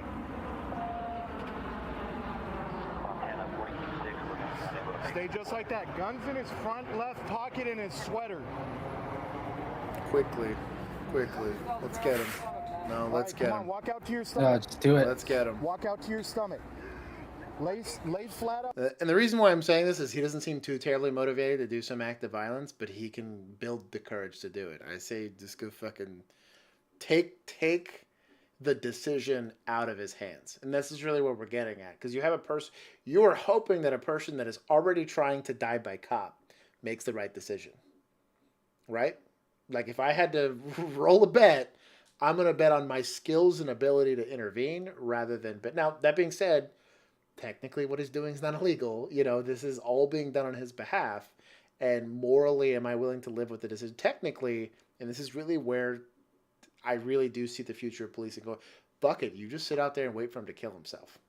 If he wants to come to you and help him, he will. That's probably the future of policing due to liability. I don't personally believe in that, which is kind of hashtag why I've left. But it's just, yeah, I don't want to leave it up to them if I don't have to. Out on the ground. I don't want to kill you. I told you that. Lay straight on your stomach. Lay straight on your stomach. Put your hands out in front of you, man. Come on, dude. We don't want to hurt you. We want to help you. We want to help you. I agree completely, Blank Forge. Like I told you, let us try. I agree completely. Neil, do you want to come in on his right hand? I'll come in on his left. You just go in and you just go in and do it, dude. Stay just like that. Stay just like that. Stay just like that. Stay just like that. Stay just like that. Woo! I told you we're not going to kill Can't ask for more. Oof, that's good. Can't ask for more. He did not want to die. It's a cell phone. Wasn't even a gun. Hash Where's Brown. the gun at, my man? Hash Brown, why you don't shoot the guy with the gun in his pocket? And this is the only reason why I say this is that it can get complicated because let's say this is an unarmed African-American male, young African-American male that was pleading for help. Regardless of the reality of it, that's how it's going to play out the news. That's all they're going to care about. You're the one that called on yourself? Hash Brown, good job, guys. Search his other side. And I'm happy because this guy's has at least an opportunity to possibly get some help. Calling 911 is not illegal. Well, I mean, it kind of is, but they're not going to charge him for it. He's going to be going to a hospital, not to jail. And they're going to do a mental evaluation. Now, the success rate on those things, I'm going to be honest, isn't great. But it's because they need, really and truly, they need prolonged care. They don't need like a flash in the pan kind of thing. And they don't really have tools. Most cities don't have tools in place for this type of stuff. Most communities don't have tools in place for this kind of stuff. So oftentimes they take a couple of trips to, I unaffectionately call it the Grippy Socks tour, where they go and hang out in a mental health facility. They come out and they typically off themselves later, unfortunately. But yeah, it's drastically underfunded. And typically when you could have helped is long before this. Oh, yeah. Oh, yeah. Like it's, to be perfectly honest, a lot of the time, like it's just, you needed to have, like, treatment should have started way before this. Help should have started way before this. Like, at this point, you're treating symptoms, especially because typically the only way that mental health help works is if the person who you're helping wants to be helped and is willing to put in the work. Oh, yeah. Otherwise, you're basically wasting your time. And that sounds sucky, but that's the nature of the beast, unfortunately. That's just how it is. Like at that point, they have to do the work on themselves. Like we used to call it when I was digging my psychology degree. It's like that you have to do the homework. You have to do the homework of therapy. It doesn't just happen because you show up once a week to your meeting or whatever. You know. Anyways, like I said, it's a community problem. Thank you to everyone that provided videos. We are going to be going to the after party for a little bit. We'll be hanging out in OCFT. For those of you that are in the Discord, you know what that is. I want to thank our Patreon supporters for supporting us with videos. I want to thank producer Juan for hanging out with me here. This was a 4-hour stream, so we went over a lot of stuff. So thank you to everybody that gave us super chats. Pamela, I need a fucking drink. Yeah, I'll be honest. This is the triggering. That was the most triggering video I watched today. So only because I've lived a little bit of that. I want to thank everybody that stopped by. Let's see what we got here. Zach, he said he's gonna call in the fashion police on those cargo pants. -1 for no gloves. Apathy, I'm here with you on that one. Perilous Mastodon. Thank you for stopping by. Let's see who we got here. Who am I missing? Isaiah, Lemon, Nighthawk. Who am I missing? Blank Forge, of course. Christian, Halsey, Apathy again. Brian Porter. Who am I missing? Pamela, of course. Explorer was in here for a little bit. Sweeper was in here. Dr. June, Partner Gaming. Hazmat Sad Boy was in here for a half second. I think You get Nighthawk? I did get Nighthawk. I believe I got Nighthawk. Okay. So I wasn't listening. Anyways, thank you guys for all of that stuff. Thank you guys for hanging out with us. We're going to be doing Tactical Tuesday. We have SWAT 4 planned for everybody that's there. And then we possibly doing a stream. My birthday's tomorrow as of That's 6 right. hours. I turn all of 32 here, so y'all can... You turn my age. Yeah. You get to feel all of the bones popping like I do. So anyways, I appreciate you guys for stopping by. Let me make sure nobody's dropping any late second comments here. Dr. June, thanks for that great stream. Question, bro. Thank you, Dr. June. How did you quit? I quit by putting in my letter of resignation. How was your last day? It was magical because I didn't have to do shit. Although on my last day I did get into use of force, which was annoying. But yeah, it was nice. It was May. I put in my 2-month resignation. I gave him a 2-month heads up that I was leaving. So I put it in, I guess in April, and I left in the beginning of May of 2021. 16 minutes. Yeah, in 16 minutes, my birthday will be a day away. So I appreciate... Oh, I'm sorry. Oh, damn. Yeah. No, it will be your birthday in 16 minutes, bro. Yeah. Oh, it'll be the 30th? Yeah. Oh, it's nice. 29th today. Oh, nice. Here, I'll adjust you. So y'all hop into the after party Yeah, to you guys can wish celebrate me Josh's here, birthday with us. I moved your camera so they can see you. Anyways, Okay, I want to cool. thank everybody for that. Yeah. Thank you, Pamela, for the happy birthday. Thank you, Peerless Mastodon. Thank you, Dr. June. I am glad we were able to provide you guys a cool stream. I will see everybody in the after party. I'll be in there for at least 20 minutes. Yeah. If you want to give Josh a present, make sure you like the stream. Yes, please. Pretty please. Make sure you like the stream and leave some comments on any and all of our videos, as they really help us out. And make sure if you are not subscribed that you do subscribe. Yep. I will see everybody else in the after party. See you later, Explorer. See you later, Apathy. Peace. I am